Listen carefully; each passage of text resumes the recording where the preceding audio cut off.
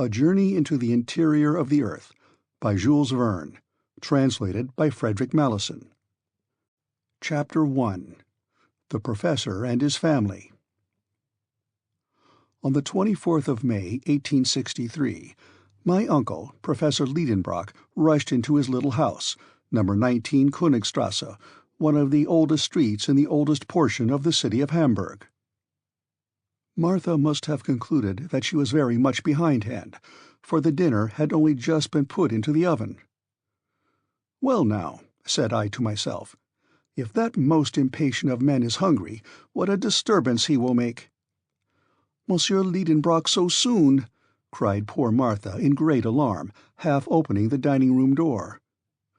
"Yes, Martha, but very likely the dinner is not half cooked, for it is not yet 2. St. Michael's clock has only just struck 1:30. "Then why has the master come home so soon?" "Perhaps he will tell us that himself." "Here he is, Monsieur Axel. I will run and hide myself while you argue with him." And Martha retreated in safety into her own dominions. I was left alone. But how was it possible for a man of my undecided turn of mind to argue successfully with so irascible a person as the Professor?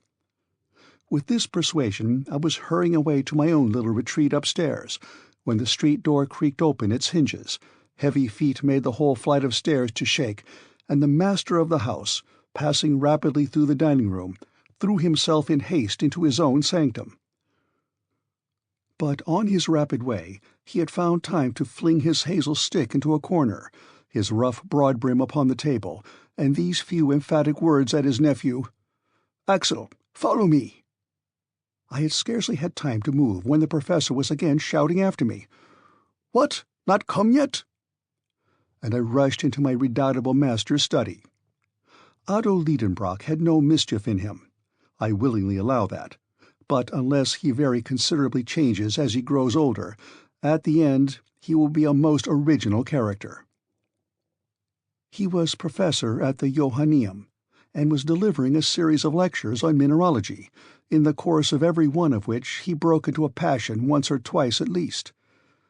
Not at all that he was over-anxious about the improvement of his class, or about the degree of attention with which they listened to him, or the success which might eventually crown his labors. Such little matters of detail never troubled him much. His teaching was, as the German philosophy calls it, subjective. It was to benefit himself, not others. He was a learned egotist. He was a well of science, and the pulleys worked uneasily when you wanted to draw anything out of it. In a word, he was a learned miser. Germany has not a few professors of this sort. To his misfortune, my uncle was not gifted with a sufficiently rapid utterance, not, to be sure, when he was talking at home, but certainly in his public delivery. This is a want much to be deplored in a speaker. The fact is that during the course of his lectures at the Johanneum, the Professor often came to a complete standstill. He fought with wilful words that refused to pass his struggling lips, such words as resist and distend the cheeks, and at last break out into the unasked-for shape of a round and most unscientific oath. Then his fury would gradually abate. Now, in mineralogy, there are many half-Greek and half-Latin terms, very hard to articulate, and which would be most trying to a poet's measures. I don't wish to say a word against so respectable a science, far be that from me. True, in the august presence of rhombohedral crystals, retinasphaltic resins, galenites, fascites, molybdenites, tungstates of manganese, and titanate of zirconium, why, the most facile of tongues may make a slip now and then. It therefore happened that this venial fault of my uncle's came to be pretty well understood in time, and an unfair advantage was taken of it. The students laid wait for him in dangerous places, and when he began to stumble, loud was the laughter, which was not in good taste, not even in Germans. And if there was always a full audience to honor the Lidenbrock courses, I should be sorry to conjecture how many came to make merry at my uncle's expense. Nevertheless, my good uncle was a man of deep learning, a fact I am most anxious to assert and reassert. Sometimes he might irretrievably injure a specimen by his too great ardor in handling it. But still he united the genius of a true geologist with the keen eye of the mineralogist. Armed with his hammer, his steel pointer, his magnetic needles, his blowpipe, and his bottle of nitric acid, he was a powerful man of science. He would refer any mineral to its proper place among the 600 elementary substances now enumerated by its fracture, its appearance, its hardness, its fusibility, its sonorousness, its smell, and its taste. The name of Lidenbrock was honorably mentioned in colleges and learned societies. Humphrey Davy, Humboldt, Captain Sir John Franklin, General Sabine never failed to call upon him on their way through Hamburg. Becquerel, Abelman, Brewster, Dumas, Milne Edwards, St. Clair de Vie frequently consulted him upon the most difficult problems in chemistry, a science which was indebted to him for considerable discoveries. For in 1853 there had appeared at Leipzig an imposing folio by Otto Lidenbrock, entitled A Treatise upon Transcendental Chemistry, with plates, a work, however, which failed to cover its expenses. To all these titles to honor, let me add that my uncle was the curator of the Museum of Mineralogy formed by Monsieur Struve, the Russian ambassador, a most valuable collection, the fame of which is European. Such was the gentleman who addressed me in that impetuous manner. Fancy a tall, spare man, of an iron constitution, and with a fair complexion which took off a good 10 years from the 50 he must own to. His restless eyes were in incessant motion behind his full-sized spectacles. His long, thin nose was like a knife-blade.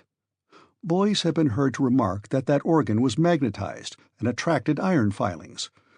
But this was merely a mischievous report. It had no attraction except for snuff, which it seemed to draw to itself in great quantities. When I have added, to complete my portrait, that my uncle walked by mathematical strides of 1.5 yards, and that in walking he kept his fists firmly closed, a sure sign of an irritable temperament, I think I shall have said enough to disenchant anyone who should by mistake have coveted much of his company. He lived in his own little house in Königstrasse, a structure half brick and half wood, with a gable cut into steps. It looked upon one of those winding canals which intersect each other in the middle of the ancient quarter of Hamburg, and which the great fire of 1842 had fortunately spared.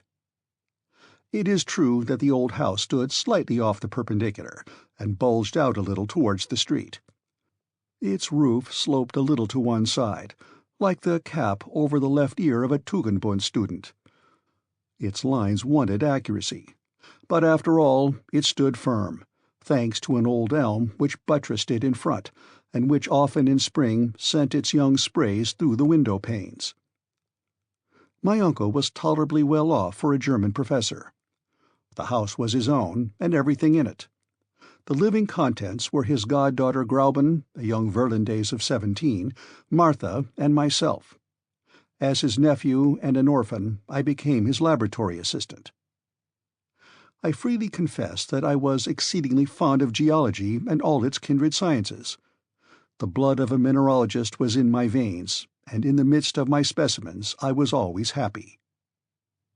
In a word, a man might live happily enough in the little old house in Königstrasse, in spite of the restless impatience of its master, for although he was a little too excitable, he was very fond of me. But the man had no notion how to wait. Nature herself was too slow for him. In April, after he had planted in the terracotta pots outside his window seedling plants of mignonette and convolvulus, he would go out and give them a little pull by their leaves to make them grow faster. In dealing with such a strange individual, there was nothing for it but prompt obedience. I therefore rushed after him. End of Chapter 1.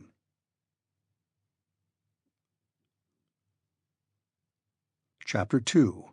A Mystery to be Solved at Any Price. That study of his was a museum, and nothing else. Specimens of everything known in mineralogy lay there in their places in perfect order and correctly named, divided into inflammable, metallic, and lithoid minerals. How well I knew all these bits of science! Many a time, instead of enjoying the company of lads my own age, I had preferred dusting these graphites, anthracites, coals, lignites, and peats.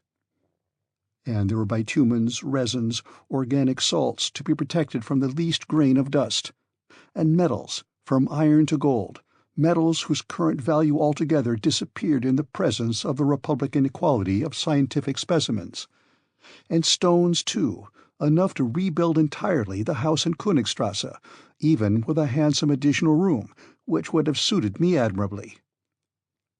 But on entering this study now, I thought of none of all these wonders. My uncle alone filled my thoughts. He had thrown himself into a velvet easy-chair, and was grasping between his hands a book over which he bent, pondering with intense admiration. "Here's a remarkable book! What a wonderful book!" he was exclaiming. These ejaculations brought to my mind the fact that my uncle was liable to occasional fits of bibliomania, but no old book had any value in his eyes unless it had the virtue of being nowhere else to be found, or at any rate of being illegible. "Well now, don't you see it yet? Why, I have got a priceless treasure that I found this morning in rummaging in old Hevelius's shop, the Jew." "Magnificent," I replied, with a good imitation of enthusiasm.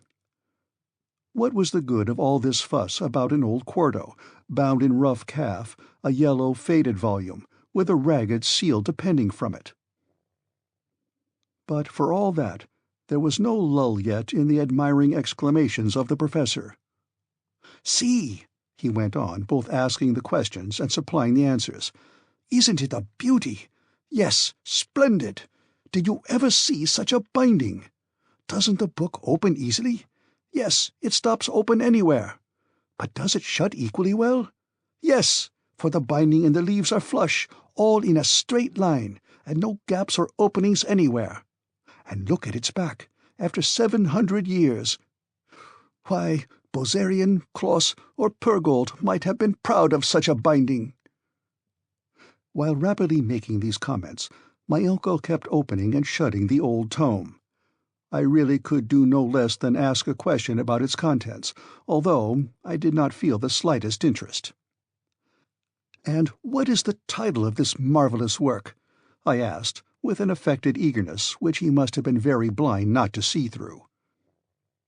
"This work," replied my uncle, firing up with renewed enthusiasm, "this work is the Heimskringla of Snorre Turleson, the most famous Icelandic author of the 12th century. It is the chronicle of the Norwegian princes who ruled in Iceland."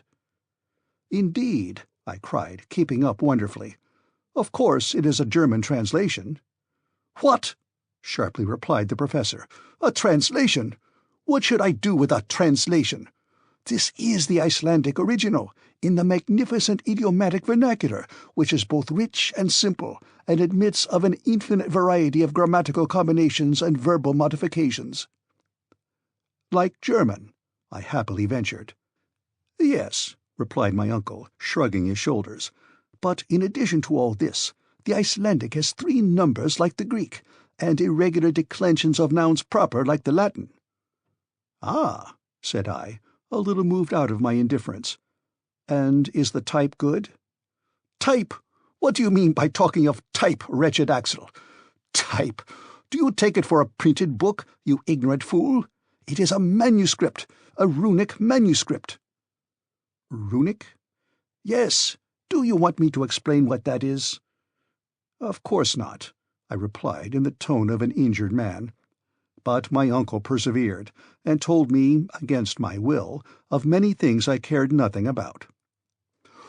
"Runic characters were in use in Iceland in former ages. They were invented, it is said, by Odin himself. Look there, and wonder, impious young man, and admire these letters, the invention of the Scandinavian god." Well, well, not knowing what to say, I was going to prostrate myself before this wonderful book, a way of answering equally pleasing to gods and kings, and which has the advantage of never giving them any embarrassment, when a little incident happened to divert conversation into another channel. This was the appearance of a dirty slip of parchment, which slipped out of the volume and fell upon the floor. My uncle pounced upon this shred with incredible avidity. An old document, enclosed in immemorial time within the folds of this old book, had for him an immeasurable value. "What's this?" he cried. And he laid out upon the table a piece of parchment, 5 inches by 3, and along which were traced certain mysterious characters. Here is the exact facsimile. I think it important to let these strange signs be publicly known, for they were the means of drawing on Professor Lidenbrock and his nephew to undertake the most wonderful expedition of the 19th century. The professor mused a few moments over this series of characters. Then, raising his spectacles, he pronounced, "These are runic letters. They are exactly like those of the manuscript of Snorre Turleson. But what on earth is their meaning?" Runic letters appearing to my mind to be an invention of the learned to mystify this poor world, I was not sorry to see my uncle suffering the pangs of mystification. At least, so it seemed to me, judging from his fingers, which were beginning to work with terrible energy. "It is certainly Old Icelandic," he muttered between his teeth. And Professor Lidenbrock must have known, for he was acknowledged to be quite a polyglot. Not that he could speak fluently in the 2,000 languages and 12,000 dialects which are spoken on the earth, but he knew at least his share of them. So he was going, in the presence of this difficulty, to give way to all the impetuosity of his character, and I was preparing for a violent outbreak, when 2 o'clock struck by the little timepiece over the fireplace. At that moment our good housekeeper Martha opened the study door, saying, "Dinner is ready." I am afraid he sent that soup to where it would boil away to nothing, and Martha took to her heels for safety. I followed her, and hardly knowing how I got there, I found myself seated in my usual place. I waited a few minutes. No professor came. Never within my remembrance had he missed the important ceremonial of dinner. And yet what a good dinner it was! There was parsley soup, an omelette of ham garnished with spiced sorrel, a fillet of veal with compote of prunes, for dessert crystallized fruit, the whole washed down with sweet Moselle. All this my uncle was going to sacrifice to a bit of old parchment. As an affectionate and attentive nephew, I considered it my duty to eat for him as well as for myself, which I did conscientiously. "I have never known such a thing," said Martha. "Monsieur Lidenbrock is not at table." "Who could have believed it?" I said, with my mouth full. "Something serious is going to happen," said the servant, shaking her head. My opinion was that nothing more serious would happen than an awful scene when my uncle should have discovered that his dinner was devoured. I had come to the last of the fruit when a very loud voice tore me away from the pleasures of my dessert. With one spring I bounded out of the dining room into the study. End of Chapter 2.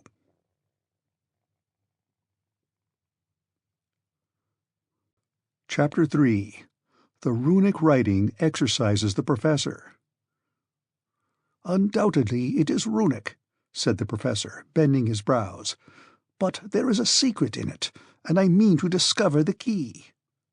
A violent gesture finished the sentence. "Sit there," he added, holding out his fist towards the table. "Sit there and write." I was seated in a trice. "Now I will dictate to you every letter of our alphabet which corresponds with each of these Icelandic characters. We will see what that will give us. But, by St. Michael, if you should dare to deceive me—" The dictation commenced. I did my best.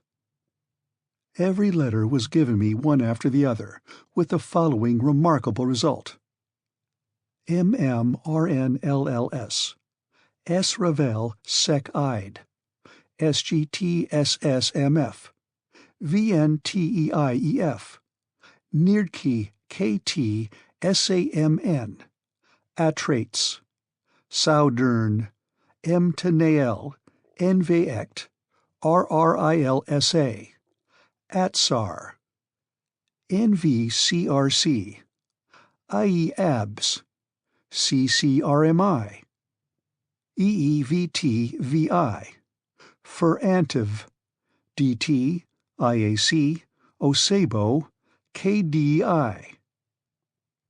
When this work was ended, my uncle tore the paper from me and examined it attentively for a long time. "What does it all mean?" he kept repeating mechanically. Upon my honor, I could not have enlightened him. Besides, he did not ask me, and he went on talking to himself. "This is what is called a cryptogram, or cipher," he said, "in which letters are purposely thrown in confusion, which, if properly arranged, would reveal their sense. Only think that under this jargon there may lie concealed the clue to some great discovery." As for me, I was of opinion that there was nothing at all in it, though, of course, I took care not to say so. Then the professor took the book and the parchment and diligently compared them together. "These two writings are not by the same hand," he said. "The cipher is of later date than the book, an undoubted proof of which I see in a moment. The first letter is a double M, a letter which is not to be found in Turleson's book, and which was only added to the alphabet in the 14th century. Therefore, there are 200 years between the manuscript and the document." I admitted that this was a strictly logical conclusion.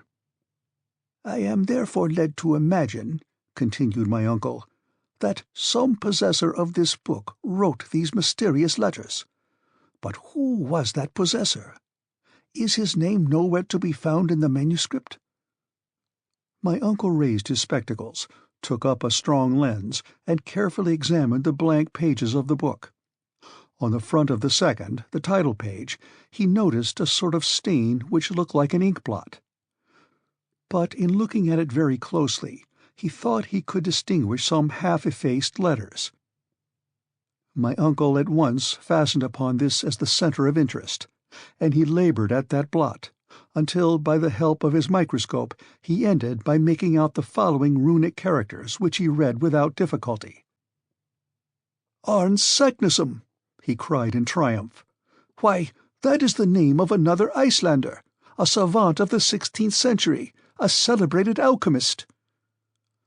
I gazed at my uncle with satisfactory admiration.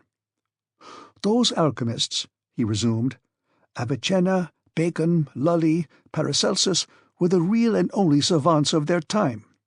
They made discoveries at which we are astonished. Has not this Saknussemm concealed under his cryptogram some surprising invention? It is so. It must be so." The professor's imagination took fire at this hypothesis. "No doubt," I ventured to reply. "But what interest would he have in thus hiding so marvelous a discovery?" Why, how can I tell? Did not Galileo do the same by Saturn?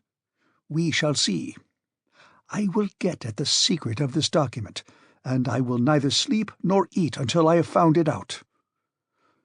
My comment on this was a half-suppressed, "Oh." "Nor you either, Axel," he added. "The deuce," said I to myself. "Then it is lucky I have eaten 2 dinners today. First of all, we must find out the key to this cipher. That cannot be difficult." At these words I quickly raised my head, but my uncle went on soliloquizing. "There's nothing easier. In this document there are 132 letters, viz. 77 consonants and 55 vowels. This is the proportion found in southern languages, whilst northern tongues are much richer in consonants. Therefore, this is a southern language." These were very fair conclusions, I thought. But what language is it? Here I looked for a display of learning, but I met instead with profound analysis. "This Saknussemm," he went on, "was a very well-informed man. Now, since he was not writing in his own mother tongue, he would naturally select that which was currently adopted by the choice spirits of the 16th century. I mean Latin. If I am mistaken, I can but try Spanish, French, Italian, Greek, or Hebrew. But the savants of the 16th century generally wrote in Latin. I am therefore entitled to pronounce this a priori to be Latin. It is Latin."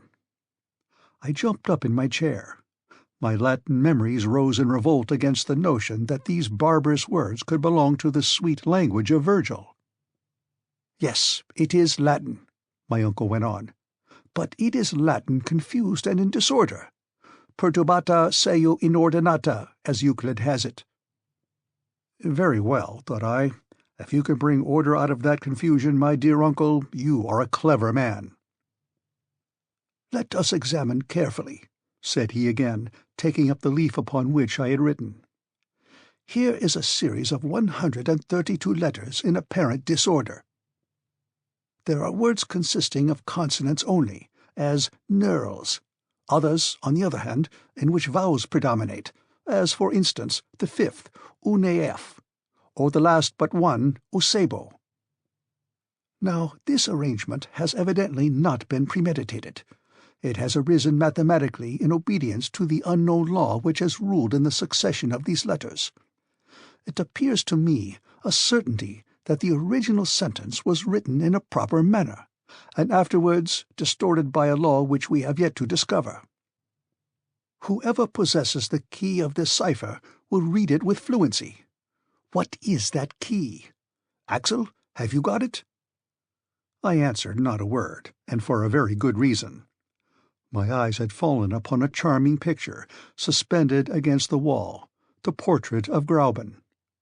My uncle's ward was at that time at Altona, staying with a relation, and in her absence I was very downhearted, for, I may confess it to you now, the pretty Virlandaise and the professor's nephew loved each other with a patience and a calmness entirely German.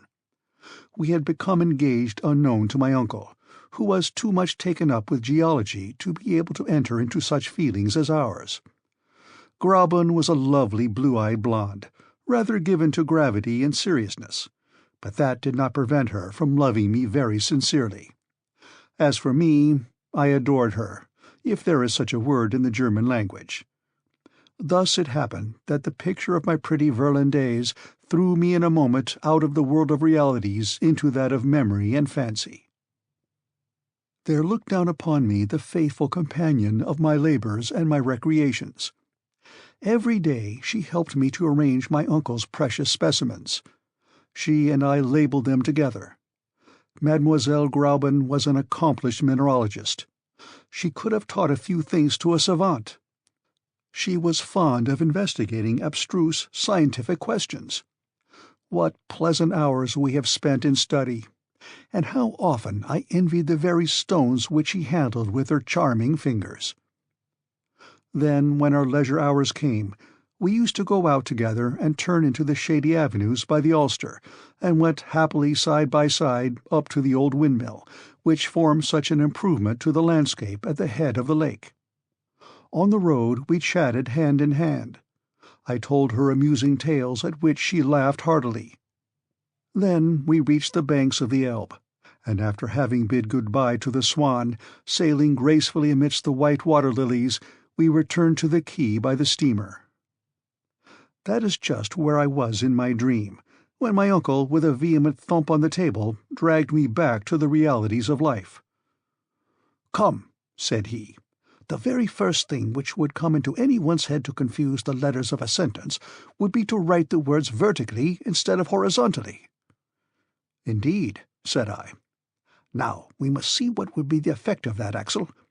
Put down upon this paper any sentence you like, only, instead of arranging the letters in the usual way, one after the other, place them in succession in vertical columns, so as to group them together in 5 or 6 vertical lines."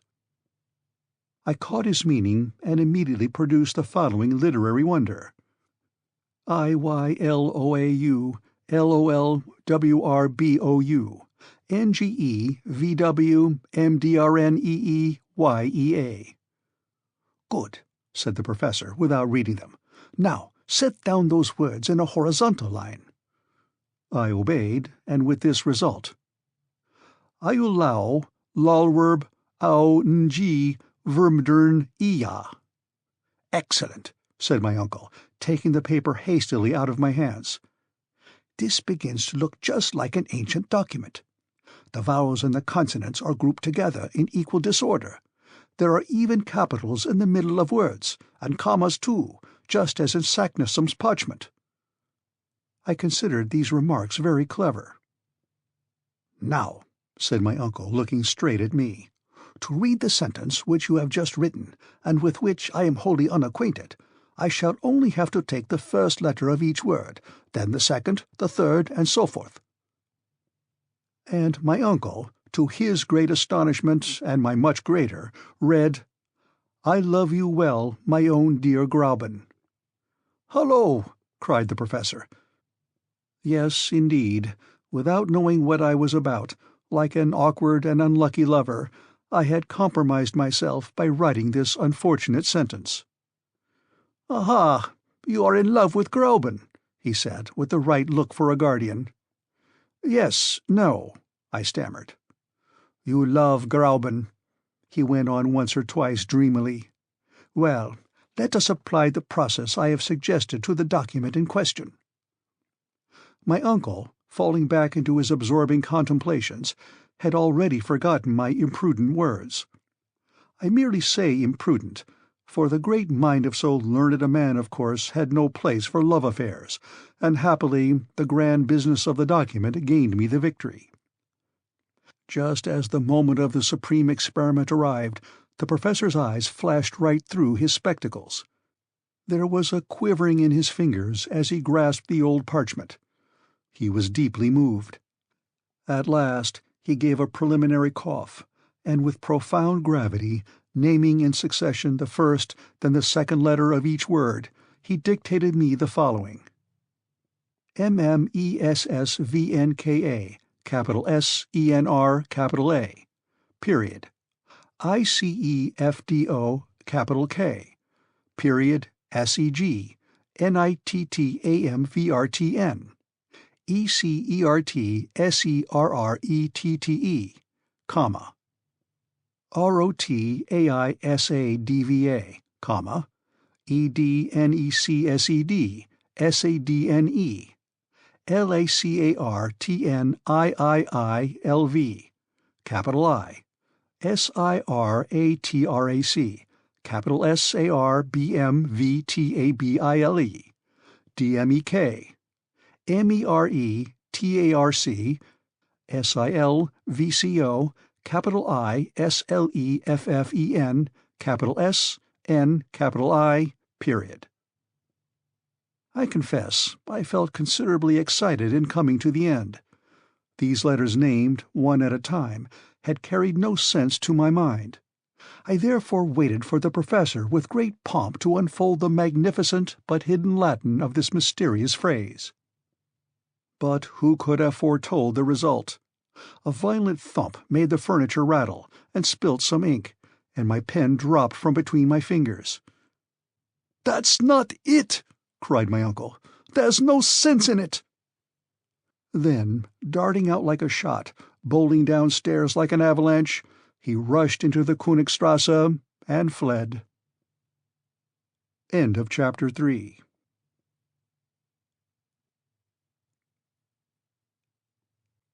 Chapter 4. The Enemy to be Starved into Submission. "He is gone!" cried Martha, running out of her kitchen at the noise of the violent slamming of doors. "Yes," I replied, "completely gone." "Well, and how about his dinner?" said the old servant. "He won't have any." "And his supper?" "He won't have any." "What?" cried Martha, with clasped hands. "No, my dear Martha, he will eat no more. No one in the house is to eat anything at all. Uncle Lidenbrock is going to make us all fast until he has succeeded in deciphering an undecipherable scrawl." "Oh, my dear, must we then all die of hunger?" I hardly dared to confess that, with so absolute a ruler as my uncle, this fate was inevitable. The old servant, visibly moved, returned to the kitchen, moaning piteously. When I was alone, I thought I would go and tell Gräuben all about it. But how should I be able to escape from the house? The professor might return at any moment. And suppose he called me? And suppose he tackled me again with the Slogomachy, which might vainly have been set before ancient Oedipus? And if I did not obey his call, who could answer for what might happen? The wisest course was to remain where I was. A mineralogist at Besançon had just sent us a collection of siliceous nodules, which I had to classify. So I set to work. I sorted, labeled, and arranged in their own glass case all these hollow specimens, in the cavity of each of which was a nest of little crystals. But this work did not succeed in absorbing all my attention. That old document kept working in my brain. My head throbbed with excitement, and I felt an undefined uneasiness. I was possessed with a presentiment of coming evil. In an hour my nodules were all arranged upon successive shelves. Then I dropped down into the old velvet armchair, my head thrown back and my hands joined over it. I lighted my long crooked pipe, with a painting on it of an idle-looking naiad. Then I amused myself watching the process of the conversion of the tobacco into carbon, which was by slow degrees making my naiad into a negress. Now and then I listened to hear whether a well-known step was on the stairs. No. Where could my uncle be at that moment? I fancied him running under the noble trees which lined the road to Altona, gesticulating, making shots with his cane, thrashing the long grass, cutting the heads off the thistles, and disturbing the contemplative storks in their peaceful solitude. Would he return in triumph or in discouragement?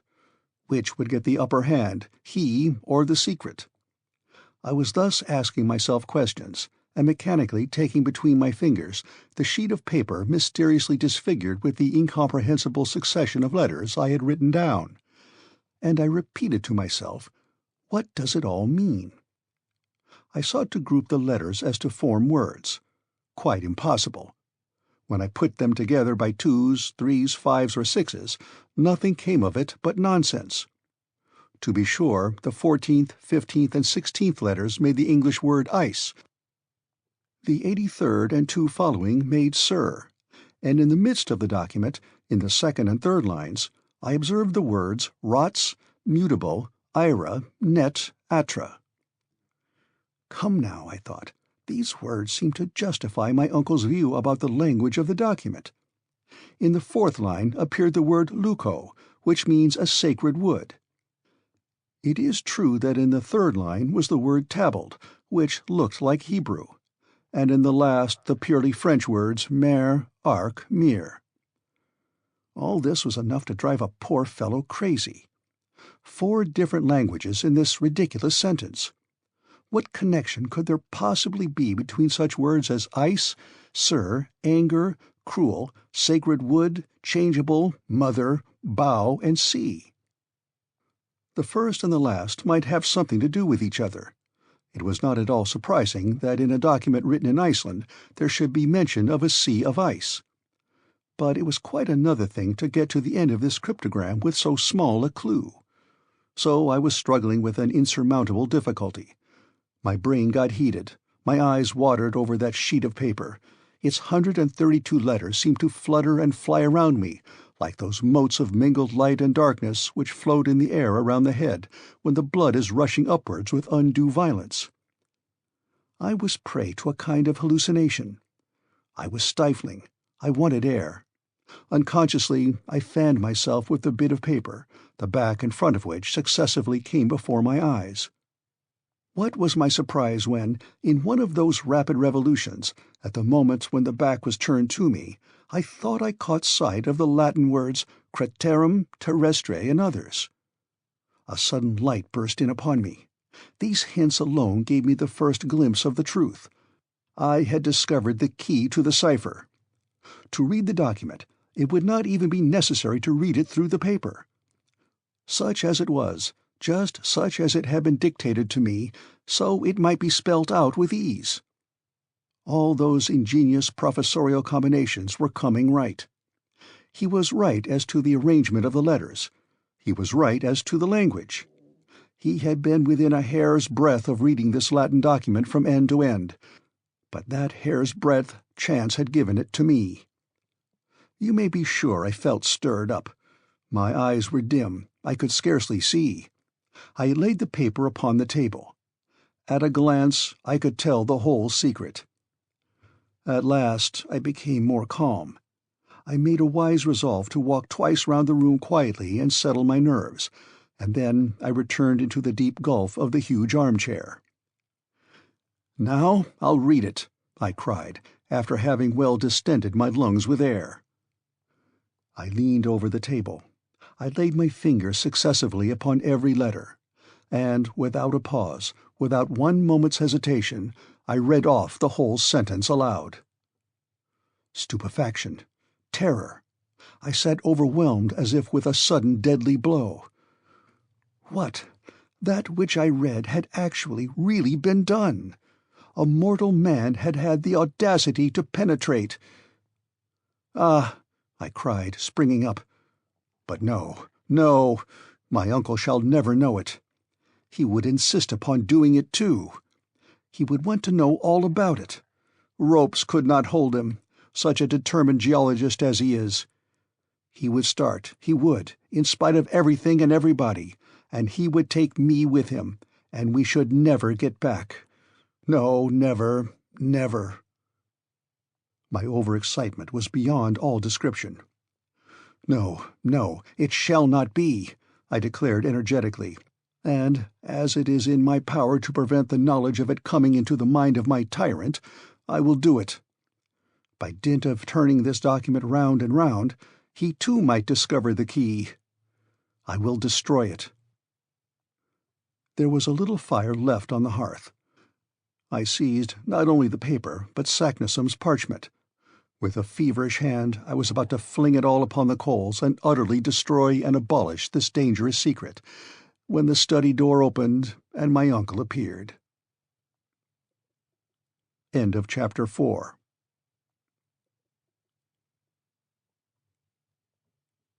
Chapter 5. Famine, then Victory, followed by Dismay. I had only just time to replace the unfortunate document upon the table. Professor Lidenbrock seemed to be greatly abstracted. The ruling thought gave him no rest. Evidently he had gone deeply into the matter, analytically and with profound scrutiny. He had brought all the resources of his mind to bear upon it during his walk, and he had come back to apply some new combination. He sat in his armchair, and pen in hand he began what looked very much like algebraic formula. I followed with my eyes his trembling hands. I took count of every movement. Might not some unhoped-for result come of it?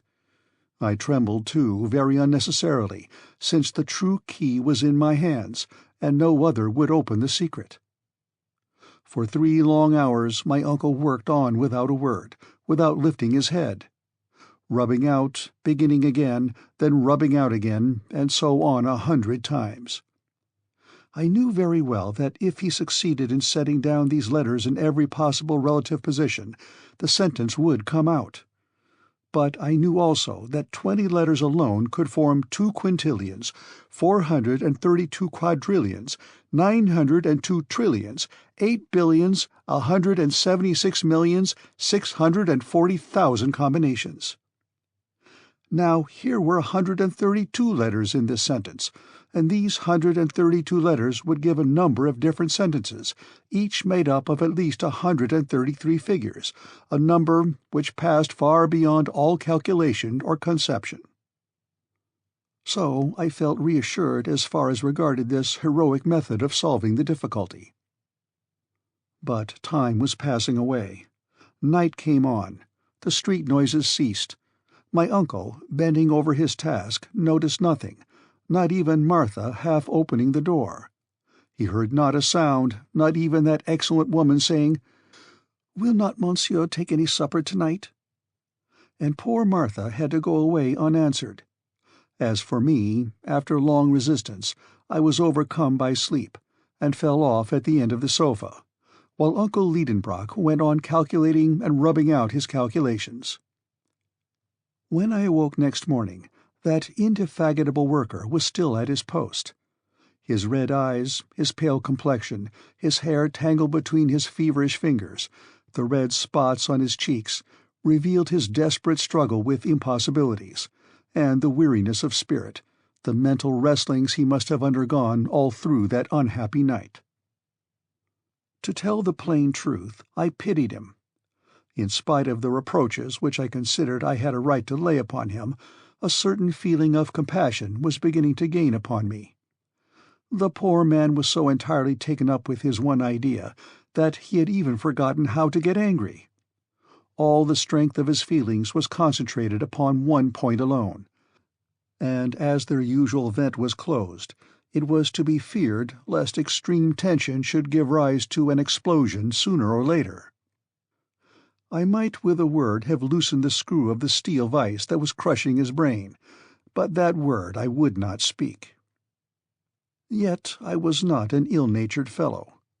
Why was I dumb at such a crisis? Why so insensible to my uncle's interests? No, no, I repeated, I shall not speak. He would insist upon going. Nothing on earth could stop him.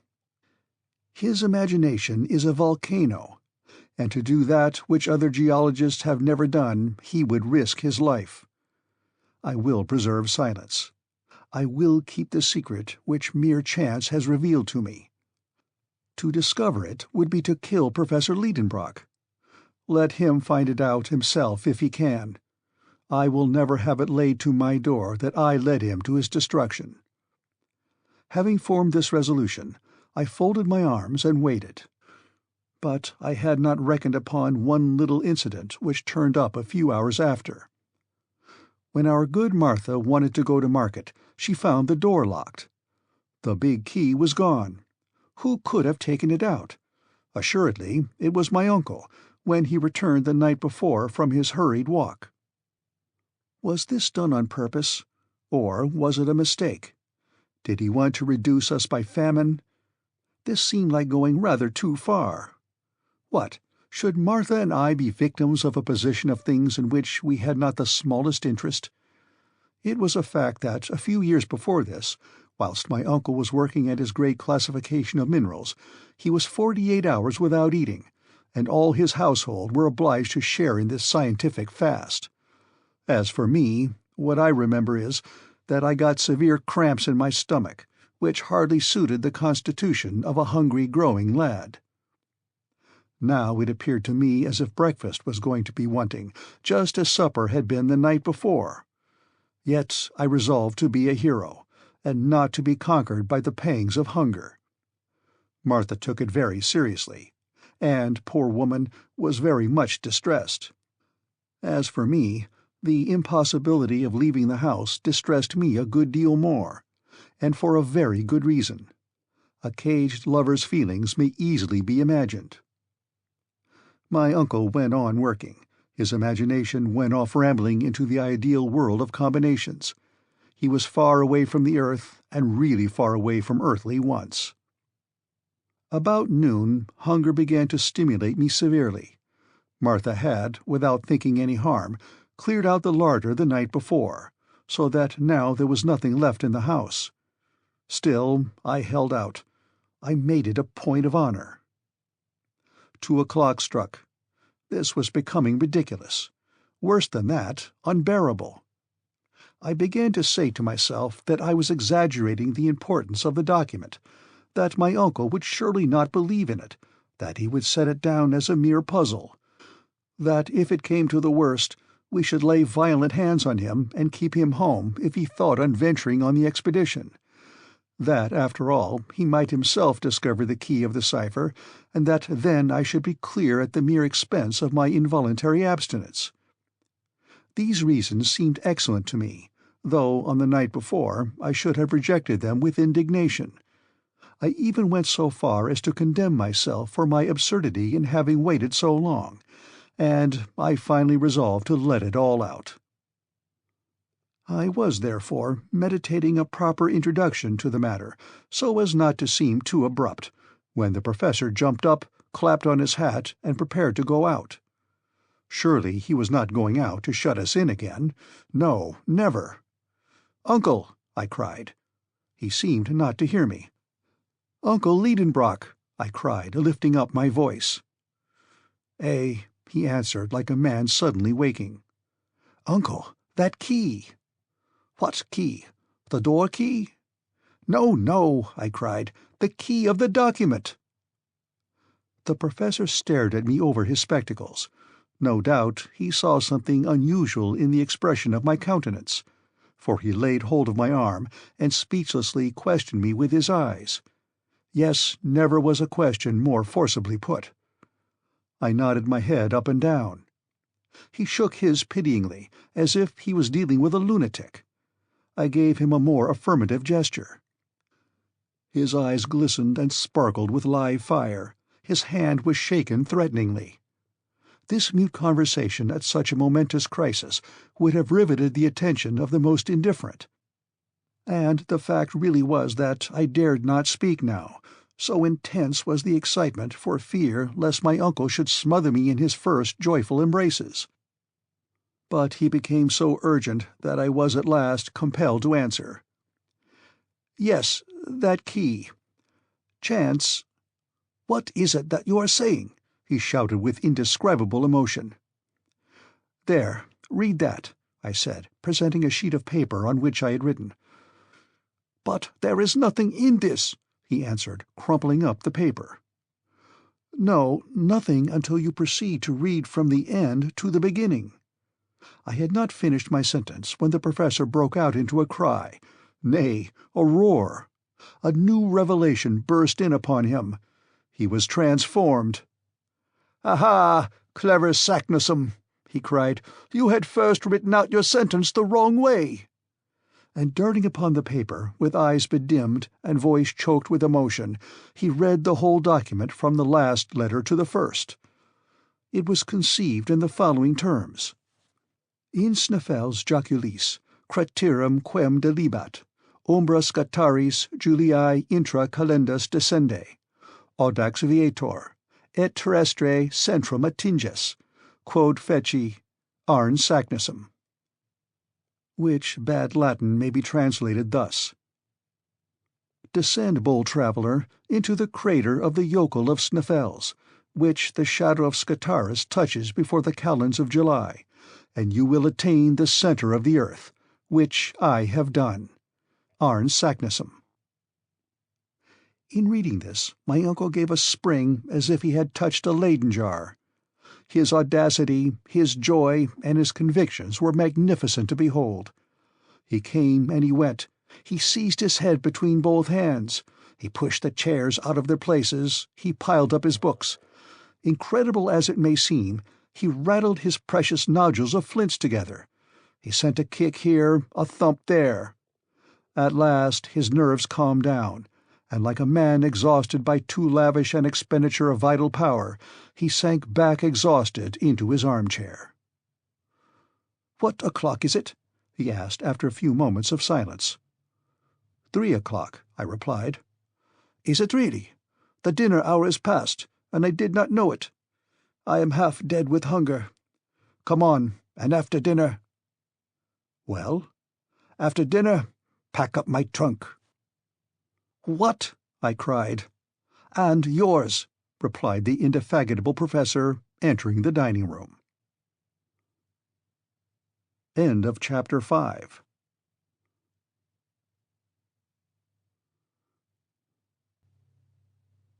Chapter 6. Exciting discussions about an unparalleled enterprise. At these words a cold shiver ran through me. Yet I controlled myself. I even resolved to put a good face upon it. Scientific arguments alone could have any weight with Professor Lidenbrock. Now there were good ones against the practicability of such a journey. Penetrate to the centre of the earth? What nonsense! But I kept my dialectic battery in reserve for a suitable opportunity, and I interested myself in the prospect of my dinner, which was not yet forthcoming. It is no use to tell of the rage and imprecations of my uncle before the empty table. Explanations were given. Martha was set at liberty, ran off to the market, and did her part so well that in an hour afterwards my hunger was appeased, and I was able to return to the contemplation of the gravity of the situation. During all dinner-time my uncle was almost merry. He indulged in some of those learned jokes which never do anybody any harm. Dessert over, he beckoned me into his study. I obeyed. He sat at one end of his table, I at the other. "Axel," said he very mildly, "you are a very ingenious young man. You have done me a splendid service, at a moment when, wearied out with the struggle, I was going to abandon the contest. Where should I have lost myself? None can tell. Never, my lad, shall I forget it, and you shall have your share in the glory to which your discovery will lead." Oh, come, thought I, he is in a good way. Now is the time for discussing that same glory. "Before all things," my uncle resumed, "I enjoin you to preserve the most inviolable secrecy. You understand?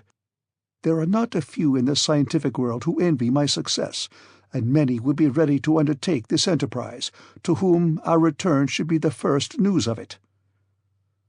"Do you really think there are many people bold enough?" said I. "Certainly. Who would hesitate to acquire such renown? If that document were divulged, a whole army of geologists would be ready to rush into the footsteps of Arne Saknussemm." "I don't feel so very sure of that, uncle," I replied, "for we have no proof of the authenticity of this document." "What? Not of the book, inside of which we have discovered it?" "Granted. I admit that Saknussemm may have written these lines, but does it follow that he has really accomplished such a journey? And may it not be that this old parchment is intended to mislead?" I almost regretted having uttered this last word, which dropped from me in an unguarded moment. The professor bent his shaggy brows, and I feared I had seriously compromised my own safety. Happily, no great harm came of it. A smile flitted across the lip of my severe companion, and he answered, "That is what we shall see." "Ah," said I, rather put out. "But do let me exhaust all the possible objections against this document." "Speak, my boy, don't be afraid. You are quite at liberty to express your opinions. You are no longer my nephew only, but my colleague. Pray, go on." "Well, in the first place, I wish to ask what are this yokel, this Sneffels, and this Scartaris, names which I have never heard before?" "Nothing easier. I received not long ago a map from my friend Augustus Petermann at Leipzig. Nothing could be more apropos. Take down the third atlas in the second shelf in the large bookcase, Series Z, Plate 4. I rose, and with the help of such precise instructions could not fail to find the required atlas. My uncle opened it and said, "Here is one of the best maps of Iceland, that of Henderson, and I believe this will solve the worst of our difficulties." I bent over the map. "You see this volcanic island?" said the professor. "Observe that all the volcanoes are called jokels, a word which means glacier in Icelandic. And under the high latitude of Iceland nearly all the active volcanoes discharge through beds of ice. Hence this term of yokel is applied to all the eruptive mountains in Iceland." "Very good," said I. "But what of Sneffels?" I was hoping that this question would be unanswerable, but I was mistaken. My uncle replied, "Follow my finger along the west coast of Iceland. Do you see Reykjavik, the capital? You do. Well, ascend the innumerable fjords that indent those sea-beaten shores, and stop at the 65th degree of latitude. What do you see there?" "I see a peninsula looking like a thigh-bone with the knee-bone at the end of it." "A very fair comparison, my lad. Now, do you see anything upon that knee-bone?" "Yes, a mountain rising out of the sea." "Right. That is Sneffel." "That's Sneffel?" "It is. It is a mountain 5,000 feet high, one of the most remarkable in the world, if its crater leads down to the center of the earth." "But that is impossible," I said, shrugging my shoulders, and disgusted at such a ridiculous supposition. "Impossible?" said the professor severely. "And why, pray?" "Because this crater is evidently filled with lava and burning rocks, and therefore—" "But suppose it is an extinct volcano?" "Extinct?" "Yes. The number of active volcanoes on the surface of the globe is at the present time only about 300, but there is a very much larger number of extinct ones. Now Snaefell is one of these. Since historic times there has been but one eruption of this mountain, that of 1219. From that time it has quieted down more and more, and now it is no longer reckoned among active volcanoes."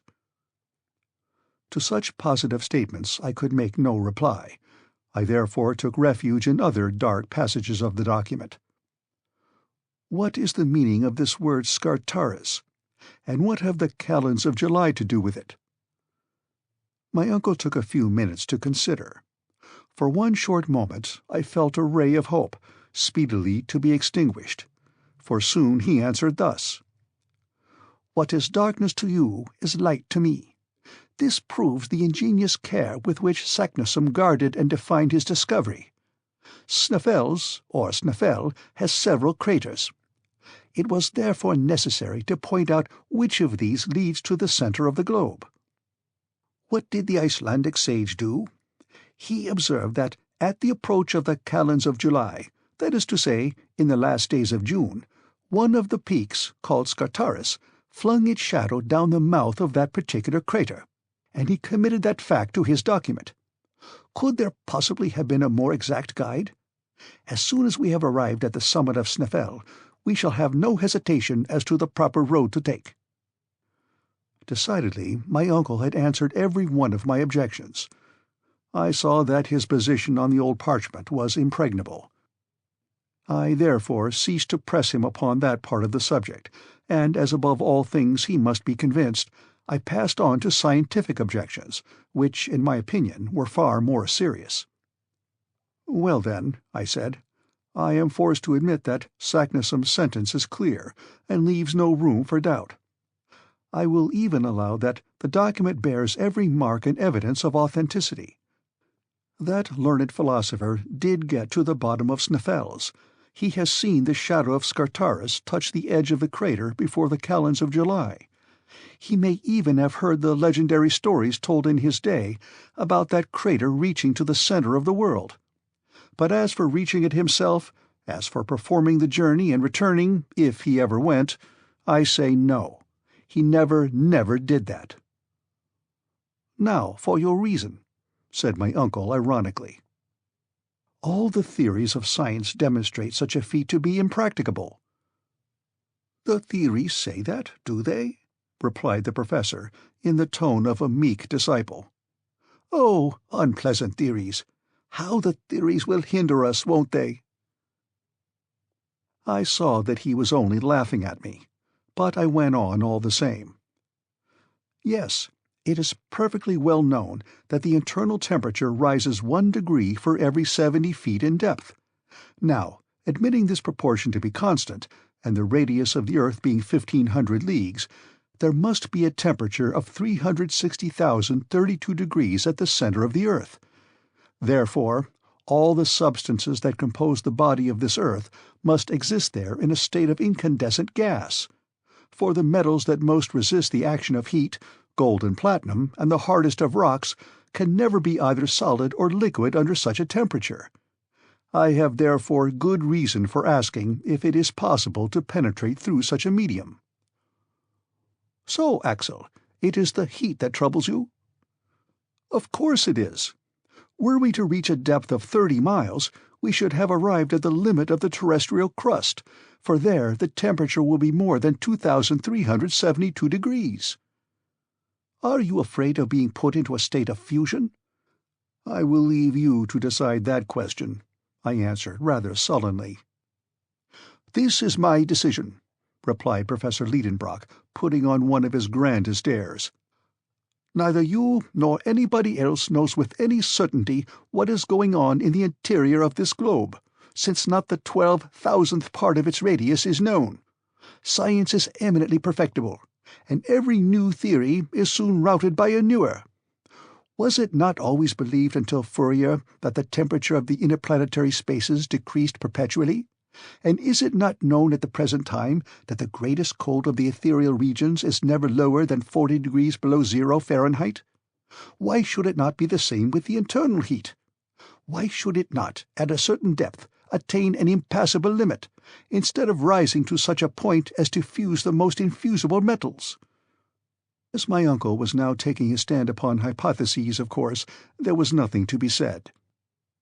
Well, I will tell you that true savants, amongst them Poisson, have demonstrated that if a heat of 360,000 degrees existed in the interior of the globe, the fiery gases arising from the fused matter would acquire an elastic force which the crust of the earth would be unable to resist, and that it would explode like the plates of a bursting boiler.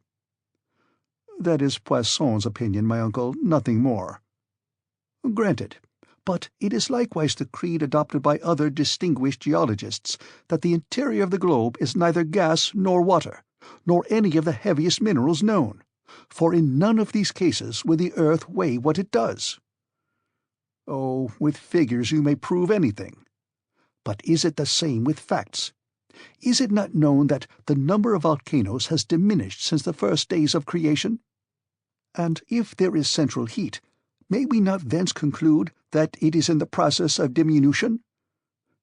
My good uncle, if you will enter into the legion of speculation, I can discuss the matter no longer. But I have to tell you that the highest names have come to the support of my views. Do you remember a visit paid to me by the celebrated chemist Humphrey Davy in 1825? Not at all, for I was not born until 19 years afterwards. Well, Humphrey Davy did call upon me on his way through Hamburg. We were long engaged in discussing, amongst other problems, the hypothesis of the liquid structure of the terrestrial nucleus. We were agreed that it could not be in a liquid state, for a reason which science has never been able to confute. What is that reason? I said, rather astonished. Because this liquid mass would be subject, like the ocean, to the lunar attraction, and therefore twice every day there would be internal tides, which, upheaving the terrestrial crust, would cause periodical earthquakes. Yet it is evident that the surface of the globe has been subject to the action of fire, I replied, and it is quite reasonable to suppose that the external crust cooled down first, whilst the heat took refuge down to the centre. Quite a mistake, my uncle answered. The earth has been heated by combustion on its surface, that is all. Its surface was composed of a great number of metals, such as potassium and sodium, which have the peculiar property of igniting at the mere contact with air and water. These metals kindled when the atmospheric vapours fell in rain upon the soil, and by, when the waters penetrated into the fissures of the crust of the earth, they broke out into fresh combustion with explosions and eruptions. Such was the cause of the numerous volcanoes at the origin of the earth.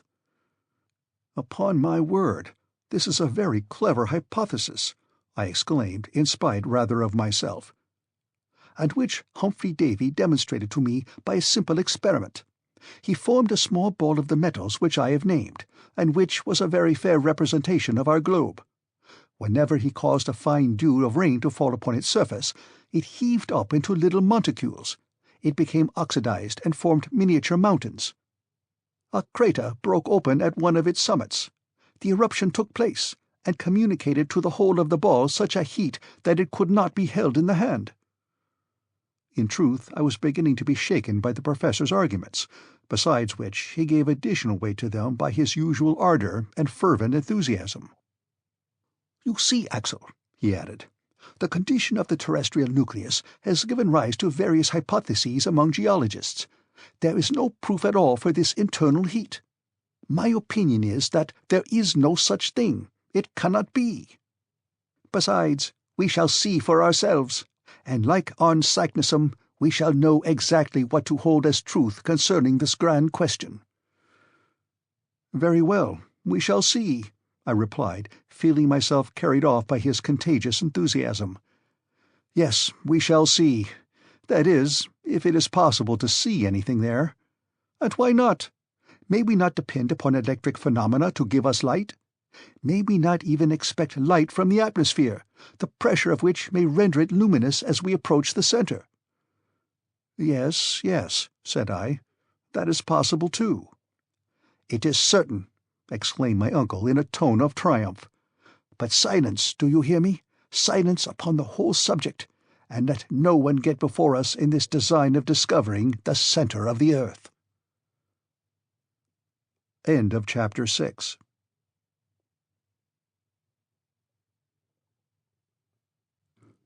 Chapter 7. A Woman's Courage. Thus ended this memorable séance. That conversation threw me into a fever. I came out of my uncle's study as if I had been stunned, and as if there was not air enough in all the streets of Hamburg to put me right again. I therefore made for the banks of the Elbe, where the steamer lands her passengers, which forms the communication between the city and the Hamburg railway. Was I convinced of the truth of what I had heard? Had I not bent under the iron rule of the Professor Lidenbrock? Was I to believe him in earnest in his intention to penetrate to the center of this massive globe? Had I been listening to the mad speculations of a lunatic, or to the scientific conclusions of a lofty genius? Where did the truth stop? Where did error begin? I was all adrift amongst 1,000 contradictory hypotheses, but I could not lay hold of one.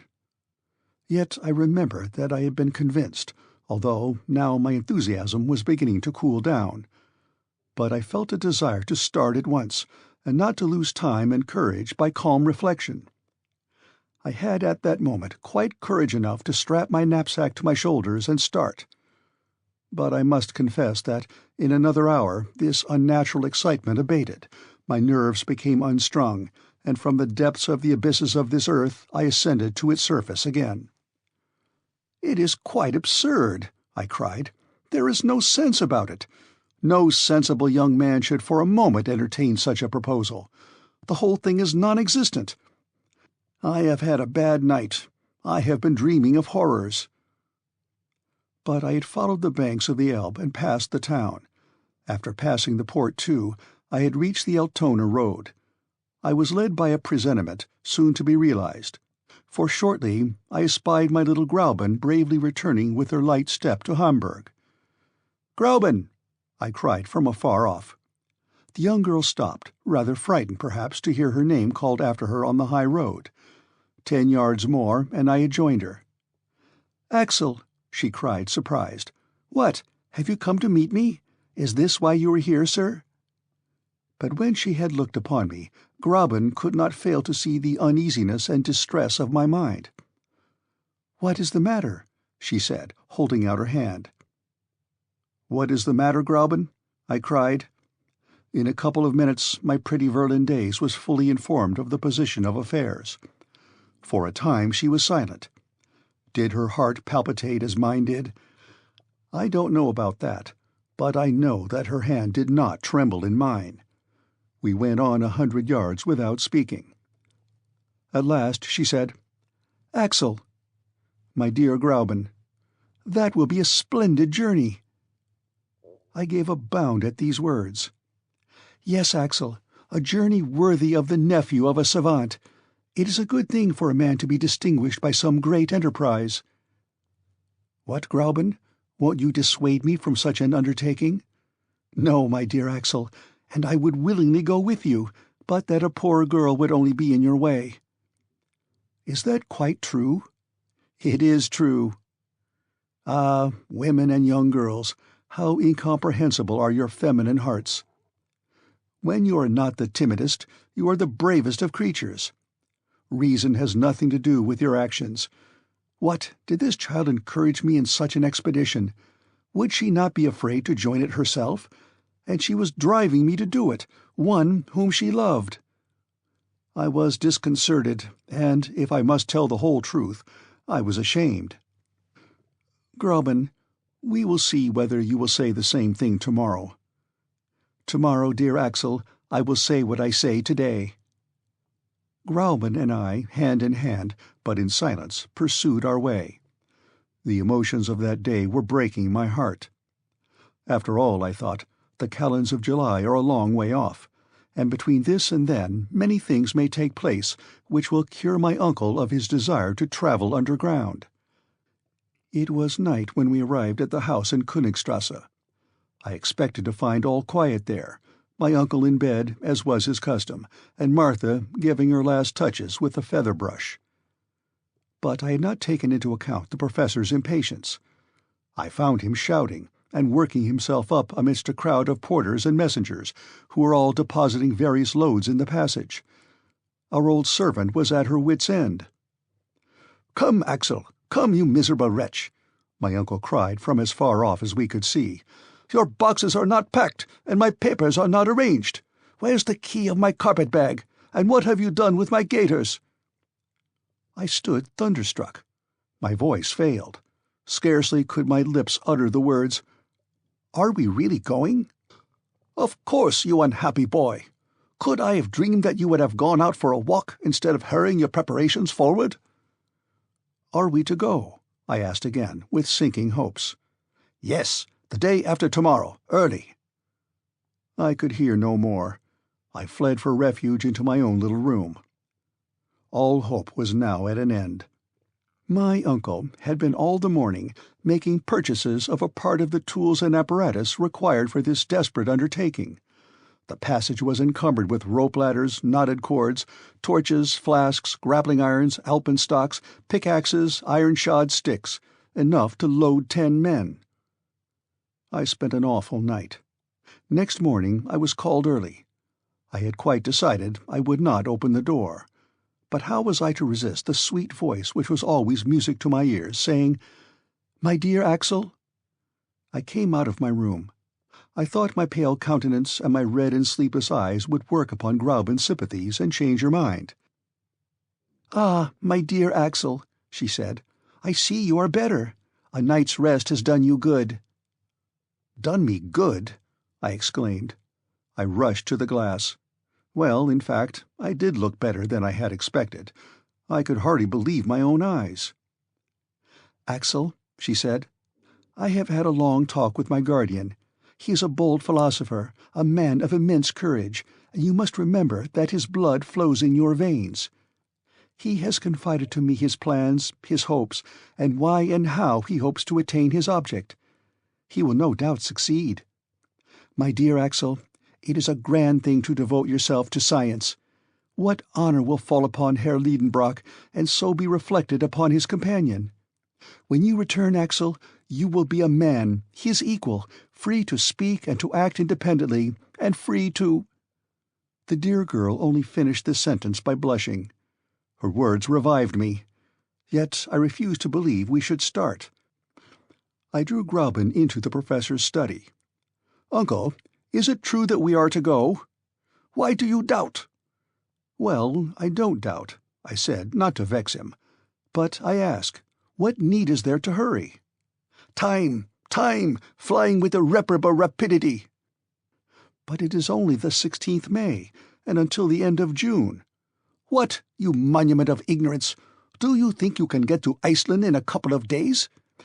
If you had not deserted me like a fool, I should have taken you to the Copenhagen office, to Liffender and Company, and you would have learned then that there is only one trip every month from Copenhagen to Reykjavik, on the 22nd. "Well?" "Well, if we waited for the 22nd June, we should be too late to see the shadow of Scartaris touch the crater of Sneffels. Therefore, we must get to Copenhagen as fast as we can to secure our passage.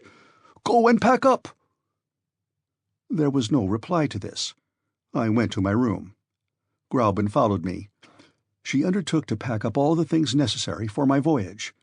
She was no more moved than if I had been starting for a little trip to Lübeck or Heligoland. Her little hands moved without haste. She talked quietly. She supplied me with sensible reasons for our expedition.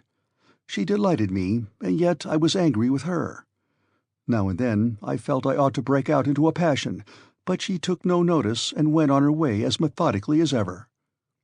Finally, the last strap was buckled. I came downstairs. All that day The philosophical instrument makers and the electricians kept coming and going. Martha was distracted. "Is Master mad?" she asked. I nodded my head. "And is he going to take you with him?" I nodded again. "Where to?" I pointed with my finger downward. "Down into the cellar?" cried the old servant. "No," I said, "lower down than that." Night came, but I knew nothing about the lapse of time. "Tomorrow morning at 6 precisely," my uncle decreed. "We start." At 10 o'clock I fell upon my bed, a dead lump of inert matter. All through the night terror had hold of me. I spent it dreaming of abysses. I was a prey to delirium. I felt myself grasped by the professor's sinewy hand, dragged along, hurled down, shattered into little bits. I dropped down unfathomable precipices with the accelerating velocity of bodies falling through space. My life had become an endless fall. I awoke at 5 with shattered nerves, trembling and weary. I came downstairs. My uncle was at table, devouring his breakfast. I stared at him with horror and disgust. But dear Gräuben was there, so I said nothing, and could eat nothing. At 5:30 there was a rattle of wheels outside. A large carriage was there to take us to the Altona railway station. It was soon piled up with my uncle's multifarious preparations. "Where's your box?" he cried. "It is ready," I replied with faltering voice. "Then make haste down, or we shall lose the train." It was now manifestly impossible to maintain the struggle against destiny. I went up again to my room, and rolling my portmanteaus downstairs, I darted after him. At that moment my uncle was solemnly investing Gräuben with the reins of government. My pretty Virlandaise was as calm and collected as was her wont. She kissed her guardian, but could not restrain a tear in touching my cheek with her gentle lips. "Gräuben," I murmured. "Go, my dear Axel, go. I am now your betrothed, and when you come back I will be your wife." I pressed her in my arms and took my place in the carriage. Martha and the young girl, standing at the door, waved their last farewell. Then the horses, roused by the driver's whistling, darted off at a gallop on the road to Altona. End of Chapter 7.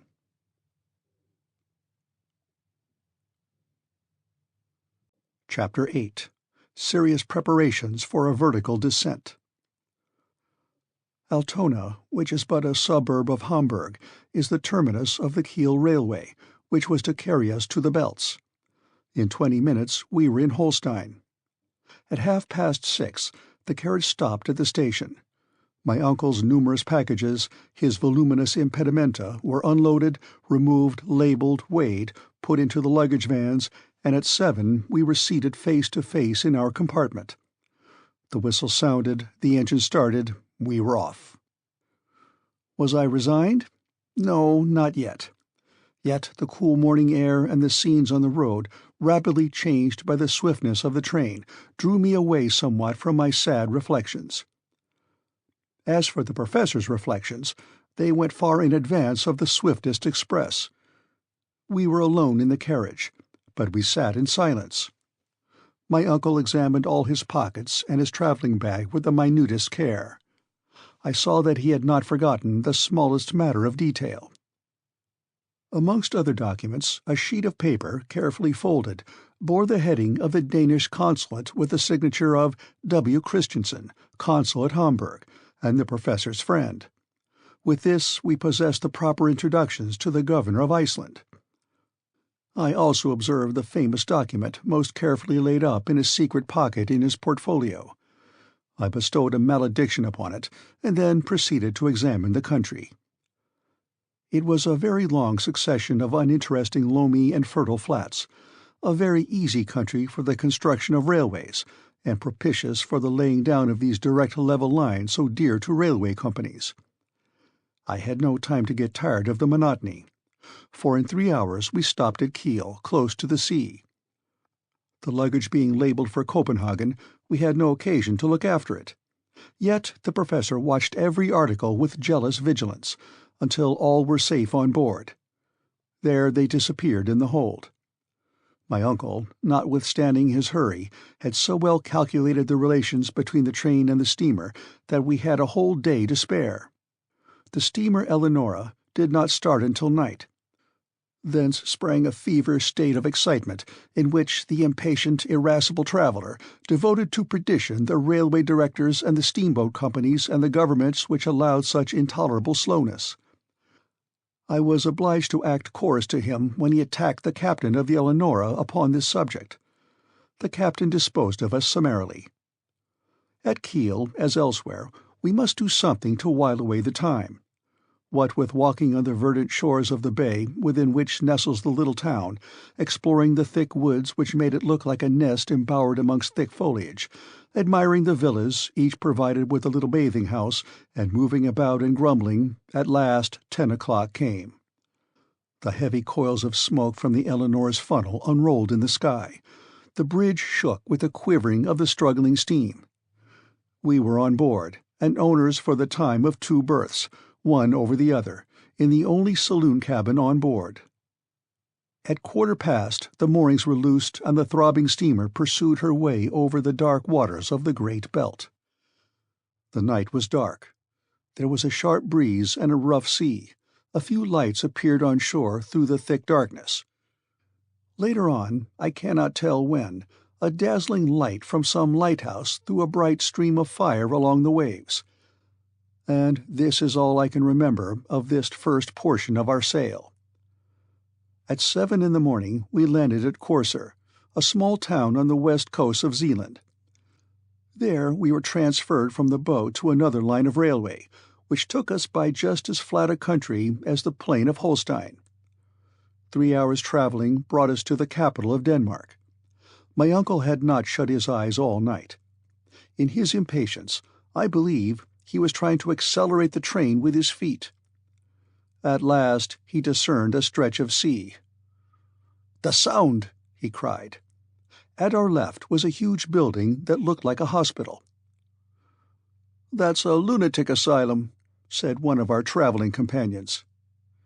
Very good, thought I, just the place we want to end our days in.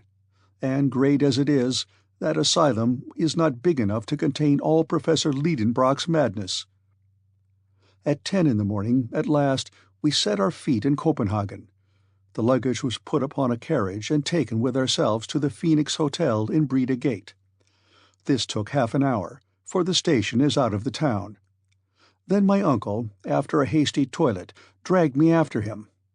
The porter at the hotel could speak German and English, but the professor, as a polyglot, questioned him in good Danish, and it was in the same language that that personage directed him to the Museum of Northern Antiquities.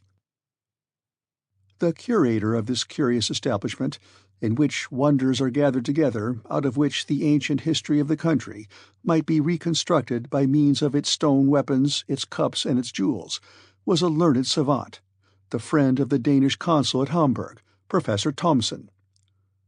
My uncle had a cordial letter of introduction to him. As a general rule, one savant greets another with coolness. But here the case was different. Monsieur Thomsen, like a good friend, gave the Professor Lidenbrock a cordial greeting, and he even vouchsafed the same kindness to his nephew. It is hardly necessary to say the secret was sacredly kept from the excellent curator. We were simply disinterested travellers visiting Iceland out of harmless curiosity. Monsieur Thomsen placed his services at our disposal, and we visited the quays with the object of finding out the next vessel to sail. I was yet in hopes that there would be no means of getting to Iceland, but there was no such luck. A small Danish schooner, the Valkyria, was set to sail for Reykjavik on the 2nd of June. The captain, Monsieur Bjarne, was on board. His intending passenger was so joyful that he almost squeezed his hands till they ached. That good man was rather surprised at his energy. To him it seemed a very simple thing to go to Iceland, as that was his business. But to my uncle it was sublime. The worthy captain took advantage of his enthusiasm to charge double fares, but we did not trouble ourselves about mere trifles. "You must be on board on Tuesday at 7 in the morning," said Captain Bjarne, after having pocketed more dollars than were his due. Then we thanked Monsieur Thompson for his kindness, and we returned to the Phoenix Hotel. "It's all right, it's all right," my uncle repeated. "How fortunate we are to have found this boat ready for sailing. Now let us have some breakfast and go about the town." We went first to Congan's night tour, an irregular square in which are two innocent-looking guns, which need not alarm anyone. Close by, at number 5, there was a French restaurant kept by a cook of the name of Vincent, where we had an ample breakfast for 4 marks each, 2 shillings 4 pence. Then I took a childish pleasure in exploring the city. My uncle let me take him with me, but he took notice of nothing, neither the insignificant King's Palace nor the pretty 17th-century bridge which spans the canal before the museum, nor that immense cenotaph of Thorwaldsen's, adorned with horrible mural painting, and containing within it a collection of the sculptor's works, nor, in a fine park, the toy-like chateau of Rosenberg, nor the beautiful Renaissance edifice of the Exchange, nor its spire composed of the twisted tails of 4 bronze dragons, nor the great windmill on the ramparts, whose huge arms dilated in the sea breeze like the sails of a ship. What delicious walks we should have had together, my pretty Virlandaise and I, along the harbour where the 2-deckers and the frigate slept peaceably by the red roofing of the warehouse, by the green banks of the strait, through the deep shades of the trees amongst which the fort is half concealed, where the guns are thrusting out their black throats between branches of alder and willow. But, alas, Gräuben was far away, and I never hoped to see her again. But if my uncle felt no attraction towards these romantic scenes, he was very much struck with the aspect of a certain church spire, situated in the island of Amak, which forms the southwest quarter of Copenhagen. I was ordered to direct my feet that way. I embarked on a small steamer which plies on the canals, and in a few minutes she touched the quay of the dockyard. After crossing a few narrow streets where some convicts, in trousers half yellow and half grey, were at work under the orders of the gangers, we arrived at the Four Frelsers Kirk. There was nothing remarkable about the church, but there was a reason why its tall spire had attracted the professor's attention. Starting from the top of the tower, an external staircase wound around the spire, the spirals circling up into the sky. "Let us get to the top," said my uncle. "I shall be dizzy," I said. "The more reason why we should go up. We must get used to it." "But, come, I tell you, don't waste our time." I had to obey. A keeper who lived at the other end of the street handed us the key, and the ascent began. My uncle went ahead with a light step. I followed him, not without alarm, for my head was very apt to feel dizzy. I possessed neither the equilibrium of an eagle nor his fearless nature. As long as we were protected on the inside of the winding staircase up the tower, all was well enough. But after toiling up 150 steps, the fresh air came to salute my face, and we were on the leads of the tower. There the aerial staircase began its gyrations, only guarded by a thin iron rail, and the narrowing steps seemed to ascend into infinite space. "Never shall I be able to do it," I said. "Don't be a coward. Come up, sir," said my uncle with the coldest cruelty. I had to follow, clutching at every step. The keen air made me giddy. I felt the spire rocking with every gust of wind. My knees began to fail. Soon I was crawling on my knees, then creeping on my stomach. I closed my eyes. I seemed to be lost in space. At last I reached the apex, with the assistance of my uncle dragging me up by the collar. "Look down," he cried. "Look down well. You must take a lesson in abysses." I opened my eyes. I saw houses squashed flat as if they had all fallen down from the skies. A smoke fog seemed to drown them. Over my head, ragged clouds were drifting past, and by an optical inversion they seemed stationary, while the steeple, the ball, and I were all spinning along with fantastic speed. Far away on one side was the green country, on the other the sea sparkled, bathed in sunlight.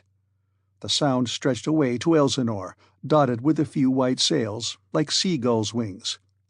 And in the misty east and away to the northeast lay outstretched the faintly shadowed shores of Sweden. All this immensity of space whirled and wavered, fluctuating beneath my eyes. But I was compelled to rise, to stand up, to look. My first lesson in dizziness lasted an hour. When I got permission to come down and feel the solid street pavements, I was afflicted with severe lumbago. "Tomorrow we will do it again," said the professor. And it was so. For 5 days in succession I was obliged to undergo this anti-vertiginous exercise, and whether I would or not, I made some improvement in the art of lofty contemplations. End of Chapter 8.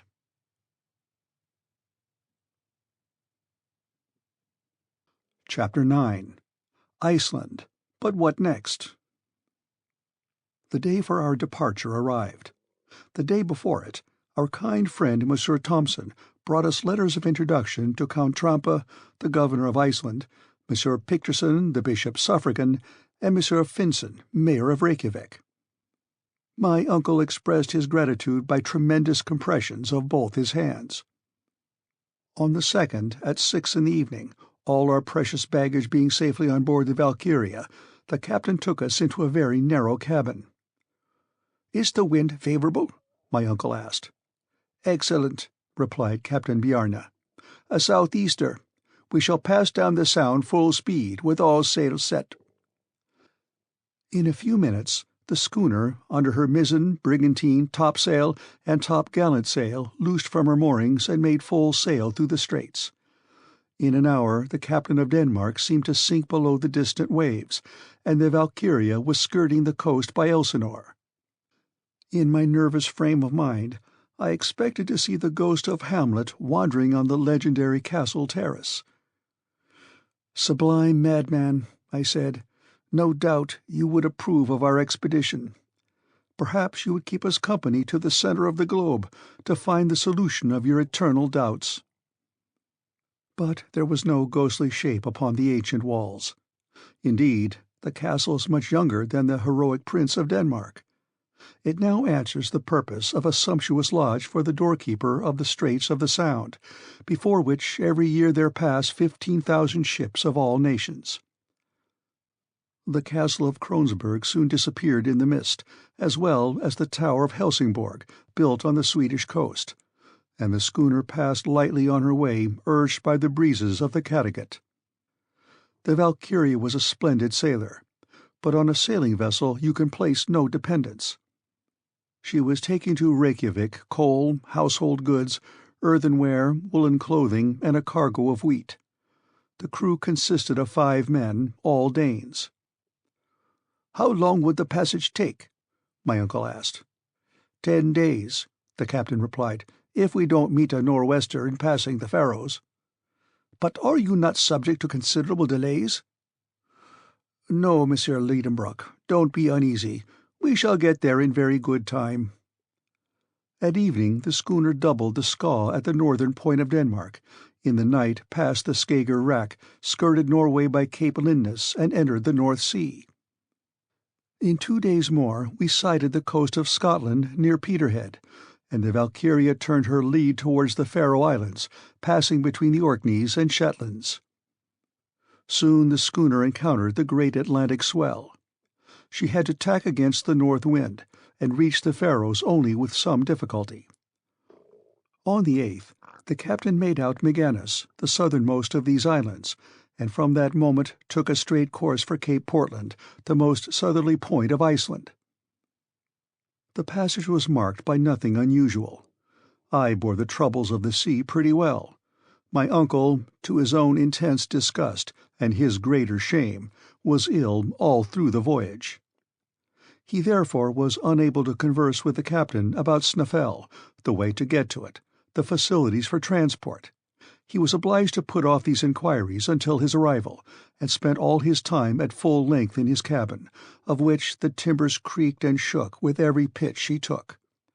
It must be confessed he was not undeserving of his punishment.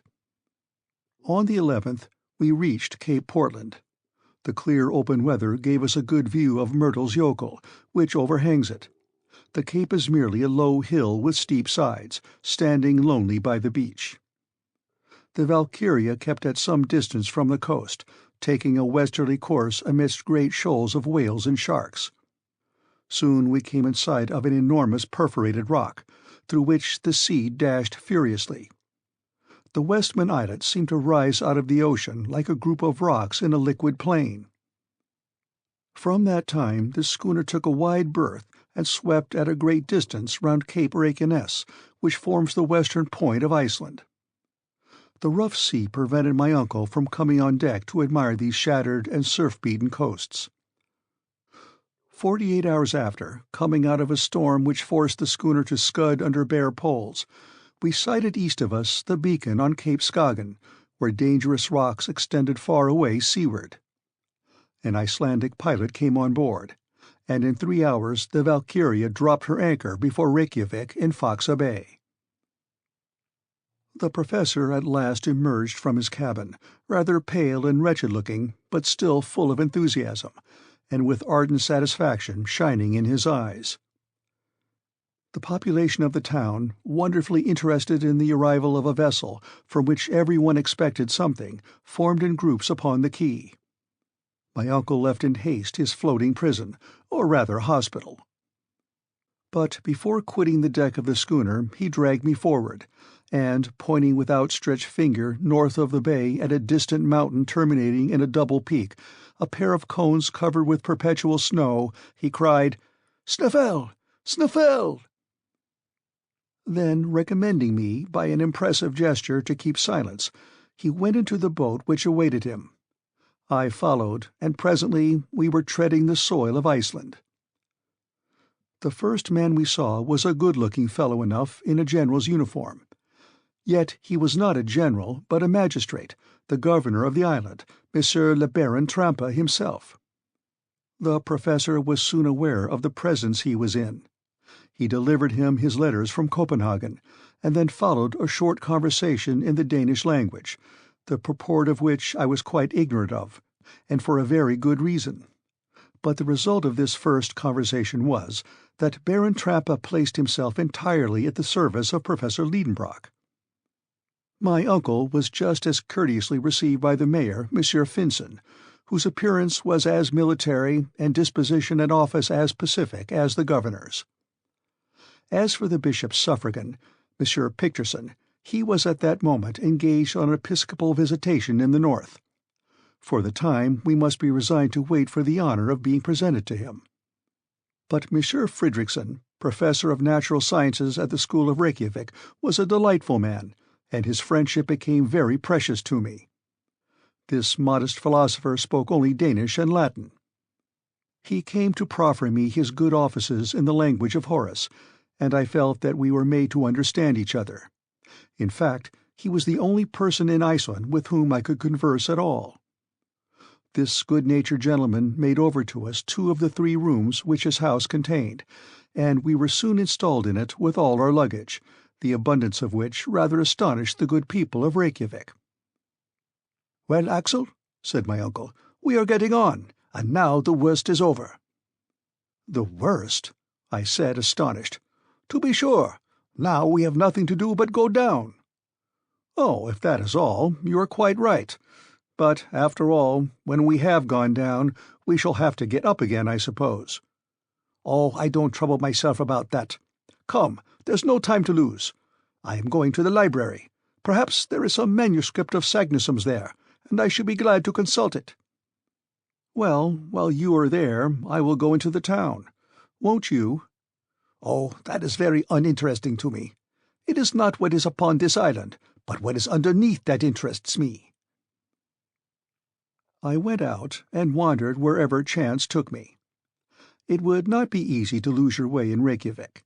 I was therefore under no necessity to inquire the road, which exposes one to mistakes when the only medium of intercourse is gesture. The town extends along a low and marshy level, between 2 hills. An immense bed of lava bounds it on one side, and falls gently towards the sea. On the other extends the vast bay of Faxa, shut in at the north by the enormous glacier of the Snaefell, and of which the Valkyria was for the time the only occupant. Usually the English and French conservators of fisheries moor in this bay, but just then they were cruising about the western coasts of the island. The longest of the only two streets that Reykjavik possesses was parallel with the beach. Here lived the merchants and traders, in wooden cabins made of red planks set horizontally. The other street, running west, ends at the little lake between the house of the bishop and other non-commercial people. I had soon explored these melancholy ways. Here and there I got a glimpse of faded turf, looking like a worn-out bit of carpet, or some appearance of kitchen garden, the sparse vegetables of which, potatoes, cabbages, and lettuces, would have figured appropriately upon a Lilliputian table. A few sickly wallflowers were trying to enjoy the air and sunshine. About the middle of the tin commercial street I found the public cemetery, enclosed in a mud wall, and where there seemed plenty of room.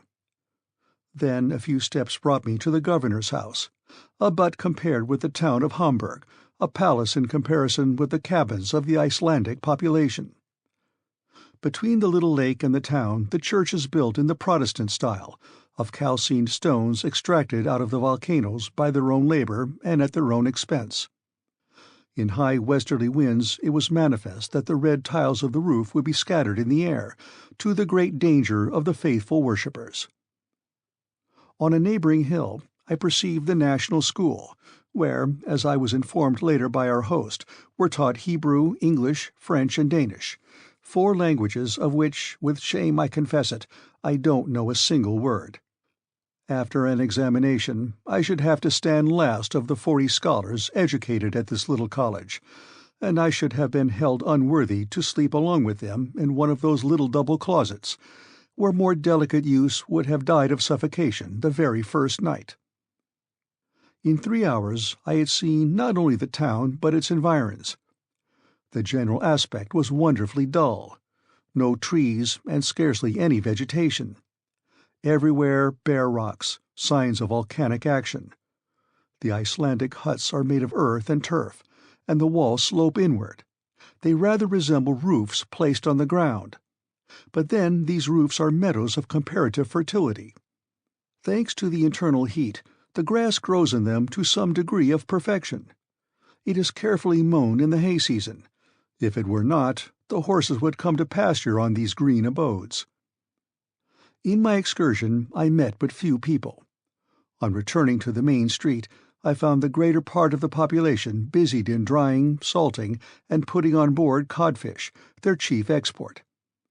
The men looked like robust but heavy blond Germans with pensive eyes, conscious of being far removed from their fellow creatures, poor exiles relegated to this land of ice, poor creatures who should have been Eskimo, since nature had condemned them to live only just outside the Arctic Circle. In vain did I try to detect a smile upon their lips. Sometimes, by a spasmodic and involuntary contraction of the muscles, they seemed to laugh, but they never smiled. Their costume consisted of a coarse jacket of black woolen cloth called in Scandinavian lands a vadmo, a hat with a very broad brim, trousers with a narrow edge of red, and a bit of leather rolled round the foot for shoes. The women looked as sad and as resigned as the men. Their faces were agreeable but expressionless, and they wore gowns and petticoats of dark vadmo. As maidens they wore over their braided hair a little knitted brown cap. When married, they put around their heads a coloured handkerchief, crowned with a peak of white linen. After a good walk, I returned to Monsieur Fridrikssen's house, where I found my uncle already in his host's company. End of Chapter 9.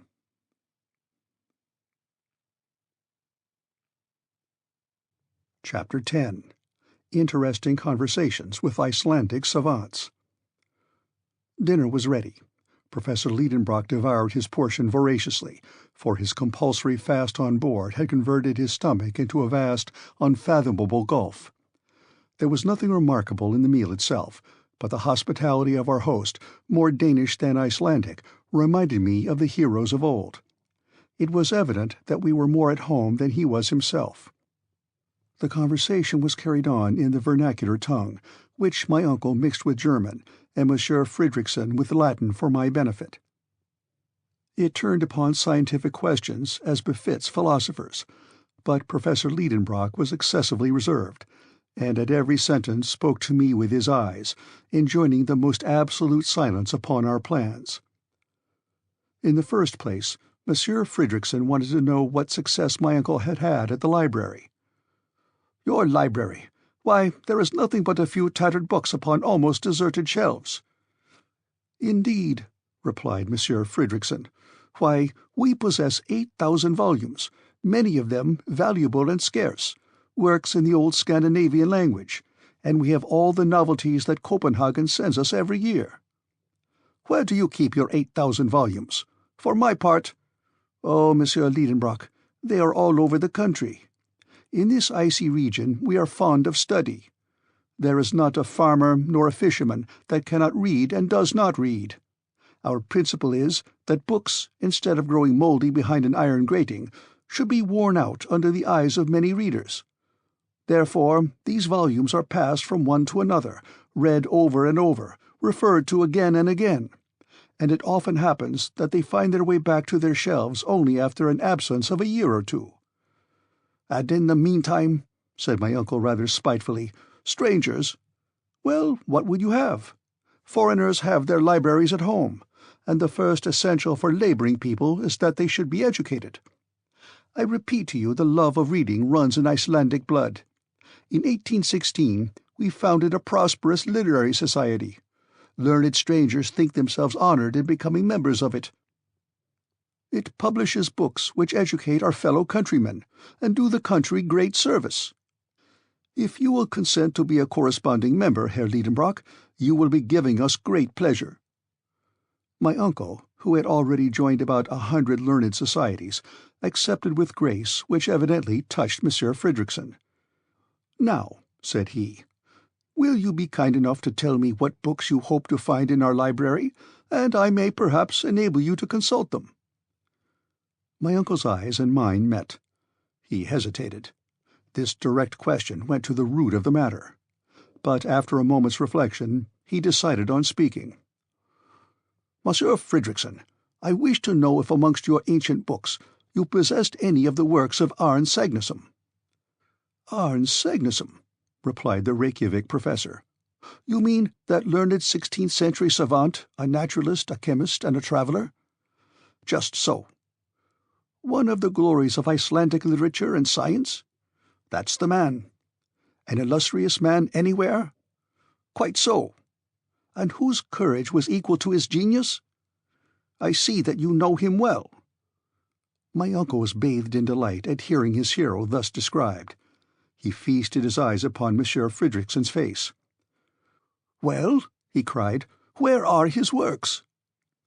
"His works, we have them not." "What, not in Iceland?" "They are neither in Iceland nor anywhere else." "Why is that?"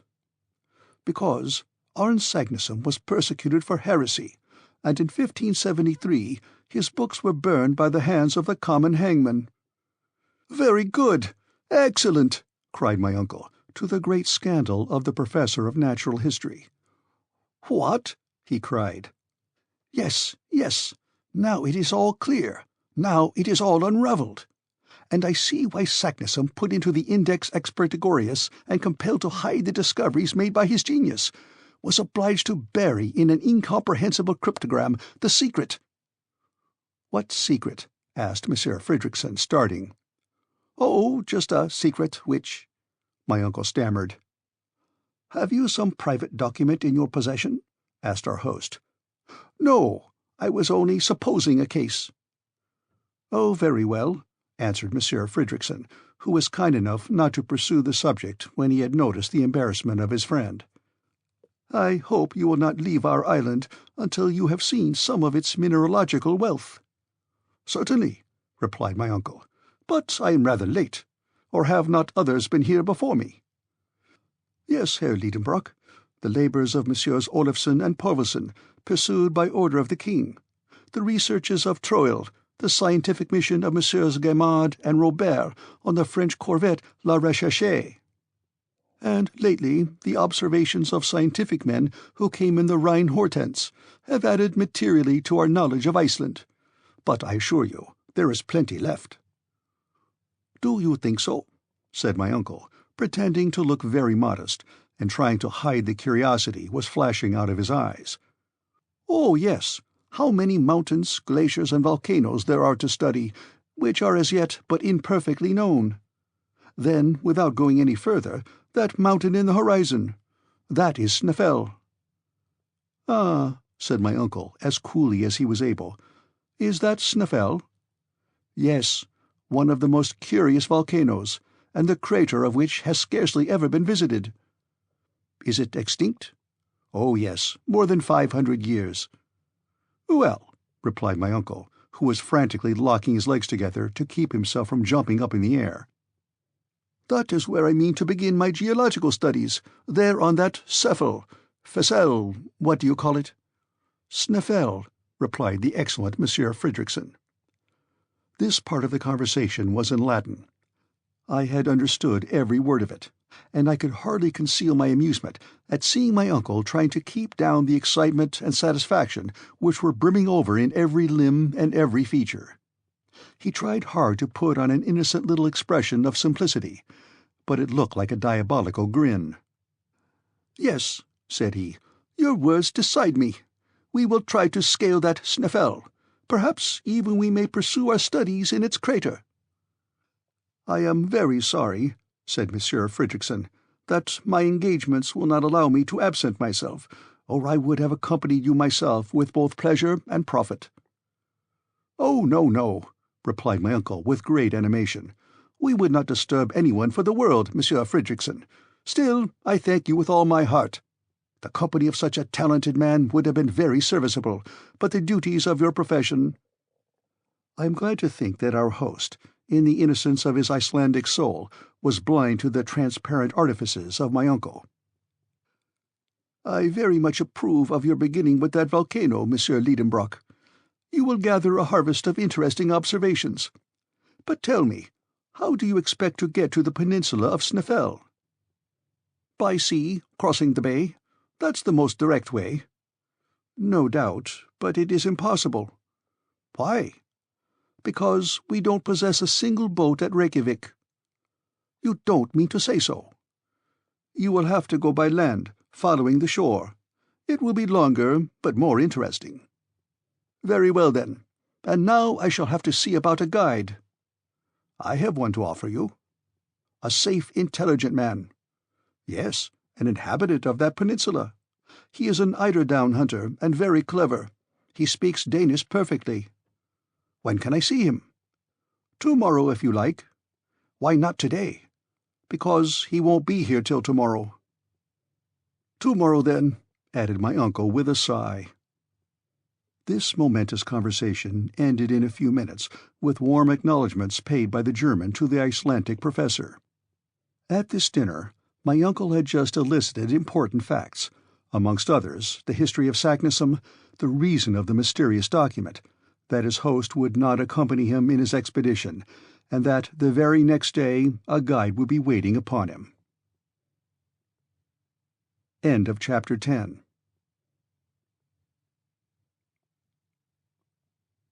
Chapter 11. A Guide Found to the Center of the Earth. In the evening I took a short walk on the beach, and returned at night to my plank bed, where I slept soundly all night. When I awoke, I heard my uncle talking at a great rate in the next room. I immediately dressed and joined him. He was conversing in the Danish language with a tall man of robust build. This fine fellow must have been possessed of great strength.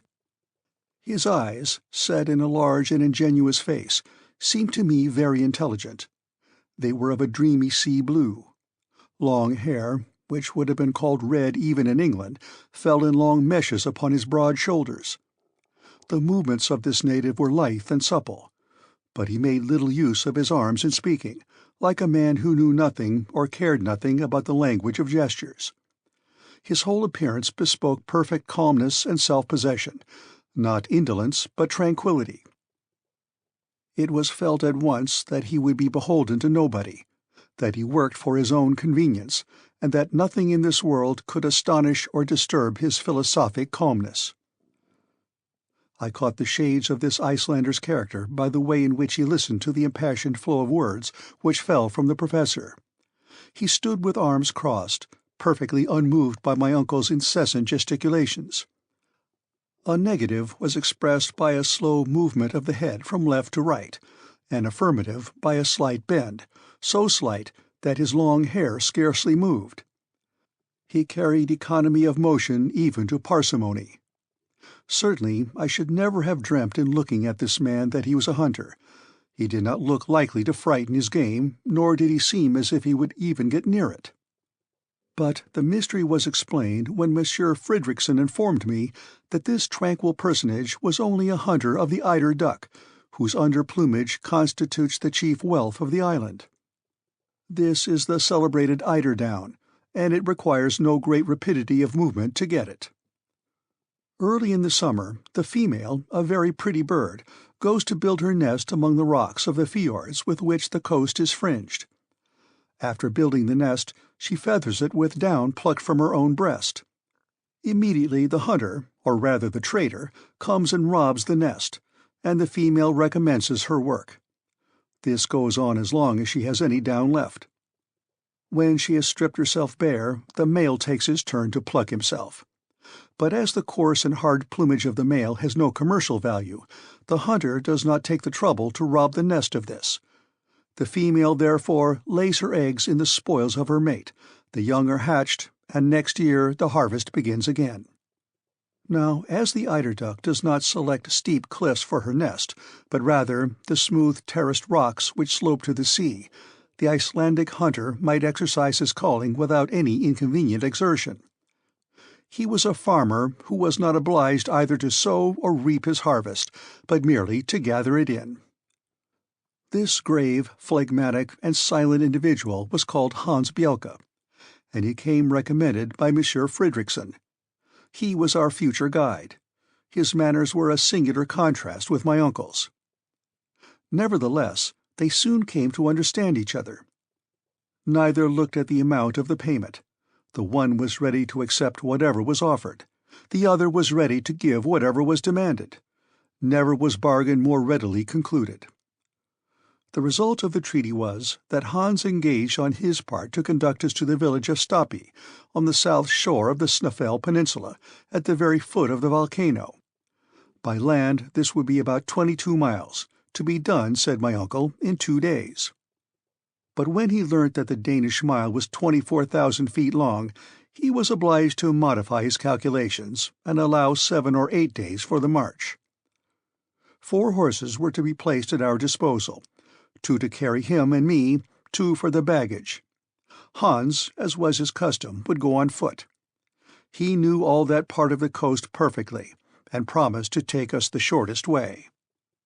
His engagement was not to terminate with our arrival at Stapi. He was to continue in my uncle's service for the whole period of his scientific researches, for the remuneration of 3 riksdales a week, about 12 shillings. But it was an express article of the covenant that his wages should be counted out to him every Saturday at 6 o'clock in the evening, which, according to him, was one indispensable part of the engagement. The start was fixed for the 16th of June. My uncle wanted to pay the hunter a portion in advance, but he refused with one word. "After," he said. "After," said the professor for my edification. The treaty concluded, Hans silently withdrew. "A famous fellow," cried my uncle, "but he little thinks of the marvellous part he has to play in the future." "So he is to go with us as far as—" "As far as the centre of the earth, Axel." 48 hours were left before our departure. To my great regret, I had to employ them in preparations, for all our ingenuity was required to pack every article to the best advantage. Instruments here, arms there, tools in this package, provisions in that, 4 sets of packages in all. The instruments were, 1. An Eigel centigrade thermometer, graduated up to 150 degrees, 302 degrees Fahrenheit, which seemed to me too much or too little. Too much if the internal heat was to rise so high, for in this case we should be baked, not enough to measure the temperature of springs or any matter in a state of fusion. 2. An aneroid barometer, to indicate extreme pressures of the atmosphere. An ordinary barometer would not have answered the purpose, as the pressure would increase during our descent to a point which the mercurial barometer would not register. 3. A chronometer, made by Boissonnet, Jr. of Geneva, accurately set to the meridian of Hamburg. 4. 2 compasses, viz., a common compass and a dipping needle. 5. A night glass. 6. 2 of Ruhmkorff's apparatus, which, by means of an electric current, supplied a safe and handy portable light. The arms consisted of 2 Purdy's rifles and 2 brace of pistols. But what did we want arms for? We had neither savages nor wild beasts to fear, I supposed. But my uncle seemed to believe in his arsenal as in his instruments, and more especially in a considerable quantity of gun-cotton, which is unaffected by moisture, and the explosive force of which exceeds that of gunpowder. The tools comprised 2 pickaxes, 2 spades, a silk rope ladder, 3 iron-tipped sticks, a hatchet, a hammer, a dozen wedges and iron spikes, and a long knotted rope. Now this was a large load, for the ladder was 300 feet long. And there were provisions, too. This was not a large parcel, but it was comforting to know that of essence of beef and biscuits there were 6 months' consumption. Spirits were the only liquid, and of water we took none. But we had flasks, and my uncle depended on springs from which to fill them. Whatever objections I hazarded as to their quality, temperature, or even absence remained ineffectual. To complete the exact inventory of all our traveling accompaniments, I must not forget a pocket medicine chest, containing blunt scissors, splints for broken limbs, a piece of tape of unbleached linen, bandages and compresses, lint, a lancet for bleeding, all dreadful articles to take with one. Then there was a row of phials containing dextrine, alcoholic ether, liquid acetate of lead, vinegar, and ammonia drugs which afforded me no comfort. Finally, all the articles needful to supply Ruhmkorff's apparatus. My uncle did not forget a supply of tobacco, coarse-grained powder, and amadou, or a leather belt in which he carried a sufficient quantity of gold, silver, and paper money. 6 pairs of boots and shoes, made waterproof with a composition of India rubber and naphtha, were packed amongst the tools. "Clothed, shod, and equipped like this," said my uncle, "there is no telling how far we may go." The 14th was wholly spent in arranging all our different articles. In the evening we dined with Baron Tramps, the mayor of Reykjavik, and Dr. Hjaltalin, the first medical man of the place, being of the party. Monsieur Fridriksson was not there. I learned afterwards that he and the governor disagreed upon some question of administration, and did not speak to each other. I therefore knew not a single word of all that was said at this semi-official dinner, but I could not help noticing that my uncle talked the whole time. On the 15th our preparations were all made. Our host gave the professor very great pleasure by presenting him with a map of Iceland, far more complete than that of Henderson. It was the map of Monsieur Olaf Nicholas Olsen, in the proportion of 1 to 480,000 of the actual size of the island, and published by the Icelandic Literary Society. It was a precious document for a mineralogist. Our last evening was spent in intimate conversation with Monsieur Fridriksson, with whom I felt the liveliest sympathy. Then, after the talk, succeeded, for me at any rate, a disturbed and restless night. At 5 in the morning I was awoke by the neighing and pawing of 4 horses under my window. I dressed hastily and came down into the street. Hans was finishing our packing, almost as it were without moving a limb, and yet he did his work cleverly. My uncle made more noise than execution, and the guide seemed to pay very little attention to his energetic directions. At 6 o'clock our preparations were over. Monsieur Fridriksson shook hands with us. My uncle thanked him heartily for his extreme kindness. I constructed a few fine Latin sentences to express my cordial farewell. Then we bestrode our steeds, and with his last adieu, Monsieur Frederickson treated me to a line of Virgil eminently applicable to such uncertain wanderers as we were likely to be. Et quacumque viam dident fortuna sequamur. Wherever fortune clears a way, thither our ready footsteps stray. End of Chapter 11.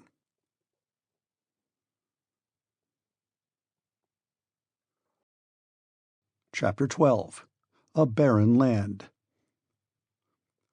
We had started under a sky overcast but calm. There was no fear of heat, none of disastrous rain. It was just the weather for tourists. The pleasure of riding on horseback over an unknown country made me easy to be pleased at our first start. I threw myself wholly into the pleasure of the trip, and enjoyed the feeling of freedom and satisfied desire. I was beginning to take a real share in the enterprise. Besides, I said to myself, where's the risk? Here we are traveling all through a most interesting country. We are about to climb a very remarkable mountain. At the worst, we are going to scramble down an extinct crater. It is evident that Saknussemm did nothing more than this. As for a passage leading to the center of the globe, it is mere rubbish, perfectly impossible. Very well, then. Let us get all the good we can out of this expedition, and don't let us haggle about the chances. This reasoning having settled my mind, we got out of Reykjavik. Hans moved steadily on, keeping ahead of us at an even, smooth, and rapid pace. The baggage horses followed him without giving any trouble. Then came my uncle and myself, looking not so very ill-mounted on our small but hardy animals. Iceland is one of the largest islands in Europe. Its surface is 14,000 square miles, and it contains but 16,000 inhabitants. Geographers have divided it into 4 quarters, and we were crossing diagonally the southwest quarter, called the Sudvester Fjorddung. On leaving Reykjavik, Hans took us by the seashore. We passed lean pastures which were trying very hard, but in vain, to look green. The yellow came out best. The rugged peaks of the trachyte rocks presented faint outlines on the eastern horizon. At times a few patches of snow, concentrating the vague light, glittered upon the slopes of the distant mountains. Certain peaks, boldly uprising, passed through the grey clouds and reappeared above the moving mists, like breakers emerging in the heavens. Often these chains of barren rocks made a dip towards the sea, and encroached upon the scanty pasturage. But there was always enough room to pass.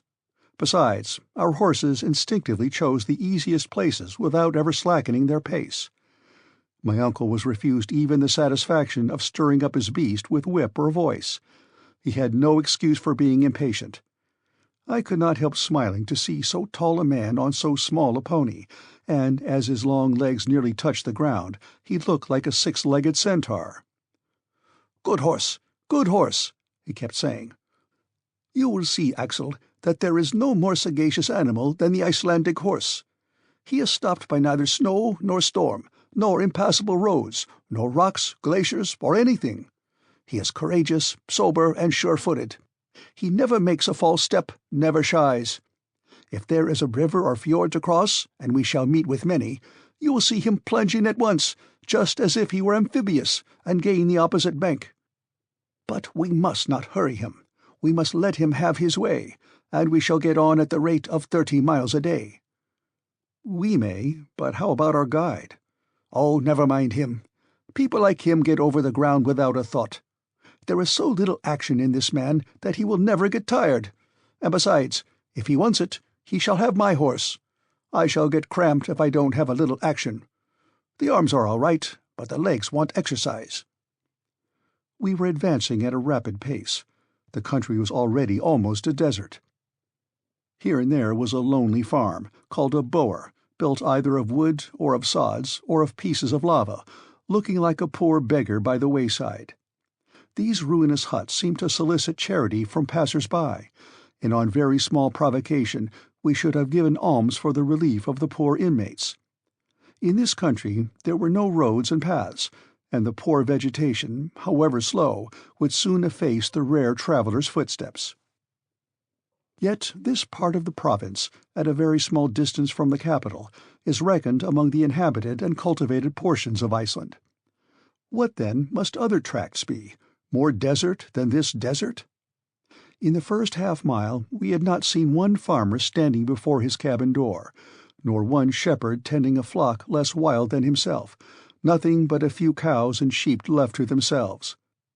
What, then, would be those convulsed regions upon which we were advancing, regions subject to the dire phenomena of eruptions, the offspring of volcanic explosions and subterranean convulsions?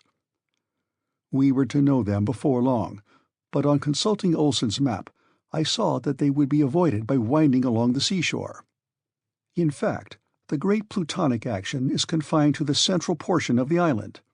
There, rocks of the trappean and volcanic class, including trachyte, basalt, and tuffs, and agglomerates associated with streams of lava, have made this a land of supernatural horrors. I had no idea of the spectacle which was awaiting us in the peninsula of Snæfell, where these ruins of a fiery nature have formed a frightful chaos. In 2 hours from Reykjavik we arrived at the burgh of Gufunes, called Alkirkja, or principal church. There was nothing remarkable here but a few houses, scarcely enough for a German hamlet. Hans stopped here half an hour. He shared with us our frugal breakfast, answering my uncle's questions about the road and our resting place that night with merely yes or no, except when he said Gardar. I consulted the map to see where Gardar was. I saw there was a small town of that name on the banks of the Hjalfjord, 4 miles from Reykjavik. I showed it to my uncle. 4 miles only? He exclaimed. 4 miles out of 28! What a nice little walk!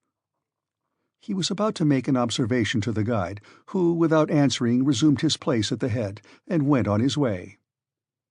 3 hours later, still treading on the colourless grass of the pasture land, we had to work round the Kalla Fjord, a longer way, but an easier one than crossing that inlet. We soon entered into a Pingstour, or parish, called Ejulberg, from whose steeple 12 o'clock would have struck, if Icelandic churches were rich enough to possess clocks. But they are like the parishioners who have no watches, and do without. There our horses were baited. Then, taking the narrow path to left between a chain of hills and the sea, they carried us to our next stage, the Alkirkja of Brantar, and 1 mile farther on to Saurbor Annexia, a chapel of ease built on the south shore of the Hvalfjord. It was now 4 o'clock, and we had gone 4 Icelandic miles, or 24 English miles. In that place the fjord was at least 3 English miles wide. The waves rolled with a rushing din upon the sharp-pointed rocks.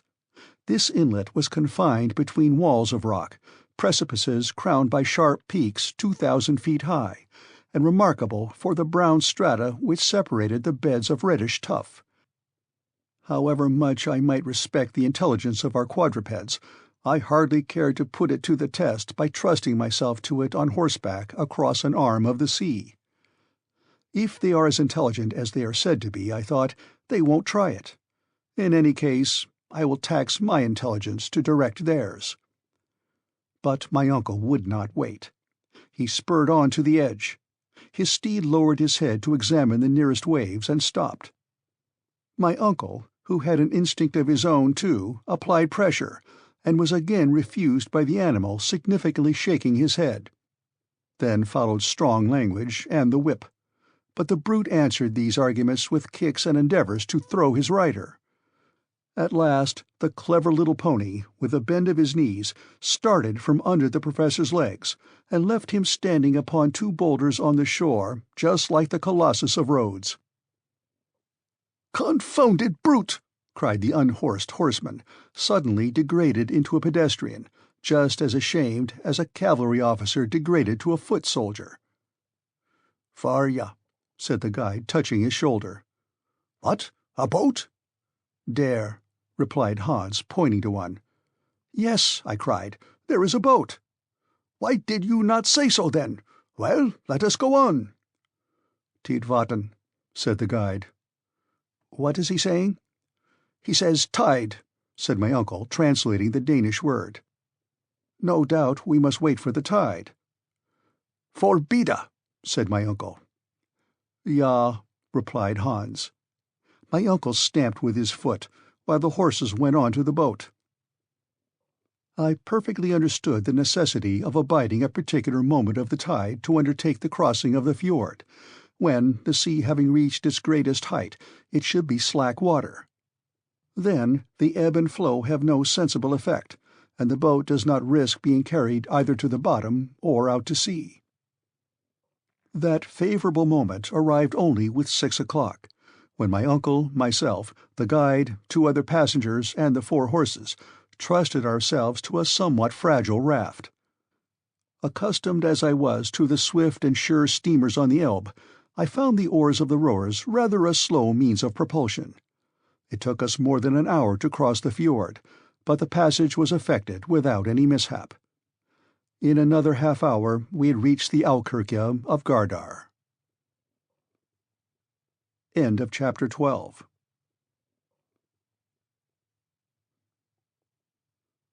Chapter 13. Hospitality under the Arctic Circle. It ought to have been night-time, but under the 65th parallel there was nothing surprising in the nocturnal polar light. In Iceland, during the months of June and July, the sun does not set. But the temperature was much lower. I was cold, and more hungry than cold. Welcome was the sight of the bower, which was hospitality open to receive us. It was a peasant's house, but in point of hospitality it was equal to a king's. On our arrival, the master came with outstretched hands, and without more ceremony he beckoned us to follow him. To accompany him down the long narrow dark passage would have been impossible. Therefore we followed as he bid us. The building was constructed of roughly squared timbers, with rooms on both sides, 4 in number, all opening out into the one passage. These were the kitchen, the weaving shop, the bedstofa, or family sleeping room, and the visitors' room, which was the best of all. My uncle, whose height had not been thought of in building the house, of course hit his head several times against the beams that projected from the ceilings. We were introduced into our apartment, a large room with a floor of earth stamped down hard, and lighted by a window, the panes of which were formed of sheep's bladder, not admitting too much light. The sleeping accommodation consisted of dry litter thrown into 2 wooden frames painted red and ornamented with Icelandic sentences. I was hardly expecting so much comfort. The only discomfort proceeded from the strong odor of dried fish, hung meat, and sour milk, of which my nose made bitter complaints. When we had laid aside our travelling wraps, the voice of the host was heard inviting us to the kitchen, the only room where a fire was lighted even in the severest cold. My uncle lost no time in obeying the friendly call, nor was I slack in following. The kitchen chimney was constructed on the ancient pattern. In the middle of the room was a stone for a hearth, over it in the roof a hole to let the smoke escape. The kitchen was also a dining room. At our entrance, the host, as if he had never seen us, greeted us with the word "Selvertu," which means "be happy," and came and kissed us on the cheek. After him, his wife pronounced the same words, accompanied with the same ceremonial. Then the 2, placing their hands upon their hearts, inclined profoundly before us. I hasten to inform the reader that this Icelandic lady was the mother of 19 children, all, big and little, swarming in the midst of the dense wreaths of smoke with which the fire on the hearth filled the chamber. Every moment I noticed a fair-haired and rather melancholy face peeping out of the rolling volumes of smoke. They were a perfect cluster of unwashed angels. My uncle and I treated this little tribe with kindness, and in a very short time we each had 3 or 4 of these brats on our shoulders, as many on our laps, and the rest between our knees. Those who could speak kept repeating "Selvertu" in every conceivable tone. Those that could not speak made up for that want by shrill cries. This concert was brought to a close by the announcement of dinner. At that moment our hunter returned, who had been seeing his horses provided for. That is to say, he had economically let them loose in the fields, where the poor beasts had to content themselves with the scanty moss they could pull off the rocks, and a few meagre seaweeds, and the next day they would not fail to come of themselves and resume the labors of the previous day. "Salvertu," said Hans. Then calmly, automatically, and dispassionately he kissed the host, the hostess, and their 19 children. This ceremony over, we sat at table, 24 in number, and therefore one upon another. The luckiest had only 2 urchins upon their knees. But silence reigned in all this little world at the arrival of the soup, and the national taciturnity resumed its empire even over the children. The host served out to us a soup made of lichen, and by no means unpleasant, then an immense piece of dried fish floating in butter rancid with 20 years' keeping, and therefore, according to Icelandic gastronomy, much preferable to fresh butter. Along with this we had sky, a sort of clotted milk, with biscuits, and a liquid prepared from juniper berries. For beverage we had a thin milk mixed with water, called in this country blanda. It is not for me to decide whether this diet is wholesome or not. All I can say is that I was desperately hungry, and that at dessert I swallowed to the very last gulp of a thick broth made from buckwheat. As soon as the meal was over, the children disappeared, and their elders gathered round the peat fire, which also burnt such miscellaneous fuel as briars, cow-dung, and fish-bones. After this little pinch of warmth, the different groups retired to their respective rooms. Our hostess hospitably offered us her assistance in undressing, according to Icelandic usage. But on our gracefully declining, she insisted no longer, and I was able at last to curl myself up in my mossy bed. At 5 next morning we bade our host farewell, my uncle with difficulty persuading him to accept a proper remuneration, and Hans signalled the start. At 100 yards from Gardar, the soil began to change its aspect. It became boggy and less favorable to progress. On our right, the chain of mountains was indefinitely prolonged, like an immense system of natural fortifications, of which we were following the counterscarp or lesser steep. Often we were met by streams, which we had to ford with great care, not to wet our packages. The desert became wider and more hideous. Yet from time to time we seemed to descry a human figure that fled at our approach. Sometimes a sharp turn would bring us suddenly within a short distance of one of these spectres, and I was filled with loathing at the sight of a huge deformed head, the skin shining and hairless, and repulsive sores visible through the gaps in the poor creature's wretched rags. The unhappy being forbore to approach us and offer his misshapen hand. He fled away, but not before Hans had saluted him with the customary Salvertu. "Spatelsk," said he. "A leper," my uncle repeated. This word produced a repulsive effect. The horrible disease of leprosy is too common in Iceland.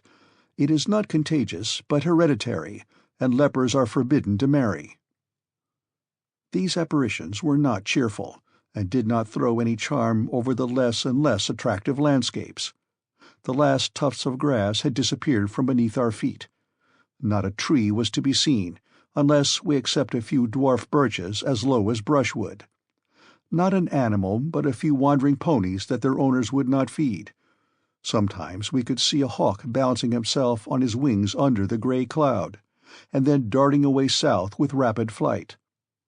I felt melancholy under this savage aspect of nature, and my thoughts went away to the cheerful scenes I had left in the far south. We had to cross a few narrow fjords, and at last quite a wide gulf. The tide, then high, allowed us to pass over without delay, and to reach the hamlet of Aftanes 1 mile beyond. That evening, after having forded 2 rivers full of trout and pike, called Alpha and Hedda, we were obliged to spend the night in a deserted building worthy to be haunted by all the elfins of Scandinavia. The Ice King certainly held court here, and gave us all night long samples of what he could do. No particular event marked the next day. Bogs, dead levels, melancholy desert tracks wherever we travelled. By nightfall we had accomplished half our journey, and we lay at Krossopt. On the 19th of June, for about a mile, that is, an Icelandic mile, we walked upon hardened lava. This ground is called in the country Ron. The writhen surface presented the appearance of distorted, twisted cables, sometimes stretched in length, sometimes contorted together. An immense torrent, once liquid, now solid, ran from the nearest mountains, now extinct volcanoes, but the ruins around revealed the violence of the past eruptions. Yet here and there were a few jets of steam from hot springs. We had no time to watch these phenomena. We had to proceed on our way. Soon at the foot of the mountains the boggy land reappeared, intersected by little lakes. Our route now lay westward. We had turned the great bay of Faxa, and the twin peaks of Snaefell rose white into the cloudy sky at the distance of at least 5 miles. The horses did their duty well. No difficulty stopped them in their steady career. I was getting tired, but my uncle was as firm and straight as he was at our first start. I could not help admiring his persistency, as well as the hunters, who treated our expedition like a mere promenade. June 20. At 6 p.m. we reached Budir, a village on the seashore, and the guide there claiming his due, my uncle settled with him. It was Hans' own family, that is, his uncles and cousins, who gave us hospitality. We were kindly received, and without taxing too much the goodness of these folks, I would willingly have tarried here to recruit after my fatigues. But my uncle, who wanted no recruiting, would not hear of it, and the next morning we had to bestride our beasts again. The soil told of the neighborhood of the mountain, whose granite foundations rose from the earth like the knotted roots of some huge oak. We were rounding the immense base of the volcano. The professor hardly took his eyes off it. He tossed up his arms and seemed to defy it, and to declare, "There stands the giant that I shall conquer." After about 4 hours' walking, the horses stopped of their own accord at the door of the priest's house at Stapi. End of chapter 13.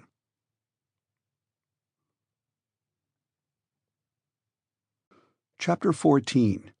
But Arctics can be inhospitable too. Stapi is a village consisting of about 30 huts, built of lava at the south side of the base of the volcano. It extends along the inner edge of a small fjord, enclosed between basaltic walls of the strangest construction. Basalt is a brownish rock of igneous origin. It assumes regular forms, the arrangement of which is often very surprising. Here nature had done her work geometrically, with square and compass and plummet. Everywhere else her art consists alone in throwing down huge masses together in disorder. You see cones imperfectly formed, irregular pyramids, with a fantastic disarrangement of lines. But here, as if to exhibit an example of regularity, though in advance of the very earliest architects, she has created a severely simple order of architecture, never surpassed either by the splendors of Babylon or the wonders of Greece. I had heard of the Giant's Causeway in Ireland, and Fingal's Cave in Staffa, one of the Hebrides, but I had never yet seen a basaltic formation. At Stapi I beheld this phenomenon in all its beauty. The wall that confined the fjord, like all the coast of the peninsula, was composed of a series of vertical columns 30 feet high. These straight shafts, of fair proportions, supported an architrave of horizontal slabs, the overhanging portion of which formed a semi-arch over the sea. At intervals, under this natural shelter, there spread out vaulted entrances in beautiful curves, into which the waves came dashing with foam and spray. A few shafts of basalt, torn from their hold by the fury of tempests, lay along the soil like remains of an ancient temple, in ruins forever fresh, and over which centuries passed without leaving a trace of age upon them. This was our last stage upon the earth. Hans had exhibited great intelligence, and it gave me some little comfort to think then that he was not going to leave us.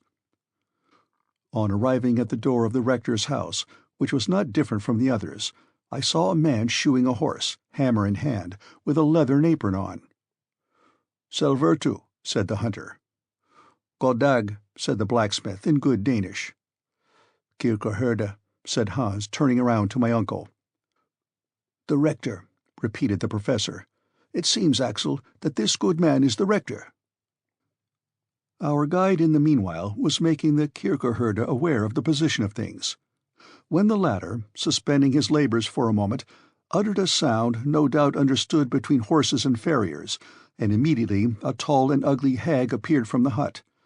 She must have been 6 feet at the least. I was in great alarm lest she should treat me to the Icelandic kiss, but there was no occasion to fear, nor did she do the honours at all too gracefully. The visitors' room seemed to me the worst in the whole cabin. It was close, dirty, and evil-smelling. But we had to be content. The rector did not go in for antique hospitality.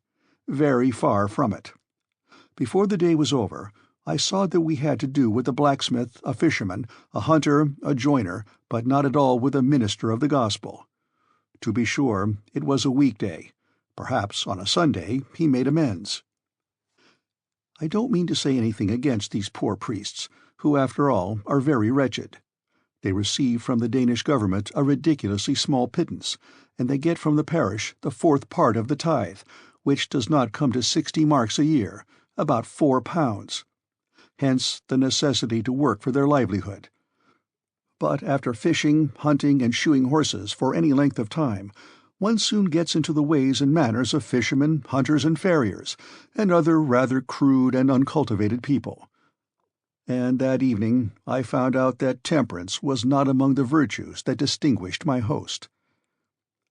My uncle soon discovered what sort of a man he had to do with. Instead of a good and learned man, he found a rude and coarse peasant. He therefore resolved to commence the grand expedition at once, and to leave this inhospitable parsonage. He cared nothing about fatigue, and resolved to spend some days upon the mountain. The preparations for our departure were therefore made the very day after our arrival at Stapi. Hans hired the services of 3 Icelanders to do the duty of the horses in the transport of the burdens, but as soon as we had arrived at the crater, these natives were to turn back and leave us to our own devices. This was to be clearly understood. My uncle now took the opportunity to explain to Hans that it was his intention to explore the interior of the volcano to its farthest limits. Hans merely nodded. There or elsewhere, down in the bowels of the earth, or anywhere on the surface, all was alike to him. For my own part, the incidents of the journey had hitherto kept me amused, and made me forgetful of coming evils. But now my fears again were beginning to get the better of me. But what could I do? The place to resist the professor would have been Hamburg, not the foot of Snaefell. One thought, above all others, harassed and alarmed me. It was one calculated to shake firmer nerves than mine. Now, thought I, here we are, about to climb Snaefell. Very good. We will explore the crater. Very good, too. Others have done as much without dying for it. But that is not all. If there is a way to penetrate into the very bowels of the island, if that ill-advised Saknussemm has told a true tale, we shall lose our way amidst the deep subterranean passages of this volcano. Now there is no proof that Snaefell is extinct. Who can assure us that an eruption is not brewing at this very moment? Does it follow that because the monster has slept since 1229, he must therefore never awake again? And if he wakes up presently, where shall we be? It was worth while debating this question, and I did debate it. I could not sleep for dreaming about eruptions. Now the part of the ejected scoriae and ashes seemed to my mind a very rough one to act. So at last, when I could hold out no longer, I resolved to lay the case before my uncle, as prudently and as cautiously as possible, just under the form of an almost impossible hypothesis. I went to him. I communicated my fears to him, and drew back a step to give him room for the explosion which I knew must follow. But I was mistaken. "I was thinking of that," he replied with great simplicity. What could those words mean? Was he actually going to listen to reason? Was he contemplating the abandonment of his plans? This was too good to be true. After a few moments' silence, during which I dared not question him, he resumed. "I was thinking of that. Ever since we arrived at Stapi, I have been occupied with the important question you have just opened, for we must not be guilty of imprudence." "No, indeed," I replied with forcible emphasis. "For 600 years Sneffels has been dumb, but he may speak again. Now, eruptions are always preceded by certain well-known phenomena. I have therefore examined the natives.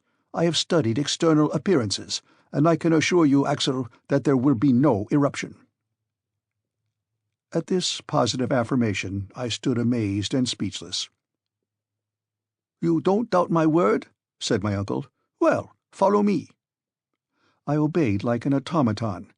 Coming out from the priest's house, the professor took a straight road, which, through an opening in the basaltic wall, led away from the sea. We were soon in the open country, if one may give that name to a vast extent of mounds of volcanic products. This tract seemed crushed under a rain of enormous ejected rocks of trap, basalt, granite, and all kinds of igneous rocks. Here and there I could see puffs and jets of steam curling up into the air, called in Icelandic reykir, issuing from thermal springs, and indicating by their motion the volcanic energy underneath. This seemed to justify my fears. But I fell from the height of my new-born hopes when my uncle said, "You see all these volumes of steam, Axel? Well, they demonstrate that we have nothing to fear from the fury of a volcanic eruption." "Am I to believe that?" I cried. "Understand this clearly," added the professor. "At the approach of an eruption, these jets would redouble their activity, but disappear altogether during the period of the eruption. For the elastic fluids, being no longer under pressure, go off by way of the crater instead of escaping by their usual passages through the fissures in the soil. Therefore, if these vapors remain in their usual condition, if they display no augmentation of force, and if you add to this the observation that the wind and rain are not ceasing and being replaced by a still and heavy atmosphere, then you may affirm that no eruption is preparing." "But—" "No more. That is sufficient. When science has uttered her voice, let babblers hold their peace." I returned to the parsonage, very crestfallen. My uncle had beaten me with the weapons of science. Still, I had one hope left, and this was that when we had reached the bottom of the crater it would be impossible, for want of a passage, to go deeper, in spite of all the Saknussemms in Iceland. I spent the whole night in one constant nightmare. In the heart of a volcano, and from the deepest depths of the earth, I saw myself tossed up amongst the interplanetary spaces under the form of an eruptive rock. The next day, June 23rd, Hans was awaiting us with his companions carrying provisions, tools, and instruments. 2 iron-pointed sticks, 2 rifles, and 2 shot-belts were for my uncle and myself. Hans, as a cautious man, had added to our luggage a leathern bottle full of water, which, with that in our flasks, would ensure us a supply of water for 8 days. It was 9 in the morning. The priest and his tall Megara were awaiting us at the door. We supposed they were standing there to bid us a kind farewell, but the farewell was put in the unexpected form of a heavy bill, in which everything was charged, even to the very air we breathed in the pastoral house, infected as it was. This worthy couple were fleecing us just as a Swiss innkeeper might have done, and estimated their imperfect hospitality at the highest price. My uncle paid without a remark. A man who is starting for the center of the earth need not be particular about a few rix dollars. This point being settled, Hans gave the signal, and we soon left Stapi behind us. End of Chapter 14.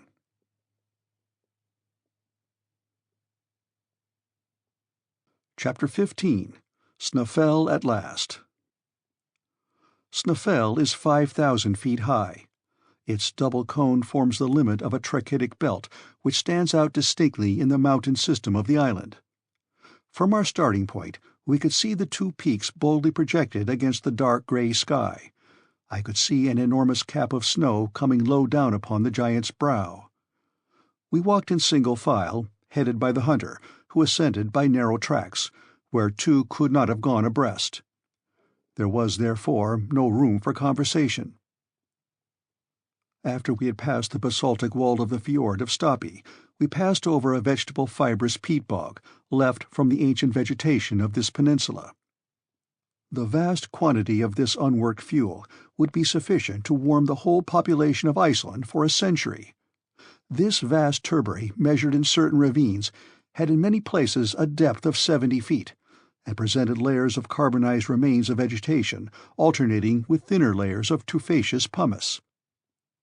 As a true nephew of the Professor Lidenbrock, and in spite of my dismal prospects, I could not help observing with interest the mineralogical curiosities which lay about me as in a vast museum, and I constructed for myself a complete geological account of Iceland. This most curious island has evidently been projected from the bottom of the sea at a comparatively recent date. Possibly it may still be subject to gradual elevation. If this is the case, its origin may well be attributed to subterranean fires. Therefore, in this case, the theory of Sir Humphrey Davy, Saknussemm's document, and my uncle's theories would all go off in smoke. This hypothesis led me to examine with more attention the appearance of the surface, and I soon arrived at a conclusion as to the nature of the forces which presided at its birth.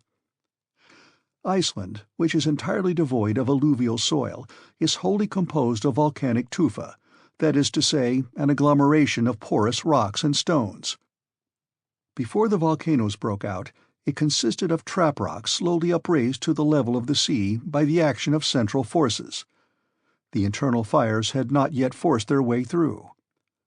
But at a later period, a wide chasm formed diagonally from southwest to northeast, through which was gradually forced out the trachyte which was to form a mountain chain. No violence accompanied this change.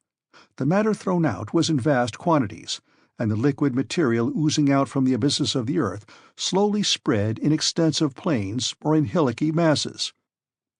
To this period belonged the feldspar, syenites, and porphyries. But with the help of this outflow, the thickness of the crust of the island increased materially, and therefore also its powers of resistance. It may easily be conceived what vast quantities of elastic gases, what masses of molten matter accumulated beneath its solid surface whilst no exit was practicable after the cooling of the trachytic crust. Therefore a time would come when the elastic and explosive forces of the imprisoned gases would upheave this ponderous cover, and drive out for themselves openings through tall chimneys.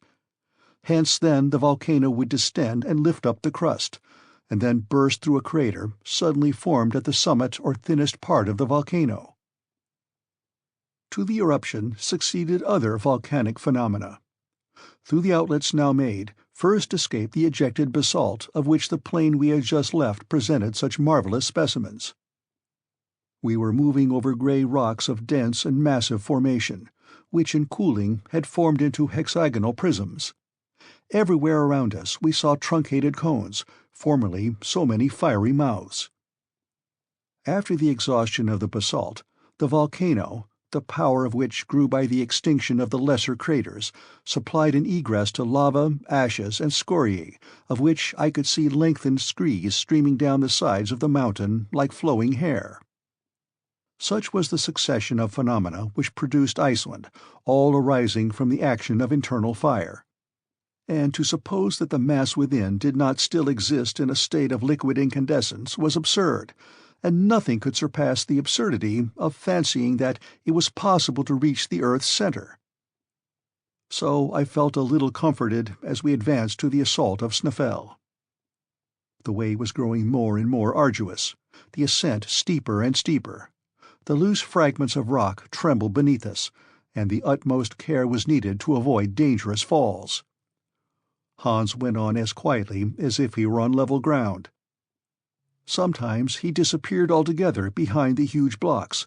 Then a shrill whistle would direct us on our way to him. Sometimes he would halt, pick up a few bits of stone, build them up into a recognizable form, and thus made landmarks to guide us in our way back. A very wise precaution in itself, but as things turned out, quite useless. 3 hours' fatiguing march had only brought us to the base of the mountain. There Hans bid us come to a halt, and a hasty breakfast was served out. My uncle swallowed 2 mouthfuls at a time to get on faster. But whether he liked it or not, this was a rest as well as a breakfast hour, and he had to wait till it pleased our guide to move on, which came to pass in an hour. The 3 Icelanders, just as taciturn as their comrade the hunter, never spoke, and ate their breakfasts in silence. We were now beginning to scale the steep sides of Snæfell. Its snowy summit, by an optical illusion not unfrequent in mountains, seemed close to us, and yet how many weary hours it took to reach it. The stones, adhering by no soil or fibrous roots of vegetation, rolled away from under our feet, and rushed down the precipice below with the swiftness of an avalanche. At some places, the flanks of the mountain formed an angle with the horizon of at least 36 degrees. It was impossible to climb them, and these stony cliffs had to be tacked round, not without great difficulty. Then we helped each other with our sticks. I must admit that my uncle kept as close to me as he could. He never lost sight of me, and in many straits his arm furnished me with a powerful support. He himself seemed to possess an instinct for equilibrium, for he never stumbled. The Icelanders, though burdened with our loads, climbed with the agility of mountaineers. To judge by the distant appearance of the summit of Snæfell, it would have seemed too steep to ascend on our side. Fortunately, after an hour of fatigue and athletic exercises, in the midst of the vast surface of snow presented by the hollow between the 2 peaks, a kind of staircase appeared unexpectedly which greatly facilitated our ascent. It was formed by one of those torrents of stones flung up by the eruptions, called Sting by the Icelanders. If this torrent had not been arrested in its fall by the formation of the sides of the mountain, it would have gone on to the sea and formed more islands. Such as it was, it did us good service. The steepness increased, but these stone steps allowed us to rise with facility, and even with such rapidity that, having rested for a moment while my companions continued their ascent, I perceived them already reduced by distance to microscopic dimensions.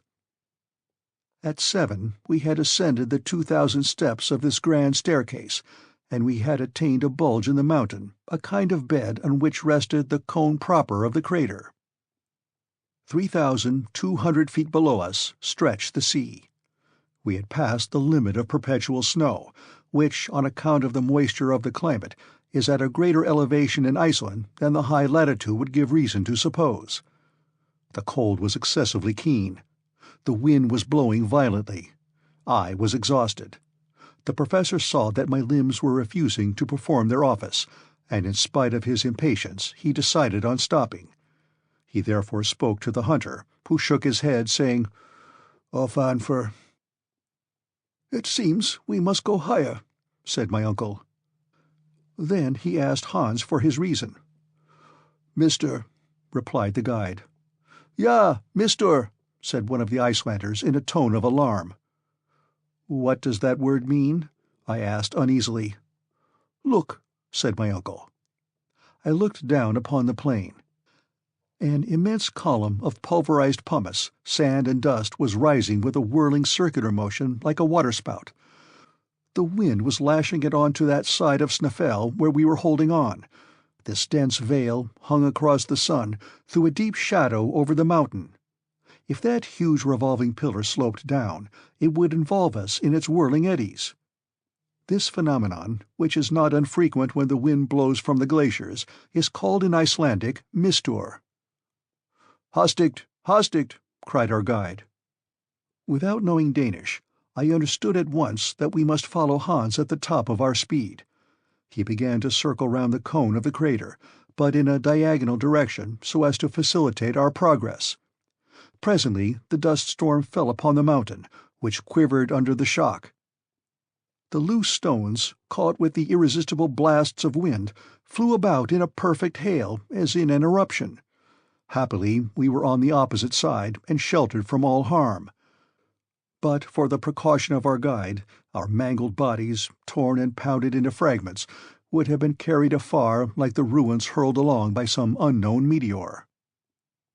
Yet Hans did not think it prudent to spend the night upon the sides of the cone. We continued our zigzag climb. The 1,500 remaining feet took us 5 hours to clear. The circuitous route, the diagonal, and the countermarches must have measured at least 3 leagues. I could stand it no longer. I was yielding to the effects of hunger and cold. The rarefied air scarcely gave play to the action of my lungs. At last, at 11 in the sunlight night, the summit of Snaefell was reached, and before going in for shelter into the crater, I had time to observe the midnight sun, at his lowest point, gilding with his pale rays the island that slept at my feet. End of chapter 15.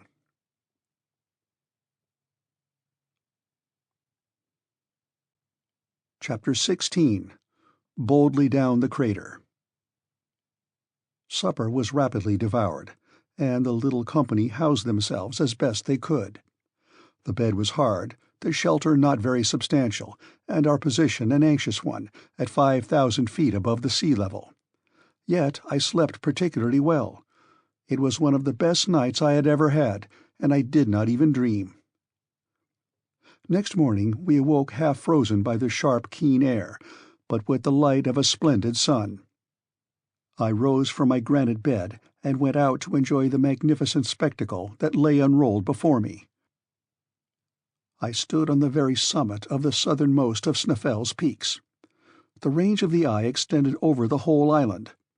By an optical law which obtains at all great heights, the shore seemed raised and the centre depressed. It seemed as if one of Helbesmer's raised maps lay at my feet. I could see deep valleys intersecting each other in every direction, precipices like low walls, lakes reduced to ponds, rivers abbreviated into streams. On my right were numberless glaciers and innumerable peaks, some plumed with feathery clouds of smoke. The undulating surface of these endless mountains, crested with sheets of snow, reminded one of a stormy sea. If I looked westward, there the ocean lay spread out in all its magnificence, like a mere continuation of those flock-like summits. The eye could hardly tell where the snowy ridges ended and the foaming waves began. I was thus steeped in the marvellous ecstasy which all high summits develop in the mind, and now without giddiness, for I was beginning to be accustomed to the sublime aspects of nature. My dazzled eyes were bathed in the bright flood of the solar rays. I was forgetting where and who I was, to live the life of elves and sylphs, the fanciful creation of Scandinavian superstitions. I felt intoxicated with the sublime pleasure of lofty elevations, without thinking of the profound abysses into which I was shortly to be plunged. But I was brought back to the realities of things by the arrival of Hans and the Professor, who joined me on the summit. My uncle pointed out to me in the far west a light steam or mist, a semblance of land, which bounded the distant horizon of waters. "Greenland," said he. "Greenland?" I cried. "Yes, we are only 35 leagues from it, and during thaws the white bears, borne by the ice-fields from the north, are carried even into Iceland. But never mind that. Here we are at the top of Snaefell, and here are 2 peaks, one north and one south. Hans will tell us the name of that on which we are now standing." The question being put, Hans replied, "Scartaris." My uncle shot a triumphant glance at me. "Now for the crater," he cried. The crater of Snaefell resembled an inverted cone, the opening of which might be half a league in diameter. Its depth appeared to be about 2,000 feet. Imagine the aspect of such a reservoir, brimful and running over with liquid fire amid the rolling thunder. The bottom of the funnel was about 250 feet in circuit, so that the gentle slope allowed its lower brim to be reached without much difficulty. Involuntarily I compared the whole crater to an enormous erected mortar, and the comparison put me in a terrible fright. What madness, I thought, to go down into a mortar, perhaps a loaded mortar, to be shot up into the air at a moment's notice. But I did not try to back out of it. Hans with perfect coolness resumed the lead, and I followed him without a word. In order to facilitate the descent, Hans wound his way down the cone by a spiral path. Our route lay amidst eruptive rocks, some of which, shaken out of their loosened beds, rushed bounding down the abyss, and in their fall awoke echoes remarkable for their loud and well-defined sharpness. In certain parts of the cone there were glaciers. Here Hans advanced only with extreme precaution, sounding his way with his iron-pointed pole to discover any crevasses in it. At particularly dubious passages we were obliged to connect ourselves with each other by a long cord, in order that any man who missed his footing might be held up by his companions. This solid formation was prudent, but did not remove all danger. Yet, notwithstanding the difficulties of the descent, down steeps unknown to the guide, the journey was accomplished without accidents, except the loss of a coil of rope, which escaped from the hands of an Icelander and took the shortest way to the bottom of the abyss. At midday we arrived. I raised my head and saw straight above me the upper aperture of the cone, framing a bit of sky of very small circumference, but almost perfectly round. Just upon the edge appeared the snowy peak of Saris, standing out sharp and clear against the endless space. At the bottom of the crater were 3 chimneys, through which, in its eruptions, Snæfell had driven forth fire and lava from its central furnace. Each of these chimneys was 100 feet in diameter. They gaped before us right in our path. I had not the courage to look down either of them, but Professor Lidenbrock had hastily surveyed all 3. He was panting, running from one to the other, gesticulating and uttering incoherent expressions. Hans and his comrades, seated upon loose lava rocks, looked at him with as much wonder as they knew how to express, and perhaps taking him for an escaped lunatic. Suddenly my uncle uttered a cry. I thought his foot must have slipped and that he had fallen down one of the holes. But no, I saw him, with arms outstretched and legs straddling wide apart, erect before a granite rock that stood in the center of the crater, just like a pedestal made ready to receive a statue of Pluto. He stood like a man stupefied, but the stupefaction soon gave way to a delirious rapture. "Axel! Axel!" he cried. "Come! Come!" I ran. Hans and the Icelanders never stirred. "Look!" cried the professor. And, sharing his astonishment, but I think not his joy, I read on the western face of the block, in runic characters, half mouldered away with lapse of ages, this thrice accursed name. "Arn Sanctusum," replied my uncle. "Do you yet doubt?" I made no answer, and I returned in silence to my lava seat in a state of utter speechless consternation. Here was crushing evidence. How long I remained plunged in agonizing reflections I cannot tell. All that I know is that on raising my head again I saw only my uncle and Hans at the bottom of the crater. The Icelanders had been dismissed, and they were now descending the outer slopes of Snæfell to return to Stapi. Hans slept peaceably at the foot of a rock, in a lava bed, where he had found a suitable couch for himself, but my uncle was pacing around the bottom of the crater like a wild beast in a cage. I had neither the wish nor the strength to rise, and following the guide's example, I went off into an unhappy slumber, fancying I could hear ominous noises or feel tremblings within the recesses of the mountain. Thus the first night in the crater passed away. The next morning a grey, heavy, cloudy sky seemed to droop over the summit of the cone. I did not know this first from the appearances of nature, but I found it out by my uncle's impetuous wrath. I soon found out the cause, and hope dawned again in my heart, for this reason. Of the 3 ways open before us, one had been taken by Saknussemm. The indications of the learned Icelander hinted at in the cryptogram pointed to this fact, that the shadow of Scartaris came to touch that particular way during the latter days of the month of June. That sharp peak might hence be considered as the gnomon of a vast sundial, the shadow projected from which on a certain day would point out the road to the center of the earth.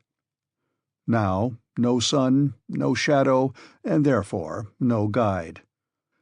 Here was June 25th. If the sun was clouded for 6 days, we must postpone our visit till next year. My limited powers of description would fail were I to attempt a picture of the professor's angry impatience. The day wore on, and no shadow came to lay itself along the bottom of the crater. Hans did not move from the spot he had selected, yet he must be asking himself what we were waiting for, if he asked himself anything at all. My uncle spoke not a word to me. His gaze, ever directed upwards, was lost in the grey and misty space beyond. On the 26th, nothing yet. Rain mingled with snow was falling all day long. Hans built a hut of pieces of lava. I felt a malicious pleasure in watching the 1,000 rills and cascades that came tumbling down the sides of the cone, and the deafening continuous din awakened by every stone against which they bounded. My uncle's rage knew no bounds. It was enough to irritate a meeker man than he, for it was foundering almost within the port. But heaven never sends unmixed grief, and for Professor Lidenbrock there was a satisfaction in store proportioned to his desperate anxieties. The next day the sky was again overcast, but on the 29th of June, the last day but one of the month, with the change of the moon came a change of weather. The sun poured a flood of light down the crater. Every hillock, every rock and stone, every projecting surface had its share of the beaming torrent, and threw its shadow on the ground. Amongst them all, Scartaris laid down his sharp-pointed angular shadow, which began to move slowly in the opposite direction to that of the radiant orb. My uncle turned too and followed it. At noon, being at its least extent, it came and softly fell upon the edge of the middle chimney. "There it is! There it is!" shouted the professor. "Now for the center of the globe," he added in Danish. I looked at Hans to hear what he would say. "Forut," was his tranquil answer. "Forward," replied my uncle. It was 13 minutes past 1. End of chapter 16.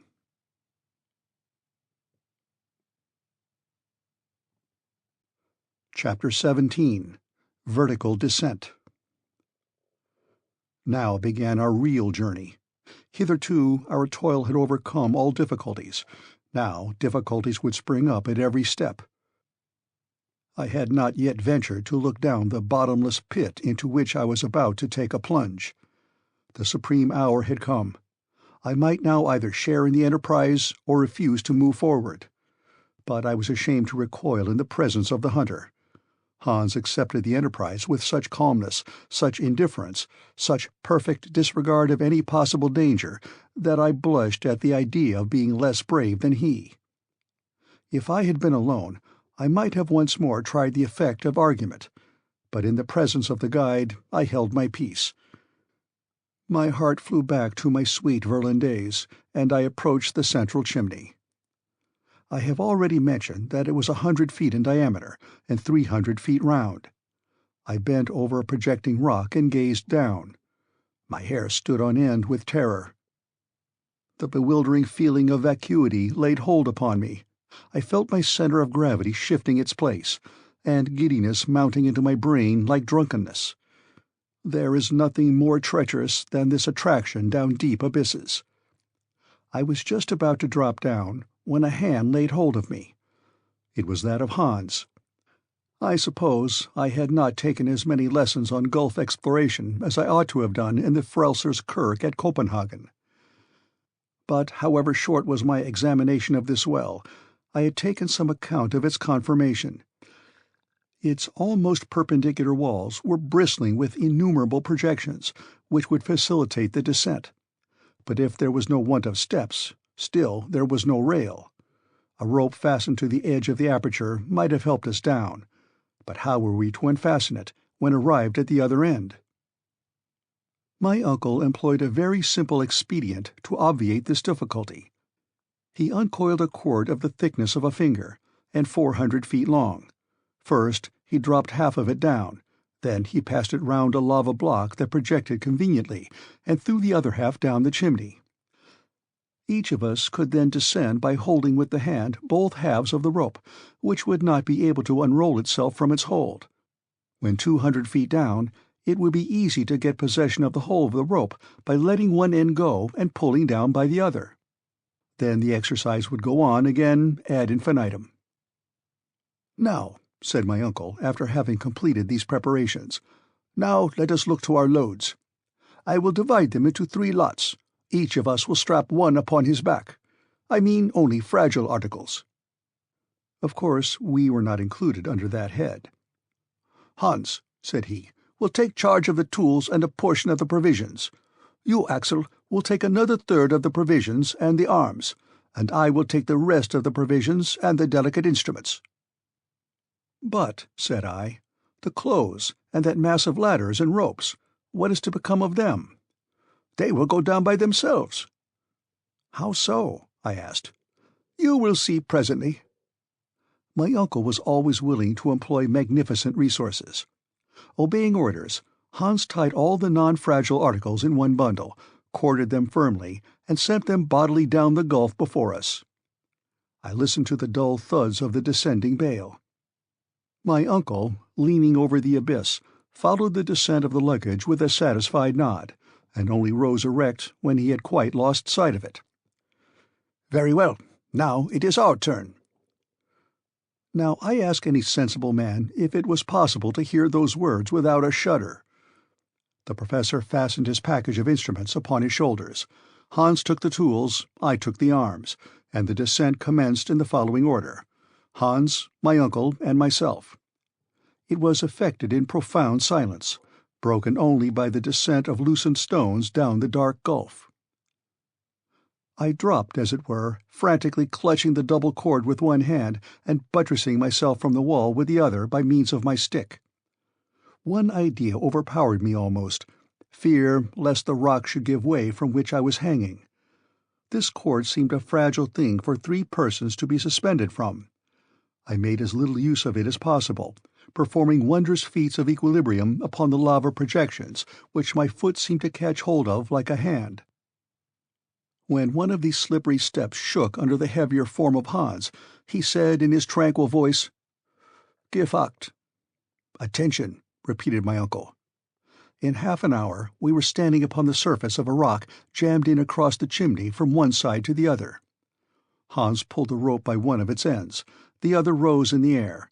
After passing the higher rock it came down again, bringing with it a rather dangerous shower of bits of stone and lava. Leaning over the edge of our narrow standing ground, I observed that the bottom of the hole was still invisible. The same maneuver was repeated with the cord, and half an hour after we had descended another 200 feet. I don't suppose the maddest geologist under such circumstances would have studied the nature of the rocks that we were passing. I am sure I did trouble my head about them. Pliocene, Miocene, Eocene, Cretaceous, Jurassic, Triassic, Permian, Carboniferous, Devonian, Silurian, or Primitive was all one to me. But the professor, no doubt, was pursuing his observations or taking notes, for in one of our halts he said to me, "The farther I go, the more confidence I feel.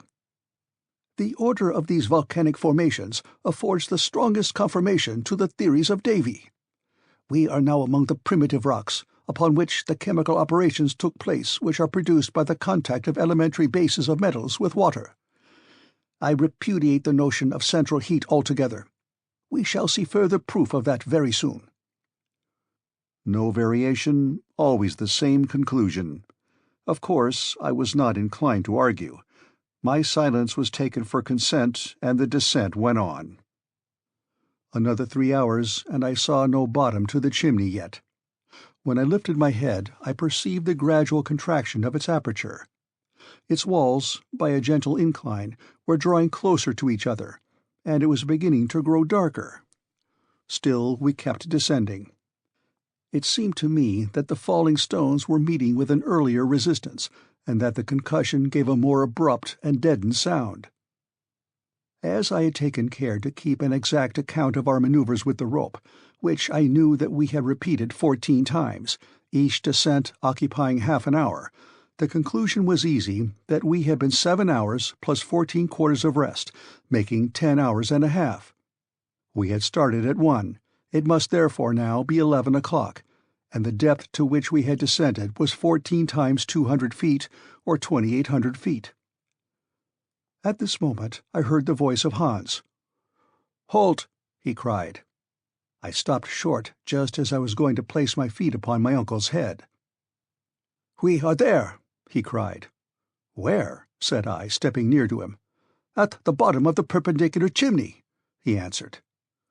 "Is there no way farther?" "Yes, there is a sort of passage which inclines to the right. We will see about that tomorrow. Let us have our supper and go to sleep." The darkness was not yet complete. The provision case was opened. We refreshed ourselves, and went to sleep as well as we could upon a bed of stones and lava fragments. When lying on my back, I opened my eyes and saw a bright sparkling point of light at the extremity of the gigantic tube 3,000 feet long, now a vast telescope. It was a star which, seen from this depth, had lost all scintillation, and which by my computation should be 46 Ursa Minor. Then I fell fast asleep. End of chapter 17.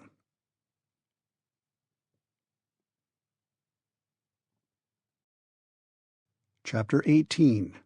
The Wonders of Terrestrial Depths. At 8 in the morning a ray of daylight came to wake us up. The 1,000 shining surfaces of lava on the walls received it on its passage, and scattered it like a shower of sparks. There was light enough to distinguish surrounding objects. "Well, Axel, what do you say to it?" cried my uncle, rubbing his hands. "Did you ever spend a quieter night in our little house at Königsberg? No noise of cartwheels, no cries of basket women, no boatmen shouting." "No doubt it is very quiet at the bottom of this well, but there is something alarming in the quietness itself." "Now come," my uncle cried. "If you are frightened already, what will you be by and by?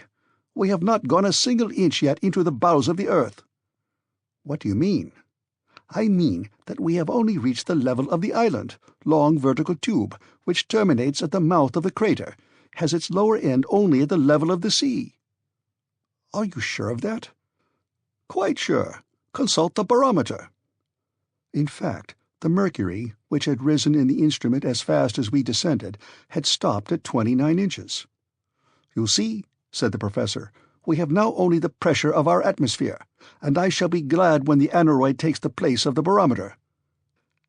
And in truth, this instrument would become useless as soon as the weight of the atmosphere should exceed the pressure ascertained at the level of the sea. "But," I said, "is there not reason to fear that this ever-increasing pressure will become at last very painful to bear?" "No, we shall descend at a slow rate, and our lungs will become inured to a denser atmosphere. Aeronauts find the want of air as they rise to high elevations, but we shall perhaps have too much. Of the two, this is what I should prefer. Don't let us lose a moment. Where is the bundle we sent down before us?" I then remembered that we had searched for it in vain the evening before. My uncle questioned Hans, who, after having examined attentively with the eye of a huntsman, replied, "Der Hupe." Up there. And so it was. The bundle had been caught by a projection 100 feet above us. Immediately the Icelander climbed up like a cat, and in a few minutes the package was in our possession. "Now," said my uncle, "let us breakfast. But we must lay in a good stock, for we don't know how long we may have to go on." The biscuit and extract of meat were washed down with a draught of water mingled with a little gin. Breakfast over, my uncle drew from his pocket a small notebook intended for scientific observations. He consulted his instruments and recorded, "Monday, July 1st. Chronometer, 8:17 a.m. Barometer, 297 inches. Thermometer, 6 degrees. Direction, east-southeast." This last observation applied to the dark gallery, and was indicated by the compass. "Now, Axel," cried the professor with enthusiasm, "now we are really going into the interior of the earth. At this precise moment the journey commences." So saying, my uncle took in one hand Ruhmkorff's apparatus, which was hanging from his neck, and with the other he formed an electric communication with the coil in the lantern, and a sufficiently bright light dispersed the darkness of the passage. Hans carried the other apparatus, which was also put into action. This ingenious application of electricity would enable us to go on for a long time, by creating an artificial light even in the midst of the most inflammable gases. "Now march!" cried my uncle. Each shouldered his package. Hans drove before him the load of cords and clothes, and myself walking last, we entered the gallery. At the moment of becoming engulfed in this dark gallery, I raised my head and saw for the last time through the length of that vast tube the sky of Iceland, which I was never to behold again. The lava, in the last eruption of 1229, had forced a passage through this tunnel. It still lined the walls with a thick and glistening coat. The electric light was here intensified 100-fold by reflection. The only difficulty in proceeding lay in not sliding too fast down an incline of about 45 degrees. Happily certain asperities and a few blisterings here and there formed steps, and we descended, letting our baggage slip before us from the end of a long rope. But that which formed steps under our feet became stalactites overhead. The lava, which was porous in many places, had formed a surface covered with small rounded blisters, crystals of opaque quartz, set with limpid tiers of glass, and hanging like clustered chandeliers from the vaulted roof, seemed as if were to kindle and form a sudden illumination as we passed on our way. It seemed as if the genii of the depths were lighting up their palace to receive their terrestrial guests. "It is magnificent!" I cried spontaneously. "My uncle, what a sight! Don't you admire those blending hues of lava, passing from reddish-brown to bright yellow by imperceptible shades? And these crystals are just like globes of light." "Ah, you think so, do you, Axel, my boy? Well, you will see greater splendors than these, I hope. Now let us march, march!" He had better have said slide, for we did nothing but drop down the steep inclines. It was the facifs descensus Averni of Virgil. The compass, which I consulted frequently, gave our direction as southeast with inflexible steadiness. This lava stream deviated neither to the right nor to the left. Yet there was no sensible increase of temperature. This justified Davy's theory, and more than once I consulted the thermometer with surprise. 2 hours after our departure it only marked 10 degrees, an increase of only 4 degrees. This gave reason for believing that our descent was more horizontal than vertical. As for the exact depth reached, it was very easy to ascertain that. The professor measured accurately the angles of deviation and inclination on the road, but he kept the results to himself. About 8 in the evening he signaled to stop. Hans sat down at once. The lamps were hung upon a projection in the lava. We were in a sort of cavern where there was plenty of air. Certain puffs of air reached us. What atmospheric disturbance was the cause of them? I could not answer that question at the moment. Hunger and fatigue made me incapable of reasoning. A descent of 7 hours consecutively is not made without considerable expenditure of strength. I was exhausted. The order to halt, therefore, gave me pleasure. Hans laid our provisions upon a block of lava, and we ate with a good appetite. But one thing troubled me. Our supply of water was half consumed. My uncle reckoned upon a fresh supply from subterranean sources, but hitherto we had met with none. I could not help drawing his attention to this circumstance. "Are you surprised at this want of springs?" he said. "More than that. I am anxious about it. We have only water enough for 5 days." "Don't be uneasy, Axel. We shall find more than we want." "When?" "When we have left this bed of lava behind us. How could springs break through such walls as these?" "But perhaps this passage runs to a very great depth. It seems to me that we have made no great progress vertically." "Why do you suppose that?" "Because if we had gone deep into the crust of the earth, we should have encountered greater heat." "According to your system," said my uncle. "But what does the thermometer say?" "Hardly 15 degrees. 9 degrees only since our departure." "Well, what is your conclusion?" "This is my conclusion. According to exact observations, the increase of temperature in the interior of the globe advances at the rate of 1 degree for every 100 feet, but certain local conditions may modify this rate." Thus, at Yakutsk in Siberia, the increase of a degree is ascertained to be reached every 36 feet.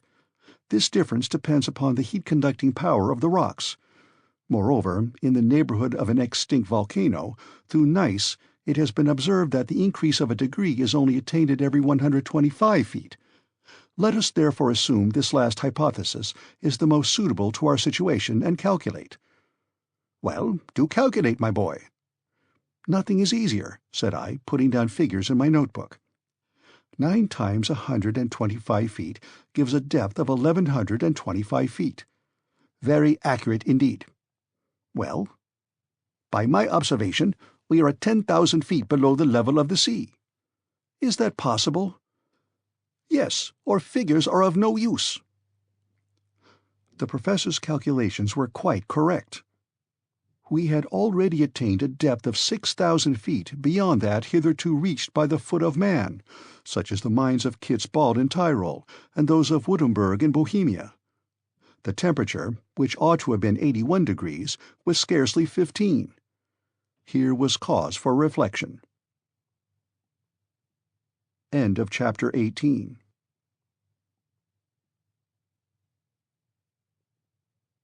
Chapter 19. Geological Studies in Situ. Next day, Tuesday, June 30, at 6 a.m., the descent began again. We were still following the gallery of lava, a real natural staircase, and as gently sloping as those inclined planes which in some old houses are still found instead of flights of steps. And so we went on until 12:17, the precise moment when we overtook Hans, who had stopped. "Ah, here we are!" exclaimed my uncle, "at the very end of the chimney." I looked around me. We were standing at the intersection of 2 roads, both dark and narrow. Which were we to take? This was a difficulty. Still, my uncle refused to admit an appearance of hesitation, either before me or the guide. He pointed out the eastern tunnel, and we were soon all 3 in it. Besides, there would have been interminable hesitation before this choice of roads, for since there was no indication whatever to guide our choice, we were obliged to trust to chance. The slope of this gallery was scarcely perceptible, and its sections were very unequal. Sometimes we passed a series of arches succeeding each other, like the majestic arcades of a Gothic cathedral. Here the architects of the Middle Ages might have found studies for every form of the sacred art which sprang from the development of the pointed arch. A mile farther we had to bow our heads under corniced elliptic arches in the Romanesque style, and massive pillars standing out from the wall bent under the spring of the vault that rested heavily upon them. In other places this magnificence gave way to narrow channels between low structures, which looked like beavers' huts, and we had to creep along through extremely narrow passages. The heat was perfectly bearable. Involuntarily I began to think of its heat when the lava thrown out by Sneffels was boiling and working through this now silent road.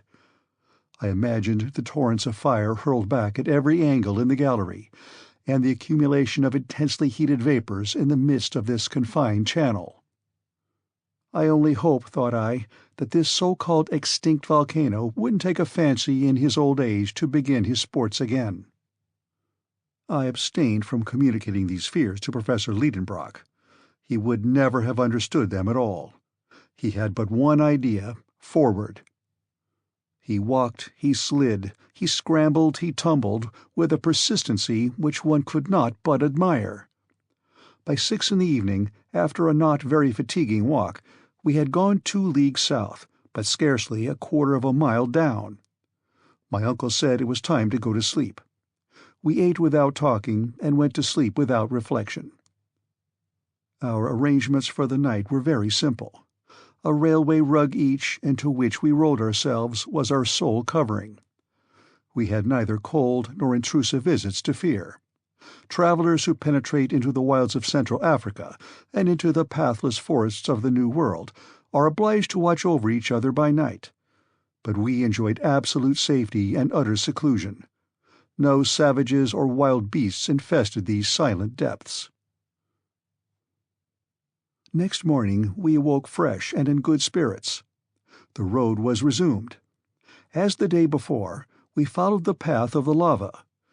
It was impossible to tell what rocks we were passing. The tunnel, instead of tending lower, approached more and more nearly to a horizontal direction. I even fancied a slight rise. But about 10 this upward tendency became so evident, and therefore so fatiguing, that I was obliged to slacken my pace. "Well, Axel?" demanded the professor impatiently. "Well, I cannot stand it any longer," I replied. "What, after 3 hours' walk over such easy ground?" "It may be easy, but it is tiring all the same." "What, when we have nothing to do but keep going down?" "Going up, if you please." "Going up," said my uncle with a shrug. "No doubt. For the last half-hour the inclines have gone the other way, and at this rate we shall soon arrive upon the level soil of Iceland." The professor nodded slowly and uneasily, like a man that declines to be convinced. I tried to resume the conversation. He answered not a word, and gave the signal for a start. I saw that his silence was nothing but ill-humour. Still, I had courageously shouldered my burden again, and was rapidly following Hans, whom my uncle preceded. I was anxious not to be left behind. My greatest care was not to lose sight of my companions. I shuddered at the thought of being lost in the mazes of this vast subterranean labyrinth. Besides, if the ascending road did become steeper, I was comforted with the thought that it was bringing us nearer to the surface. There was hope in this. Every step confirmed me in it, and I was rejoicing at the thought of meeting my little Gräuben again. By midday there was a change in the appearance of this wall of the gallery. I noticed it by a diminution of the amount of light reflected from the sides. Solid rock was appearing in the place of the lava coating. The mass was composed of inclined and sometimes vertical strata. We were passing through rocks of the transition or Silurian system. "It is evident," I cried, "the marine deposits formed in the second period, the shales, limestones, and sandstones. We are turning away from the primary granite. We are just as if we were people of Hamburg going to Lübeck by way of Hanover." I had better have kept my observations to myself, but my geological instinct was stronger than my prudence, and Uncle Lidenbrock heard my exclamation. "What's that you are saying?" he asked. "See," I said, pointing to the varied series of sandstones and limestones and the first indication of slate. "Well?" "We are at the period when the first plants and animals appeared." "Do you think so?" "Look close and examine." I obliged the professor to move his lamp over the walls of the gallery. I expected some signs of astonishment, but he spoke not a word and went on. Had he understood me or not? Did he refuse to admit, out of self-love as an uncle and a philosopher, that he had mistaken his way when he chose the eastern tunnel, or was he determined to examine this passage to its farthest extremity? It was evident that we had left the lava path, and that this road could not possibly lead to the extinct furnace of Snæfell. Yet I asked myself if I was not depending too much on this change in the rock. Might I not myself be mistaken? Were we really crossing the layers of rock which overlie the granite foundation? If I am right, I thought, I must soon find some fossil remains of primitive life, and then we must yield to evidence. I will look. I had not gone 100 paces before incontestable proofs presented themselves. It could not be otherwise, for in the Silurian age the seas contained at least 1,500 vegetable and animal species. My feet, which had become accustomed to the indurated lava floor, suddenly rested upon a dust composed of the debris of plants and shells. In the walls were distinct impressions of fucoids and lycopodites. Professor Lidenbrock could not be mistaken, I thought, and yet he pushed on, with, I suppose, his eyes resolutely shut. This was only invincible obstinacy. I could hold out no longer. I picked out a perfectly formed shell, which had belonged to an animal not unlike the woodlouse. Then, joining my uncle, I said, "Look at this." "Very well," said he quietly, It is the shell of a crustacean, of an extinct species called a trilobite. Nothing more." "But don't you conclude—" "Just what you conclude yourself. Yes, I do perfectly. We have left the granite and the lava. It is possible that I may be mistaken, but I cannot be sure of that until I have reached the very end of this gallery." "You are right in doing this, my uncle, and I should quite approve of your determination, if there were not a danger threatening us nearer and nearer." "What danger?" "The want of water." "Well, Axel, we will put ourselves upon rations." End of chapter 19.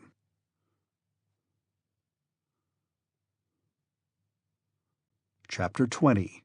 The First Signs of Distress. In fact, we had to ration ourselves. Our provision of water could not last more than 3 days. I found that out for certain when supper time came, and to our sorrow we had little reason to expect to find a spring in these transition beds. The whole of the next day the gallery opened before us its endless arcades. We moved on almost without a word.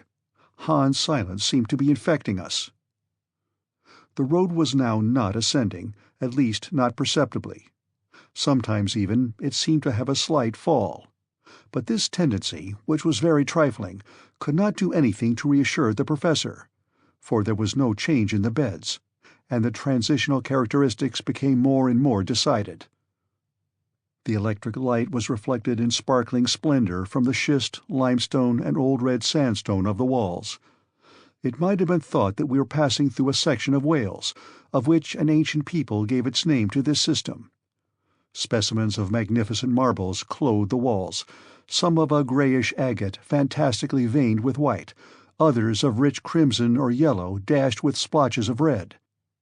Then came dark cherry-coloured marbles relieved by the lighter tints of limestone.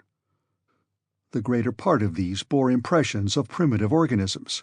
Creation had evidently advanced since the day before. Instead of rudimentary trilobites, I noticed remains of a more perfect order of beings, amongst others ganoid fishes, and some of those sauroids in which paleontologists have discovered the earliest reptile forms. The Devonian seas were peopled by animals of these species, and deposited them by thousands in the rocks of the newer formation.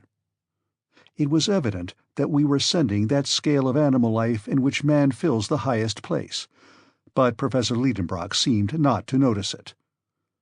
He was awaiting one of two events, either the appearance of a vertical well opening before his feet, down which our descent might be resumed, or that of some obstacle which should effectually turn us back on our own footsteps.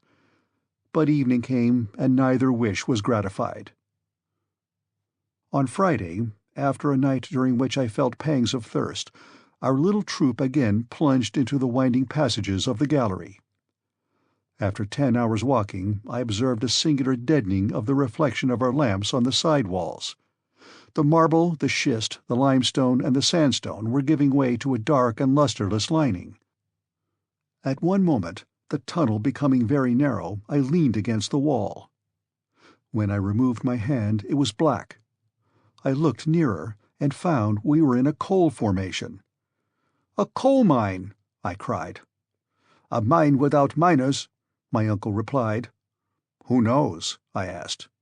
"I know," the professor pronounced decidedly. "I am certain that this gallery driven through beds of coal was never pierced by the hand of man. But whether it be the hand of nature or not does not matter. Supper time is come. Let us sup." Hans prepared some food. I scarcely ate, and I swallowed down the few drops of water rationed out to me. 1 flask half full was all we had left to slake the thirst of 3 men. After their meal my 2 companions laid themselves down upon their rugs, and found in sleep a solace for their fatigue. But I could not sleep, and I counted every hour until morning. On Saturday at 6 we started afresh. In 20 minutes we reached a vast open space. I then knew that the hand of man had not hollowed out this mine. The vaults would have been shored up, and as it was, they seemed to be held up by a miracle of equilibrium. This cavern was about 100 feet wide and 150 in height. A large mass had been rent asunder by a subterranean disturbance. Yielding to some vast power from below, it had broken asunder, leaving this great hollow into which human beings were now penetrating for the first time. The whole history of the Carboniferous period was written upon these gloomy walls, and a geologist might with ease trace all its diverse phases. The beds of coal were separated by strata of sandstone or compact clays, and appeared crushed under the weight of overlaying strata. At the age of the world which preceded the Secondary period, the earth was clothed with immense vegetable forms, the product of the double influence of tropical heat and constant moisture. A vapory atmosphere surrounded the earth, still veiling the direct rays of the sun. Thence arises the conclusion that the high temperature then existing was due to some other source than the heat of the sun. Perhaps even the orb of day may not have been ready yet to play the splendid part he now acts. There were no climates as yet, and a torrid heat, equal from pole to equator, was spread over the whole surface of the globe. Whence this heat? Was it from the interior of the earth? Notwithstanding the theories of Professor Lidenbrock, a violent heat did at that time brood within the body of the spheroid. Its action was felt to the very last coats of the terrestrial crust. The plants, unacquainted with the beneficent influences of the sun, yielded neither flowers nor scent, but the roots drew vigorous life from the burning soil of the early days of this planet. There were but few trees. Herbaceous plants alone existed. There were tall grasses, ferns, lycopods, besides sigillaria, asterophyllites, now scarce plants, but then the species might be counted by thousands. The coal measures owe their origin to this period of profuse vegetation. The yet elastic and yielding crust of the earth obeyed the fluid forces beneath. Thence innumerable fissures and depressions. The plants, sunk underneath the waters, formed by degrees into vast accumulated masses. Then came the chemical action of nature. In the depths of the seas, the vegetable accumulations first became peat. Then, acted upon by generated gases and the heat of fermentation, they underwent a process of complete mineralization. Thus were formed those immense coalfields, which, nevertheless, are not inexhaustible, and which 3 centuries at the present accelerated rate of consumption will exhaust unless the industrial world will devise a remedy. These reflections came into my mind whilst I was contemplating the general wealth stored up in this portion of the globe. These, no doubt, I thought, will never be discovered. The working of such deep mines would involve too large an outlay, and where would be the use as long as coal is yet spread far and wide near the surface? Such as my eyes behold these virgin stores, such they will be when this world comes to an end. But still we marched on, and I alone was forgetting the length of the way by losing myself in the midst of geological contemplations. The temperature remained what it had been during our passage during the lava and schists. Only my sense of smell was forcibly affected by an odor of protocarburet of hydrogen. I immediately recognized in this gallery the presence of a considerable quantity of the dangerous gas called by miners fire damp, the explosion of which has often occasioned such dreadful catastrophes. Happily, our light was from Ruhmkorff's ingenious apparatus. If, unfortunately, we had explored this gallery with torches, a terrible explosion would have put an end to travelling and travellers at one stroke. This excursion through the coal mine lasted till night. My uncle scarcely could restrain his impatience at the horizontal road. The darkness, always deep 20 yards before us, prevented us from estimating the length of the gallery, and I was beginning to think it must be endless, when suddenly, at 6 o'clock, a wall very unexpectedly stood before us. Right or left, top or bottom, there was no road farther. We were at the end of a blind alley. "Very well, it's all right," cried my uncle. "Now, at any rate, we shall know what we are about. We are not in Saknussemm's road, and all we have to do is to go back. Let us take a night's rest, and in 3 days we shall get to the fork in the road." "Yes," said I, "if we have any strength left." "Why not?" "Because tomorrow we shall have no water." "No courage either?" asked my uncle severely. I dared make no answer. End of chapter 20.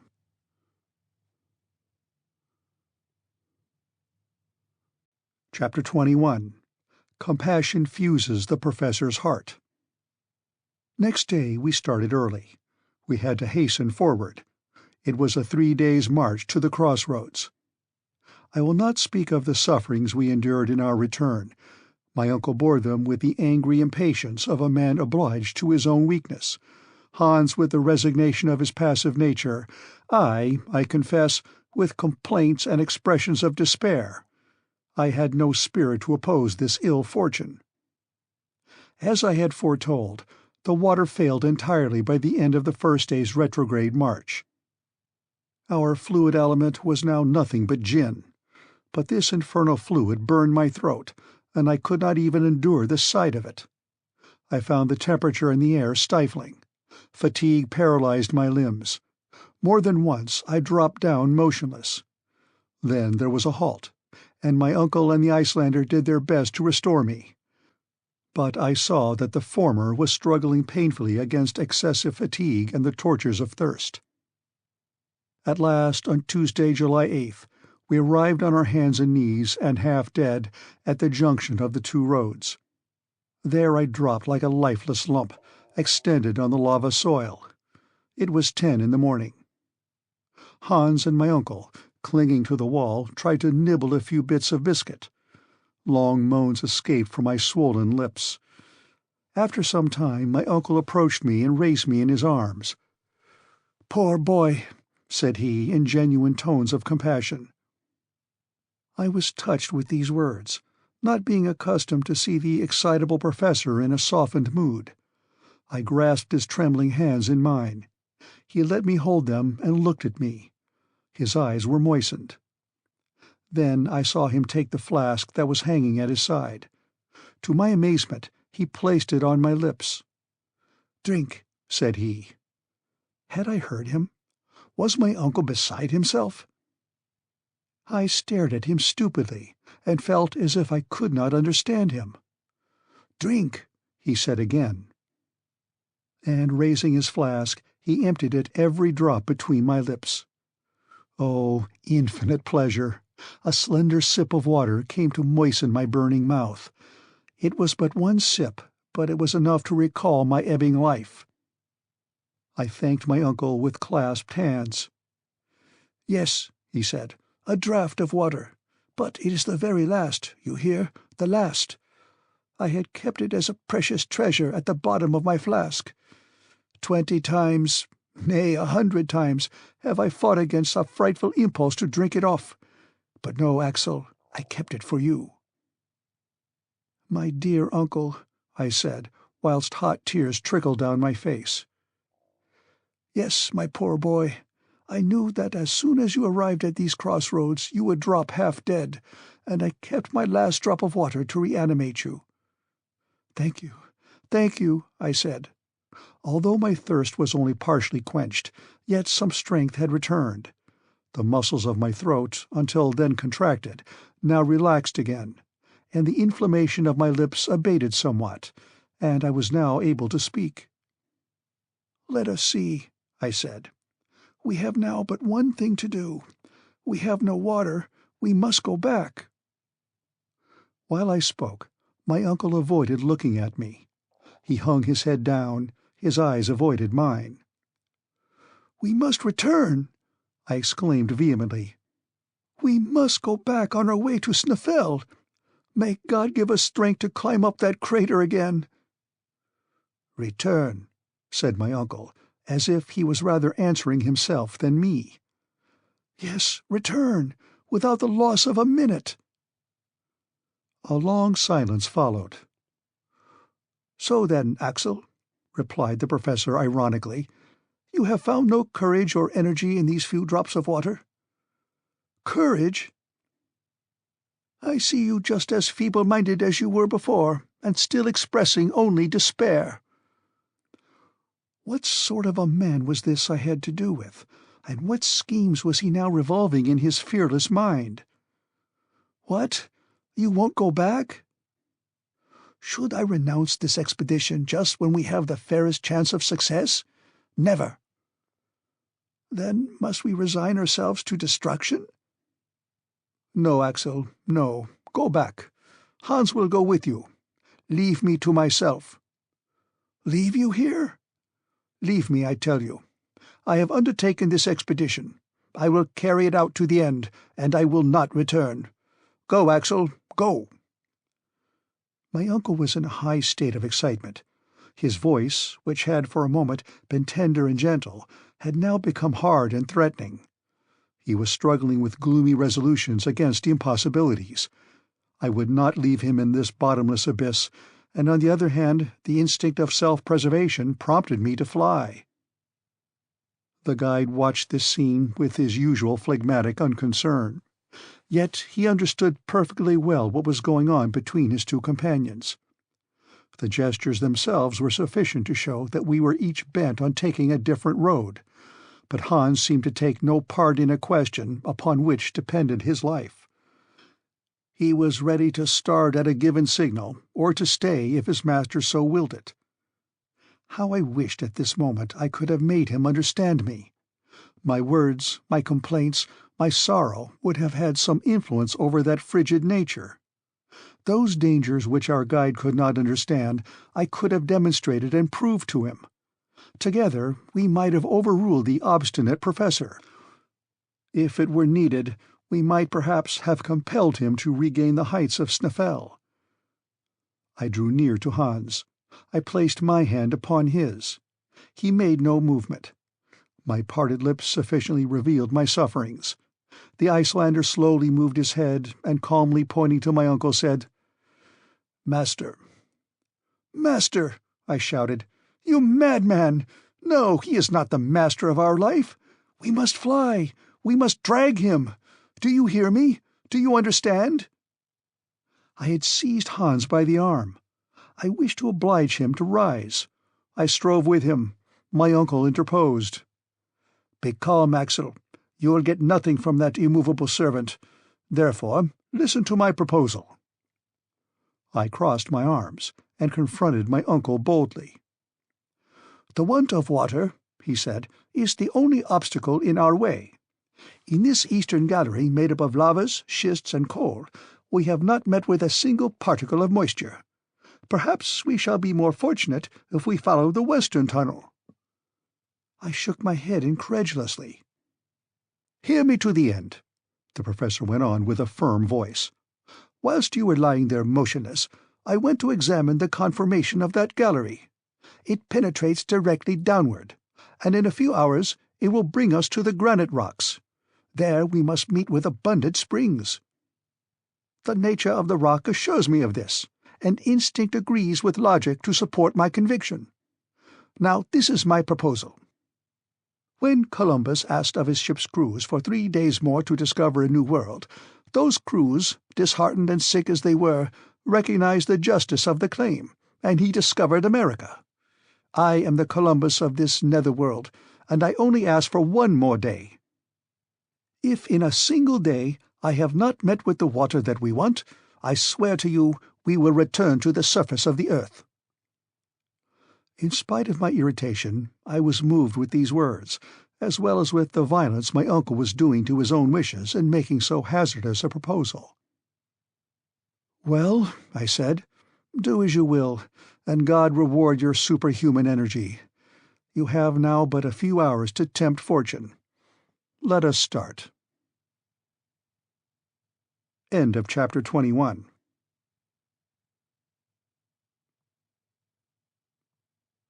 Chapter 22. Total Failure of Water. This time the descent commenced by the new gallery. Hans walked first, as was his custom. We had not gone 100 yards when the professor, moving his lantern along the walls, cried, "Here are primitive rocks. Now we are in the right way. Forward!" When in its early stages the earth was slowly cooling, its contraction gave rise in its crust to disruptions, distortions, fissures, and chasms. The passage through which we were moving was such a fissure, through which at one time granite poured out in a molten state. Its thousands of windings formed an inextricable labyrinth through the primeval mass. As fast as we descended, the succession of beds forming the primitive foundation came out with increasing distinctness. Geologists consider this primitive matter to be the base of the mineral crust of the earth, and have ascertained it to be composed of 3 different formations: schist, gneiss, and mica schist, resting upon that unchangeable foundation, the granite. Never had mineralogists found themselves in so marvelous a situation to study nature in situ. What the boring machine, an insensible inert instrument, was unable to bring to the surface of the inner structure of the globe, we were able to peruse with our own eyes and handle with our own hands. Through the beds of schist, colored with delicate shades of green, ran in winding coarse threads of copper and manganese, with traces of platinum and gold. I thought, what riches are here buried at an unapproachable depth in the earth, hidden forever from the covetous eyes of the human race. These treasures have been buried at such a profound depth by the convulsions of primeval times that they run no chance of ever being molested by the pickaxe or the spade. To the schists succeeded gneiss, partially stratified, remarkable for the parallelism and regularity of its lamina. Then mica schists, laid in large plates or flakes, revealing their lamellated structure by the sparkle of the white shiny mica. The light from our apparatus, reflected from the small facets of quartz, shot sparkling rays at every angle, and I seemed to be moving through a diamond, within which the quickly darting rays broke across each other in 1,000 flashing coruscations. About 6 o'clock, this brilliant fete of illuminations underwent a sensible abatement of splendor, then almost ceased. The walls assumed a crystallized though somber appearance. Mica was more closely mingled with the feldspar and quartz to form the proper rocky foundations of the earth, which bears without distortion or crushing the weight of the 4 terrestrial systems. We were immured within prison walls of granite. It was 8 in the evening. No signs of water had yet appeared. I was suffering horribly. My uncle strode on. He refused to stop. He was listening anxiously for the murmur of distant springs, but no, there was dead silence. And now my limbs were failing beneath me. I resisted pain and torture, that I might stop my uncle, which would have driven him to despair, for the day was drawing near to its end, and it was his last. At last I failed utterly. I uttered a cry and fell. "Come to me! I am dying!" My uncle retraced his steps. He gazed upon me with his arms crossed. Then these muttered words passed his lips. "It's all over."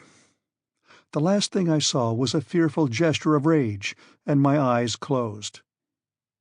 When I reopened them, I saw my 2 companions motionless and rolled up in their coverings. Were they asleep? As for me, I could not get 1 moment's sleep. I was suffering too keenly, and what embittered my thoughts was that there was no remedy. My uncle's last words echoed painfully in my ears, "It's all over." For in such a fearful state of debility it was madness to think of ever reaching the upper world again. We had above us 1.5 leagues of terrestrial crust. The weight of it seemed to be crushing down upon my shoulders. I felt weighed down, and I exhausted myself with imaginary violent exertions to turn round upon my granite couch. A few hours passed away. A deep silence reigned around us, the silence of the grave. No sound could reach us through walls, the thinnest of which were 5 miles thick. Yet in the midst of my stupefaction I seemed to be aware of a noise. It was dark down the tunnel, but I seemed to see the Icelander vanishing from our sight with the lamp in his hand. Why was he leaving us? Was Hans going to forsake us? My uncle was fast asleep. I wanted to shout, but my voice died upon my parched and swollen lips. The darkness became deeper, and the last sound died away in the far distance. "Hans has abandoned us!" I cried. "Hans! Hans!" But these words were only spoken within me. They went no farther. Yet after the first moment of terror I felt ashamed of suspecting a man of such extraordinary faithfulness. Instead of ascending, he was descending the gallery. An evil design would have taken him up, not down. This reflection restored me to calmness, and I turned to other thoughts. None but some weighty motive could have induced so quiet a man to forfeit his sleep. Was he on a journey of discovery? Had he, during the silence of the night, caught a sound, a murmuring of something in the distance, which had failed to affect my hearing? End of chapter 22.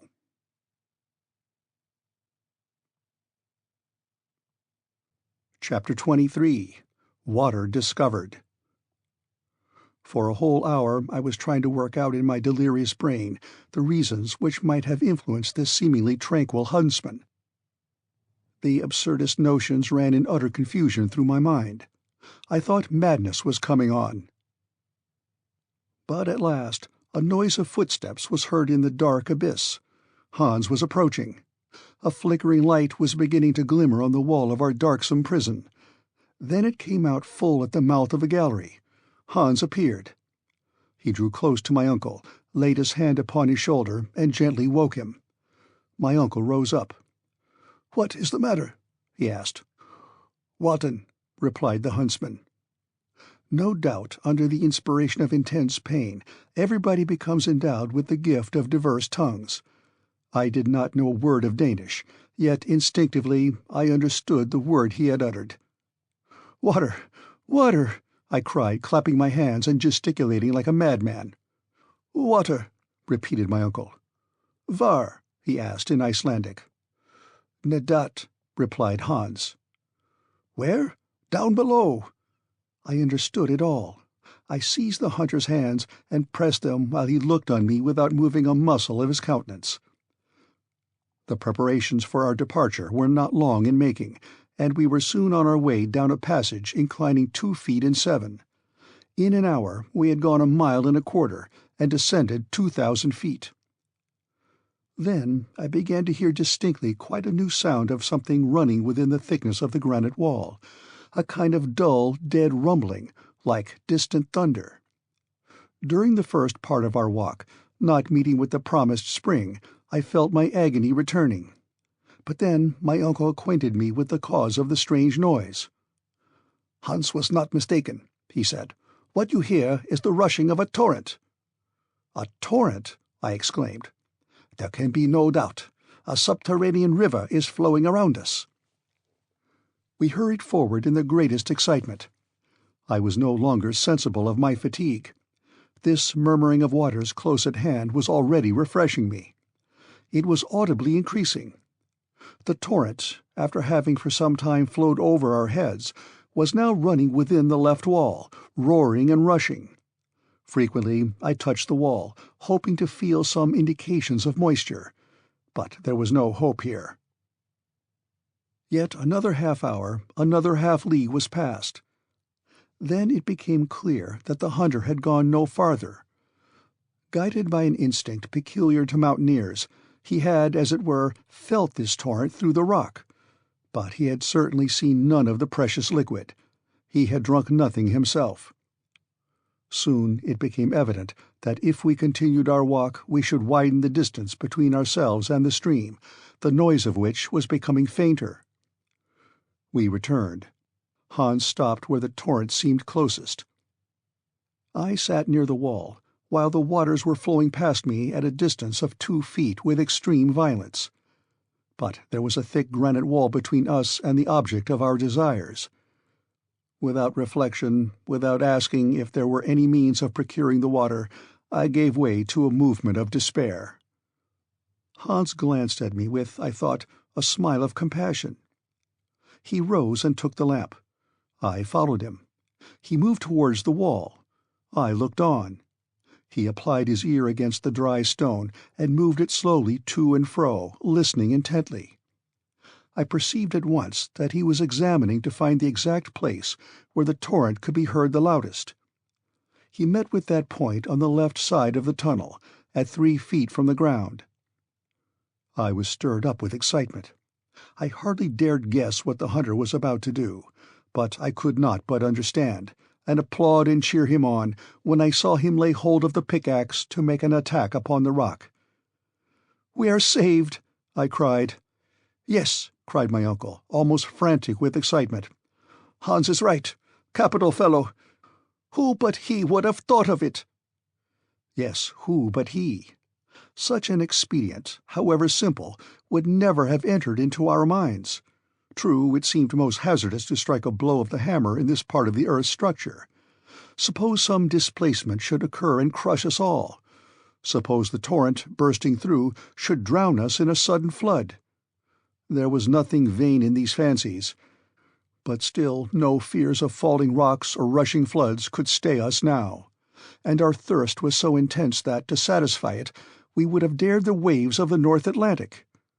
Hans set about the task which my uncle and I together could not have accomplished. If our impatience had armed our hands with power, we should have shattered the rock into 1,000 fragments. Not so Hans. Full of self-possession, he calmly wore his way through the rock with a steady succession of light and skilful strokes, working through an aperture 6 inches wide at the outside. I could hear a louder noise of flowing waters, and I fancied I could feel the delicious fluid refreshing my parched lips. The pick had soon penetrated 2 feet into the granite partition, and our man worked for above an hour. I was in an agony of impatience. My uncle wanted to employ stronger measures, and I had some difficulty in dissuading him. Still, he had just taken a pickaxe in his hand, when a sudden hissing was heard, and a jet of water spurted out with violence against the opposite wall. Hans, almost thrown off his feet by the violence of the shock, uttered a cry of grief and disappointment, of which I soon understood the cause, when, plunging my hands into the spouting torrent, I withdrew them in haste, for the water was scalding hot. "The water is at the boiling point," I cried. "Well, never mind, let it cool," my uncle replied. The tunnel was filling with steam, whilst a stream was forming, which by degrees wandered away into the subterranean windings, and soon we had the satisfaction of swallowing our first draught.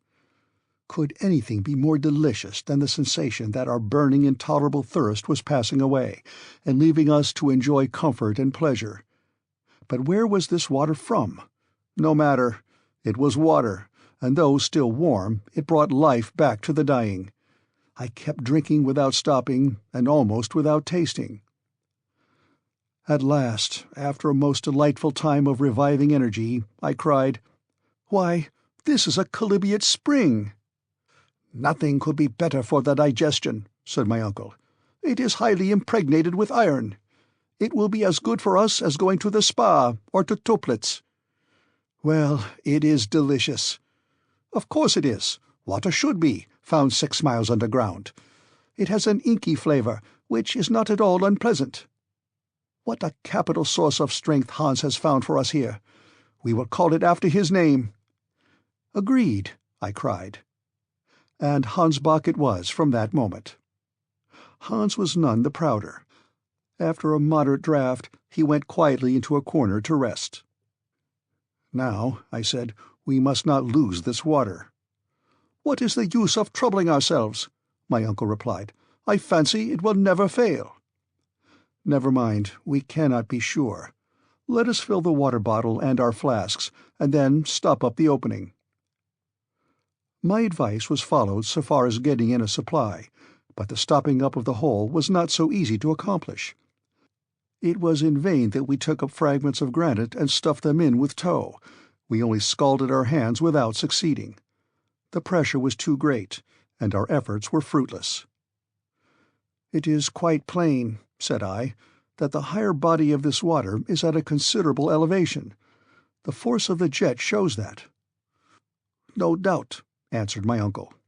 "If this column of water is 32,000 feet high, that is, from the surface of the earth, it is equal to the weight of 1,000 atmospheres. But I have got an idea." "Well?" "Why should we trouble ourselves to stop the stream from coming out at all?" "Because—" Well, I could not assign a reason. "When our flasks are empty, where shall we fill them again? Can we tell that?" No, there was no certainty. "Well, let us allow the water to run on. It will flow down, and will both guide and refresh us." "That is well planned," I cried.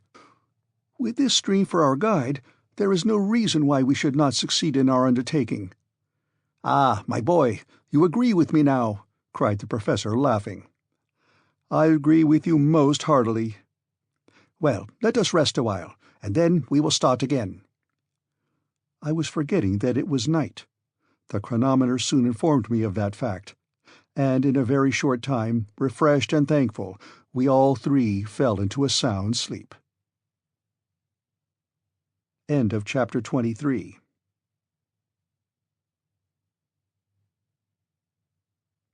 Chapter 24. "Well said, old mole.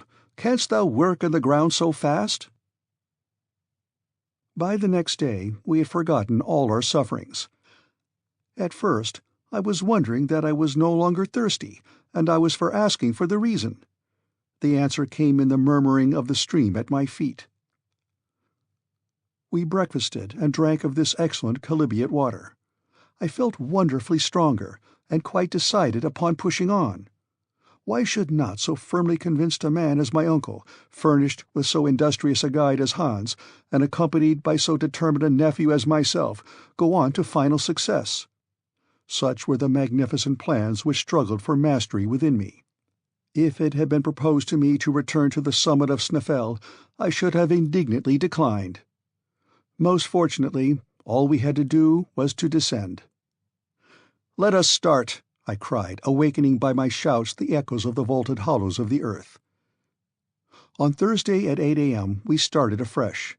The granite tunnel winding from side to side earned us past unexpected turns, and seemed almost to form a labyrinth.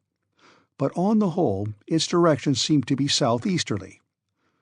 My uncle never ceased to consult his compass to keep account of the ground gone over.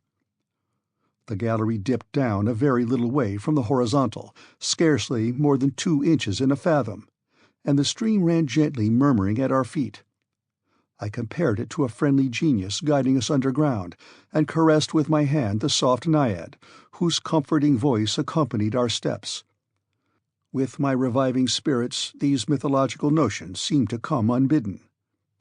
As for my uncle, he was beginning to storm against the horizontal road. He loved nothing better than a vertical path. But this way seemed indefinitely prolonged, and instead of sliding along the hypotenuse as we were now doing, he would willingly have dropped down the terrestrial radius. But there was no help for it, and as long as we were approaching the center at all, we felt that we must not complain. From time to time a steeper path appeared. Our naiad then began to tumble before us with a hoarser murmur, and we went down with her to a greater depth. On the whole, that day and the next we made considerable way horizontally, very little vertically. On Friday evening, the 10th of July, according to our calculations, we were 30 leagues southeast of Reykjavik, and at a depth of 2 leagues and a half. At our feet there now opened a frightful abyss. My uncle, however, was not to be daunted, and he clapped his hands at the steepness of the descent. "This will take us a long way," he cried, "and without much difficulty, for the projections in the rock form quite a staircase." The ropes were so fastened by Hans as to guard against accident, and the descent commenced. I can hardly call it perilous, for I was beginning to be familiar with this kind of exercise. This well, or abyss, was a narrow cleft in the mass of the granite, called by geologists a fault, and caused by the unequal cooling of the globe of the earth. If it had at one time been a passage for eruptive matter thrown out by Snaefell, I still could not understand why no trace was left of its passage. We kept going down a kind of winding staircase, which seemed almost to have been made by the hand of man. Every quarter of an hour we were obliged to halt, to take a little necessary repose and restore the action of our limbs. We then sat down upon a fragment of rock, and we talked as we ate and drank from the stream. Of course, down this fault the Hansbach fell in a cascade, and lost some of its volume. But there was enough and to spare to slake our thirst. Besides, when the incline became more gentle, it would of course resume its peaceable course. At this moment it reminded me of my worthy uncle, in his frequent fits of impatience and anger, while below it ran with the calmness of the Icelandic hunter. On the 6th and 7th of July, we kept following the spiral curves of this singular well, penetrating in actual distance no more than 2 leagues, but being carried to a depth of 5 leagues below the level of the sea. But on the 8th, about noon, the fault took towards the southeast a much gentler slope, one of about 45 degrees. Then the road became monotonously easy. It could not be otherwise, for there was no landscape to vary the stages of our journey. On Wednesday the 15th, we were 7 leagues underground, and had travelled 50 leagues away from Snaefell. Although we were tired, our health was perfect, and the medicine chest had not yet had occasion to be opened. My uncle noted every hour the indications of the compass, the chronometer, the aneroid, and the thermometer, the very same which he has published in his scientific report of our journey. It was therefore not difficult to know exactly our whereabouts. When he told me that we had gone 50 leagues horizontally, I could not repress an exclamation of astonishment at the thought that we had now long left Iceland behind us. "What is the matter?" he cried. "I was reflecting that, if your calculations are correct, we are no longer under Iceland." "Do you think so?" "I am not mistaken," I said, and examining the map, I added, "We have passed Cape Portland, and those 50 leagues bring us under the wide expanse of the ocean." "Under the sea," my uncle repeated, rubbing his hands with delight. "Can it be?" I said. "Is the ocean spread above our heads?" "Of course, Axel. What can be more natural? At Newcastle, are there not coal mines extending far under the sea?" It was all very well for the Professor to call this so simple, but I could not feel quite easy at the thought that the boundless ocean was rolling over my head. And yet it really mattered very little whether it was the plains and mountains that covered our heads, or the Atlantic waves, as long as we were arched over by solid granite. And besides, I was getting used to this idea. For the tunnel, now running straight, now winding as capriciously in its inclines as in its turnings, but constantly preserving its southeasterly direction, and always running deeper, was gradually carrying us to very great depths indeed. 4 days later, Saturday the 18th of July in the evening, we arrived at a kind of vast grotto, and here my uncle paid Hans his weekly wages, and it was settled that the next day, Sunday, should be a day of rest. End of chapter 24.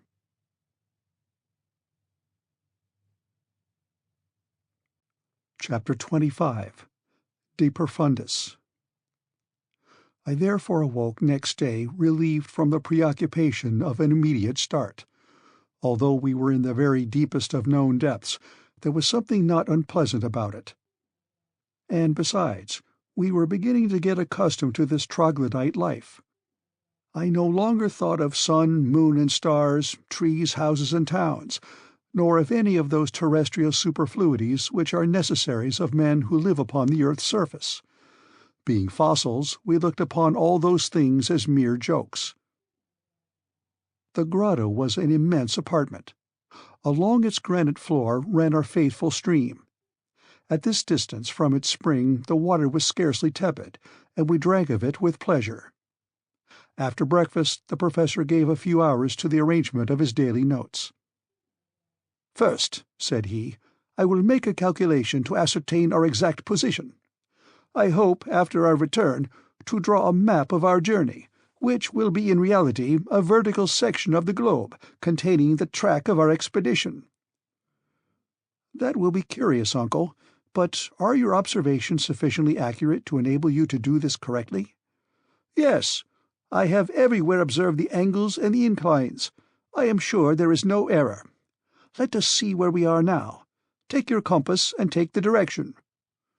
I looked and replied carefully, "Southeast by east." "Well," answered the Professor after a rapid calculation, "I infer that we have gone 85 leagues since we started." "Therefore we are under mid-Atlantic?" "To be sure we are." "And perhaps at this very moment there is a storm above, and ships over our heads are being rudely tossed by the tempest." "Quite probable." "And whales are lashing the roof of our prison with their tails?" "It may be, Axel, but they won't shake us here. But let us go back to our calculation. Here we are 85 leagues southeast of Sneffels, and I reckon that we are at a depth of 16 leagues. 16 leagues? I cried.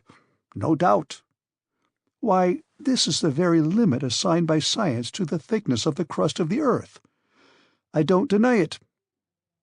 And here, according to the law of increasing temperature, there ought to be a heat of 2,732 degrees Fahrenheit. So there should, my lad. And all this solid granite ought to be running in fusion.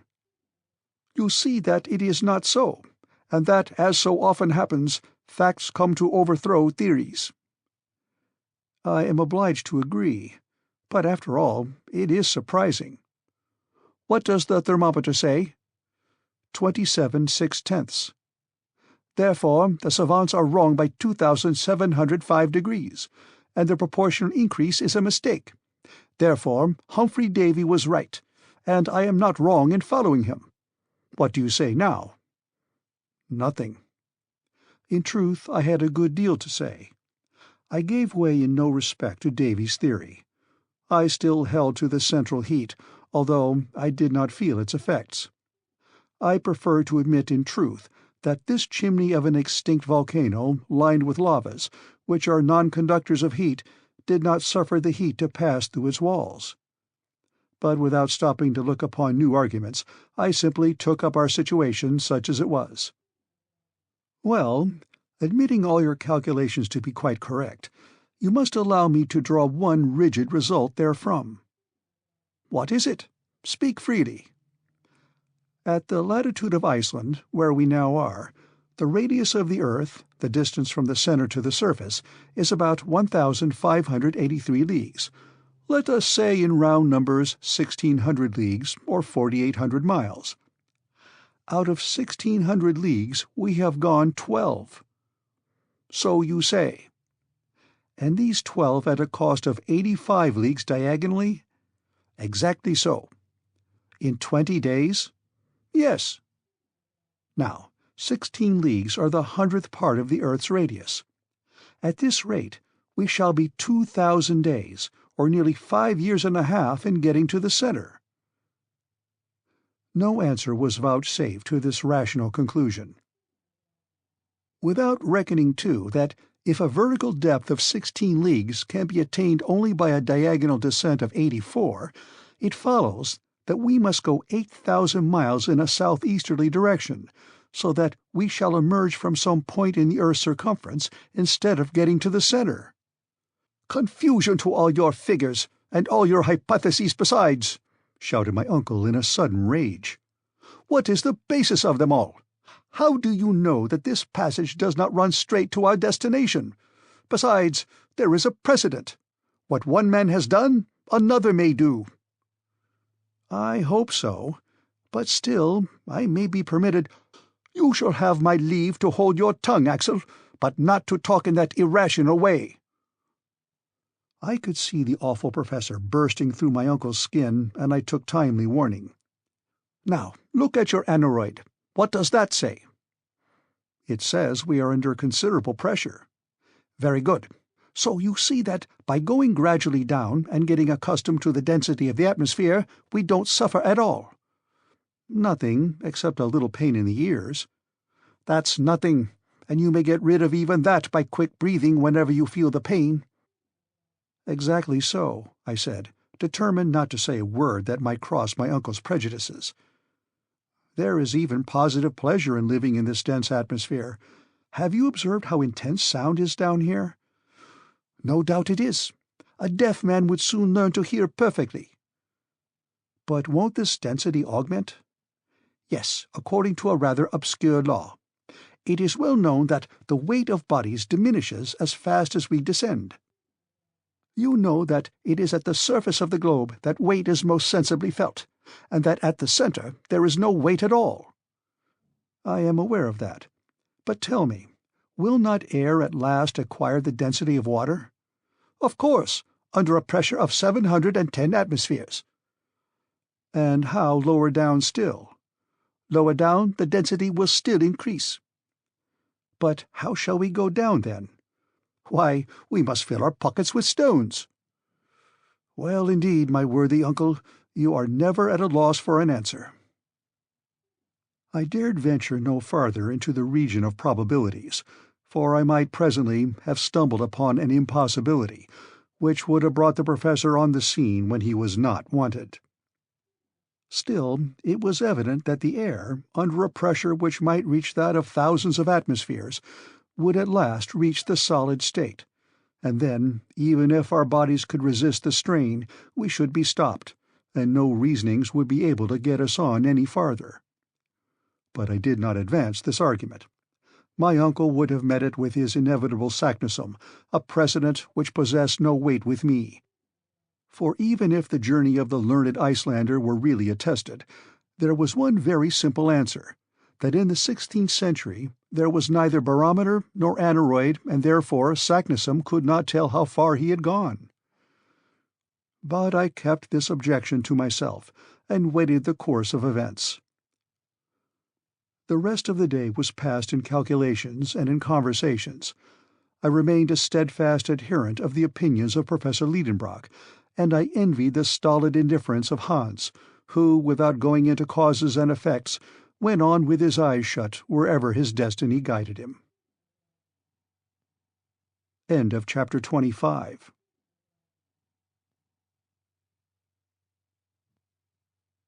Chapter 26. The Worst Peril of All. It must be confessed that hitherto things had not gone on so badly, and that I had small reason to complain. If our difficulties became no worse, we might hope to reach our end. And to what a height of scientific glory we should then attain! I had become quite a Lidenbrock in my reasonings. Seriously, I had. But would this state of things last in the strange place we had come to? Perhaps it might.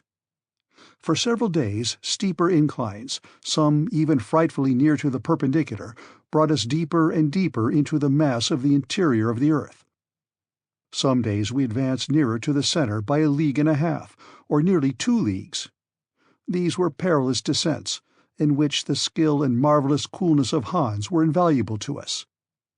That unimpassioned Icelander devoted himself with incomprehensible deliberation, and, thanks to him, we crossed many a dangerous spot which we should never have cleared alone. But his habit of silence gained upon him day by day, and was infecting us. External objects produced decided effects upon the brain. A man shut up between 4 walls soon loses the power to associate words and ideas together. How many prisoners in solitary confinement become idiots, if not mad, for want of exercise for the thinking faculty? During the fortnight following our last conversation, no incident occurred worthy of being recorded. But I have good reason for remembering one very serious event which took place at this time, and of which I could scarcely now forget the smallest details. By the 7th of August our successive descents had brought us to a depth of 30 leagues, that is, that for a space of 30 leagues there were over our heads solid beds of rock, ocean, continents, and towns. We must have been 200 leagues from Iceland. On that day the tunnel went down a gentle slope. I was ahead of the others.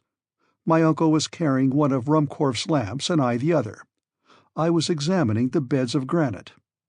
Suddenly turning round, I observed that I was alone. Well, well, I thought, I have been going too fast, or Hans and my uncle have stopped on the way.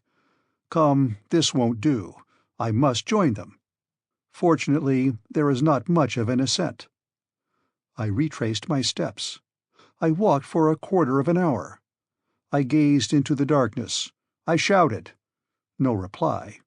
My voice was lost in the midst of the cavernous echoes which alone replied to my call. I began to feel uneasy. A shudder ran through me.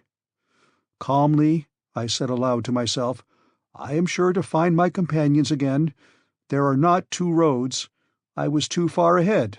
I will return. For half an hour I climbed up. I listened for a call, and in that dense atmosphere a voice could reach very far. But there was a dreary silence in all that long gallery. I stopped. I could not believe that I was lost. I was only bewildered for a time, not lost.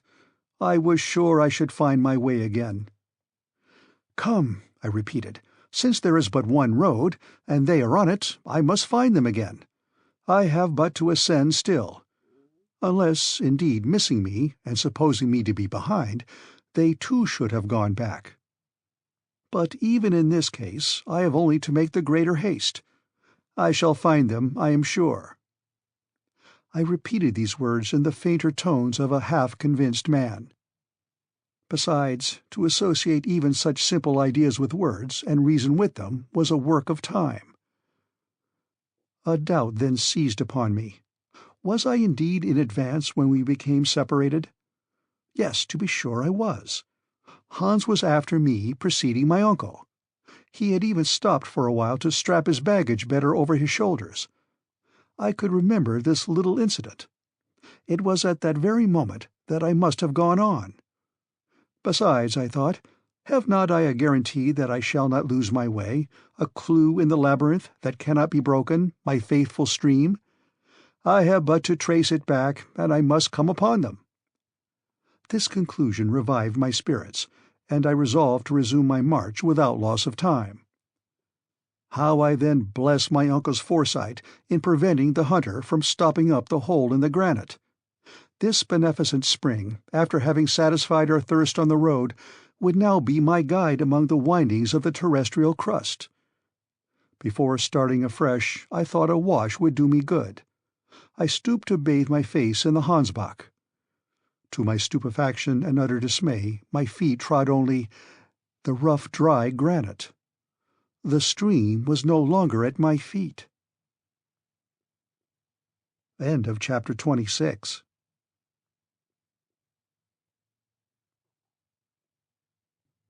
Chapter 27. Lost in the Bowels of the Earth. To describe my despair would be impossible.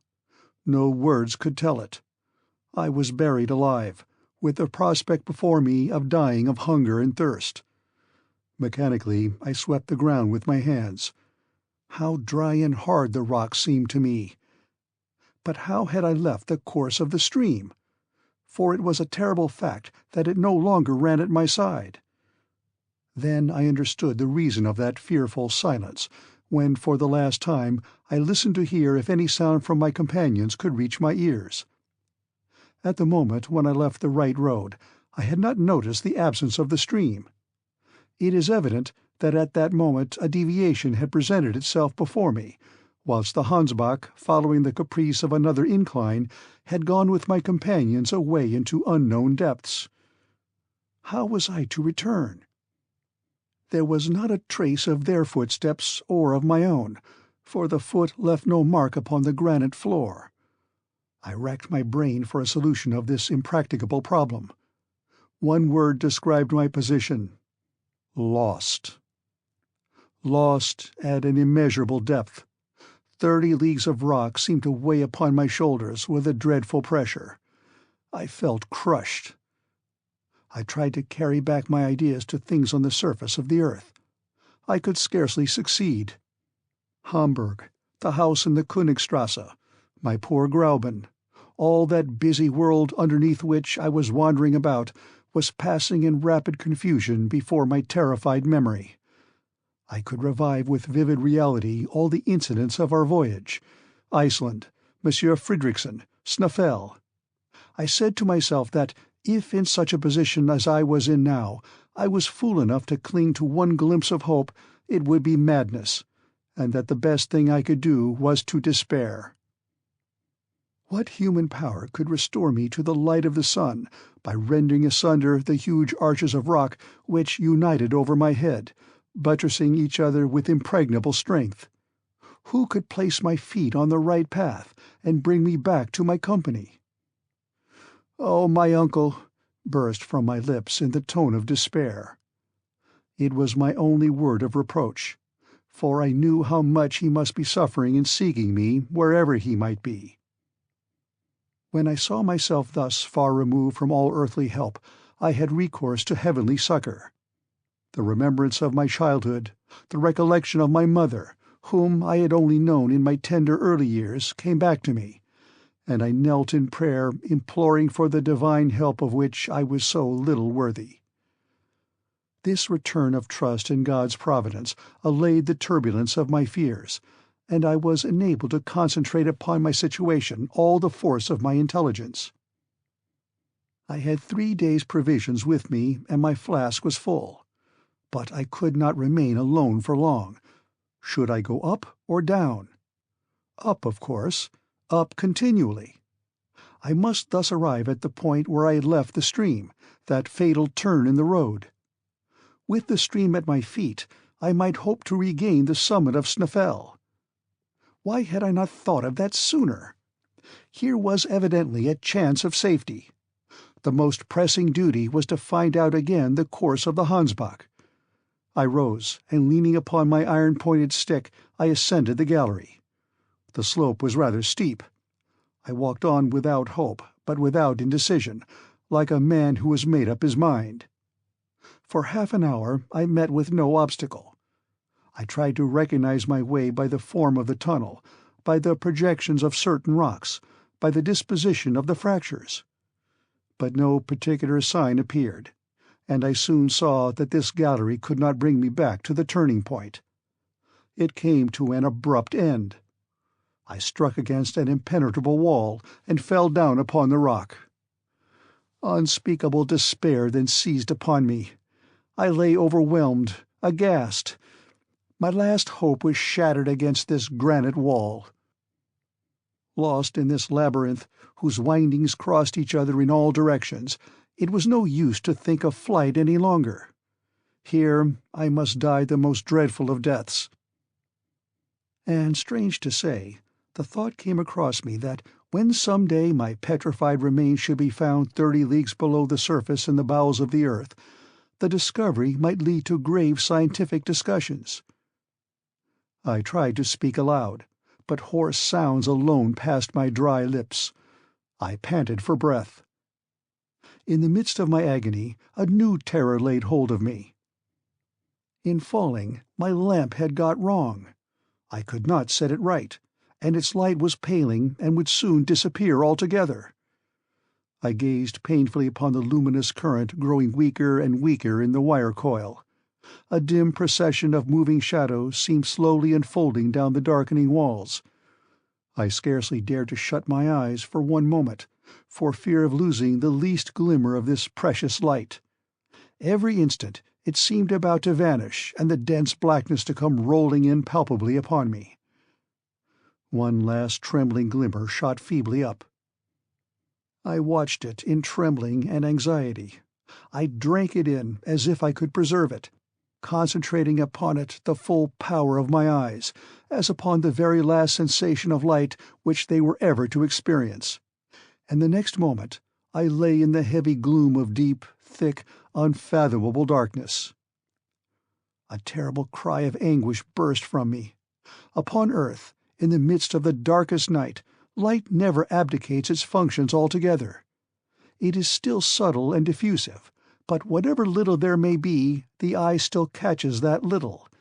Here there was not an atom. The total darkness made me totally blind. Then I began to lose my head. I arose with my arms stretched out before me, attempting painfully to feel my way. I began to run wildly, hurrying through the inextricable maze, still descending, still running through the substance of the earth's thick crust, a struggling denizen of geological faults, crying, shouting, yelling, soon bruised by contact with the jagged rock, falling and rising again bleeding, trying to drink the blood which covered my face, and even waiting for some rock to shatter my skull against. I shall never know whither my mad career took me. After the lapse of some hours, no doubt exhausted, I fell like a lifeless lump at the foot of the wall and lost all consciousness. End of chapter 27.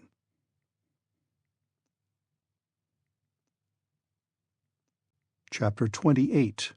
The Rescue in the Whispering Gallery.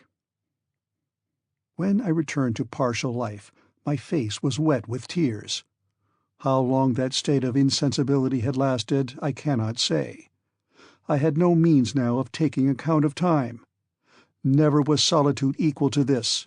Never had any living being been so utterly forsaken.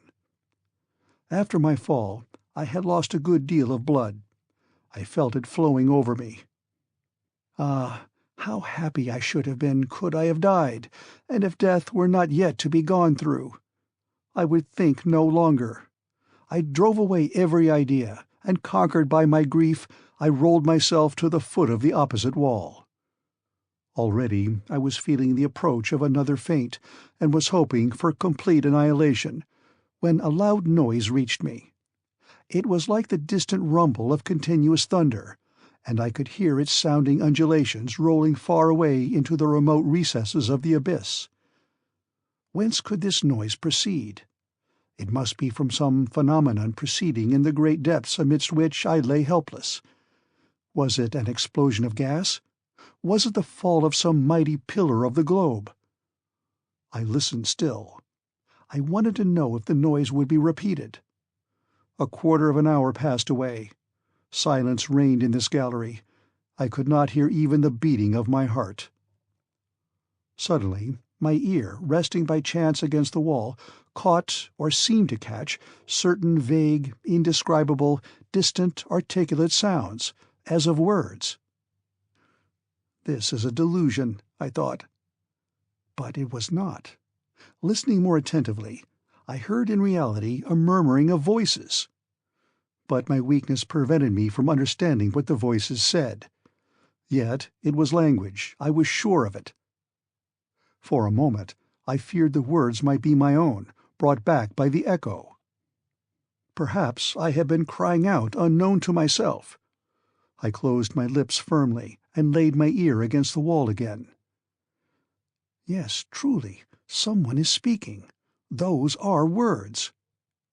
Even a few feet from the wall I could hear distinctly. I succeeded in catching uncertain, strange, undistinguishable words. They came as if pronounced in low murmured whispers. The word "forlorad" was several times repeated in a tone of sympathy and sorrow. "Help!" I cried with all my might. "Help!"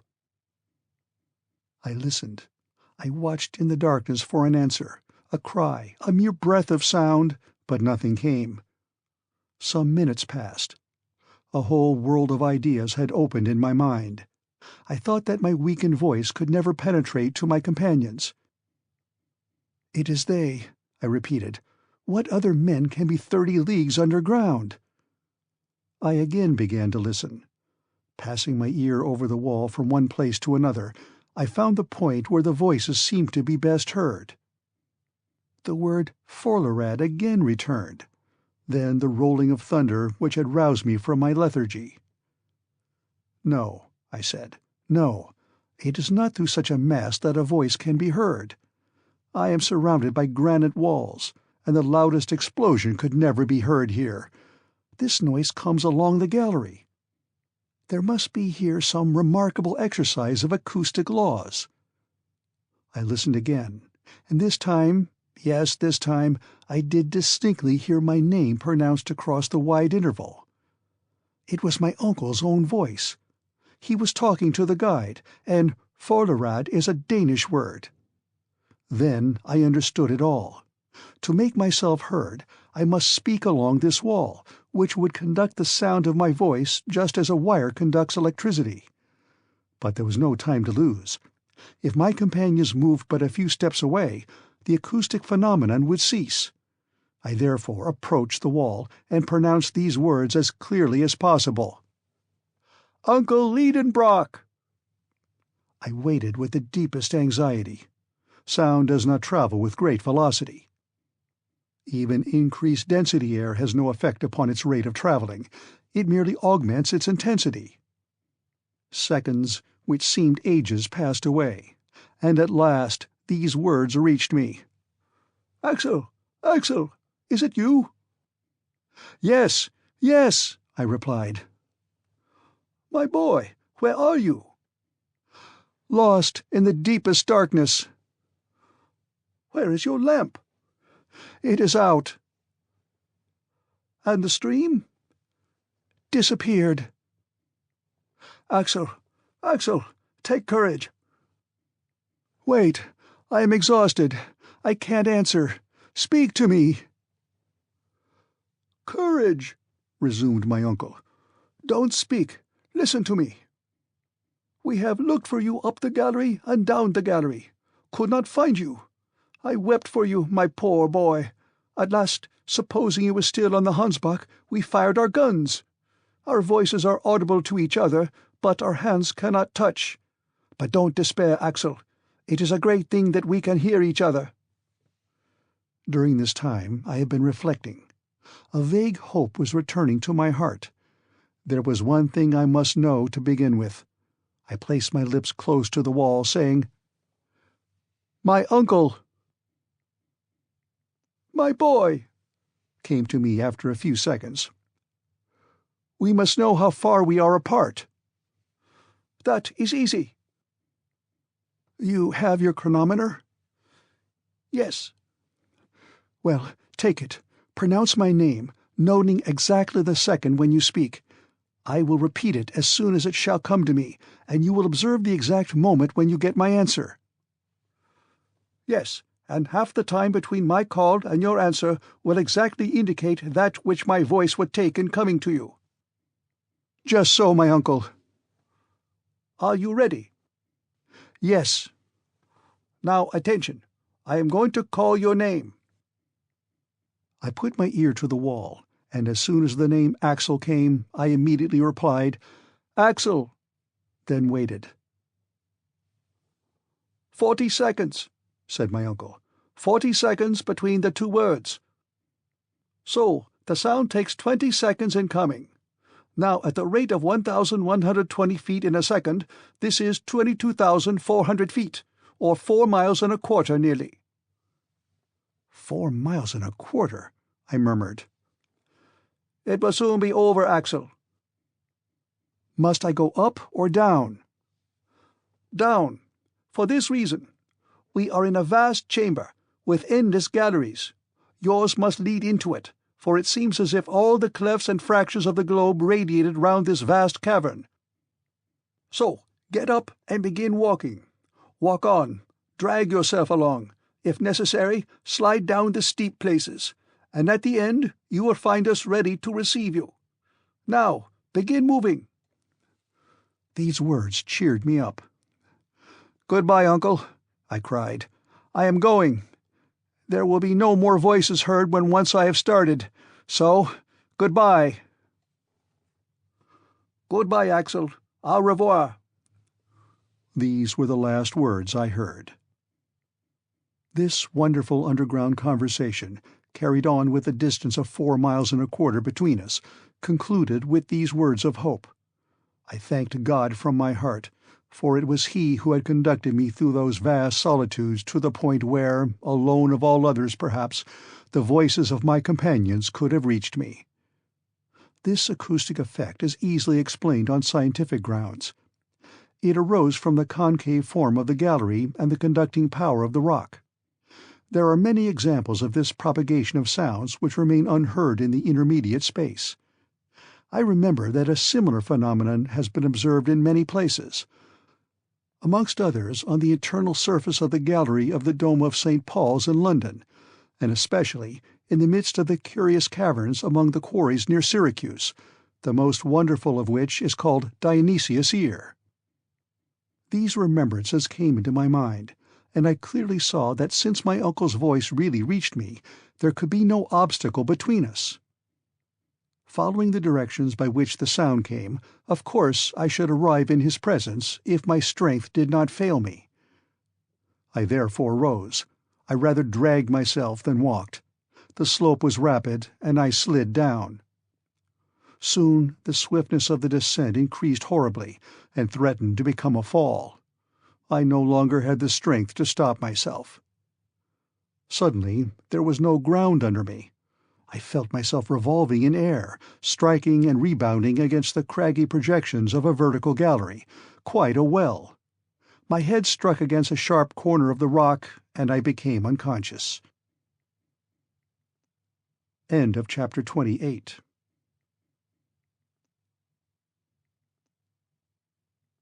Chapter 29. Thalada, Thalada. When I came to myself, I was stretched in half-darkness, covered with thick coats and blankets. My uncle was watching over me, to discover the least sign of life. At my first sigh, he took my hand. When I opened my eyes, he uttered a cry of joy. "He lives! He lives!" he cried. "Yes, I am still alive," I answered feebly. "My dear nephew," said my uncle, pressing me to his breast, "you are saved." I was deeply touched with the tenderness of his manner as he uttered these words, and still more with the care with which he watched over me. But such trials were wanted to bring out the Professor's tenderer qualities. At this moment Hans came. He saw my hand in my uncle's, and I may safely say that there was joy in his countenance. "God dag," said he. "How do you do, Hans? How are you? And now, uncle, tell me where we are at the present moment." "Tomorrow, Axel, tomorrow. Now you are too faint and weak. I have bandaged your head with compresses which must not be disturbed. Sleep now, and tomorrow I will tell you all." "But do tell me what time it is, and what day." "It is Sunday, the 8th of August, and it is 10 at night. You must ask me no more questions until the 10th. In truth, I was very weak, and my eyes involuntarily closed. I wanted a good night's rest, and I therefore went off to sleep, with the knowledge that I had been 4 long days alone in the heart of the earth. Next morning, on awakening, I looked round me. My couch, made up of all our travelling gear, was in a charming grotto, adorned with splendid stalactites, and the soil of which was a fine sand. It was half light. There was no torch, no lamp, yet certain mysterious glimpses of light came from without through a narrow opening in the grotto. I heard, too, a vague and indistinct noise, something like the murmuring of waves breaking upon a shingly shore, and at times I seemed to hear the whistling of wind. I wondered whether I was awake, whether I was dreaming, whether my brain, crazed by my fall, was not affected by imaginary noises. Yet neither eyes nor ears could be so utterly deceived. It is a ray of daylight, I thought, sliding in through this cleft in the rock. That is indeed the murmuring of waves. That is the rustling noise of wind. Am I quite mistaken, or have we returned to the surface of the earth? Has my uncle given up the expedition, or is it happily terminated? I was asking myself these unanswerable questions when the Professor entered. "Good morning, Axel," he cried cheerily. "I feel sure you are better." "Yes, I am indeed," said I, sitting up on my couch. "You can hardly fail to be better, for you have slept quietly. Hans and I watched you by turns, and we have noticed you were evidently recovering." "Indeed, I do feel a great deal better, and I will give you a proof of that presently, if you will let me have my breakfast." "You shall eat, lad. The fever has left you. Hans rubbed your wounds with some ointment or other of which the Icelanders keep the secret, and they have healed marvellously. Our hunter is a splendid fellow." Whilst he went on talking, my uncle prepared a few provisions, which I devoured eagerly, notwithstanding his advice to the contrary. All the while I was overwhelming him with questions which he answered readily. I then learnt that my providential fall had brought me exactly to the extremity of an almost perpendicular shaft, and as I had landed in the midst of an accompanying torrent of stones, the least of which would have been enough to crush me, the conclusion was that a loose portion of the rock had come down with me. This frightful conveyance had thus carried me into the arms of my uncle, where I fell bruised, bleeding, and insensible. "Truly, it is wonderful that you have not been killed 100 times over. But for the love of God, don't let us ever separate again, or we may never see each other more." "Not separate? Is the journey not over, then?" I opened a pair of astonished eyes, which immediately called for the question. "What is the matter, Axel?" "I have a question to ask you. You say that I am safe and sound?" No doubt you are. And all my limbs unbroken? Certainly. And my head? Your head, except for a few bruises, is all right, and it is on your shoulders where it ought to be. Well, I'm afraid my brain is affected. Your mind affected? Yes, I fear so. Are we again on the surface of the globe? No, certainly not. Then I must be mad, for don't I see the light of day, and don't I hear the wind blowing, and the sea breaking on the shore? Ah, is that all? Do tell me all about it. I can't explain the inexplicable, but you will soon see and understand that geology has not yet learnt all it has to learn. Then let us go, I answered quickly. No, Axel, the open air might be bad for you. Open air? Yes, the wind is rather strong. You must not expose yourself. But I assure you I am perfectly well. A little patience, my nephew. A relapse might get us into trouble, and we have no time to lose, for the voyage may be a long one. The voyage. Yes, rest today, and tomorrow we will set sail. Set sail? And I almost leaped up. What did it all mean? Had we a river, a lake, a sea to depend upon? Was there a ship at our disposal in some underground harbor? My curiosity was highly excited. My uncle vainly tried to restrain me. When he saw that my impatience was doing me harm, he yielded. I dressed in haste. For greater safety, I wrapped myself in a blanket and came out of the grotto. End of chapter 29.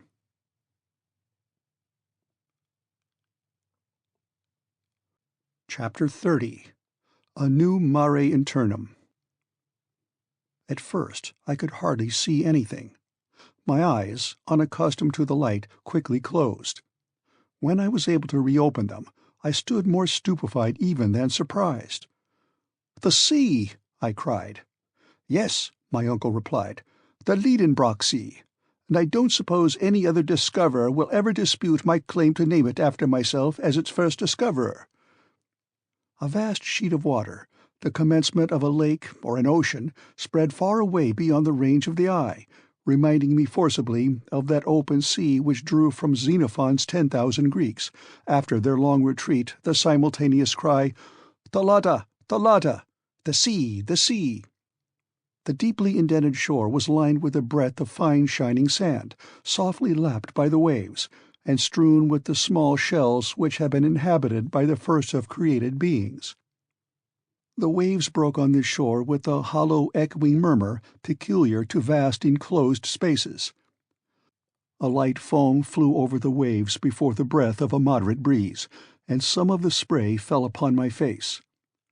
On this slightly inclining shore, about 100 fathoms from the limit of the waves, came down the foot of a huge wall of vast cliffs, which rose majestically to an enormous height.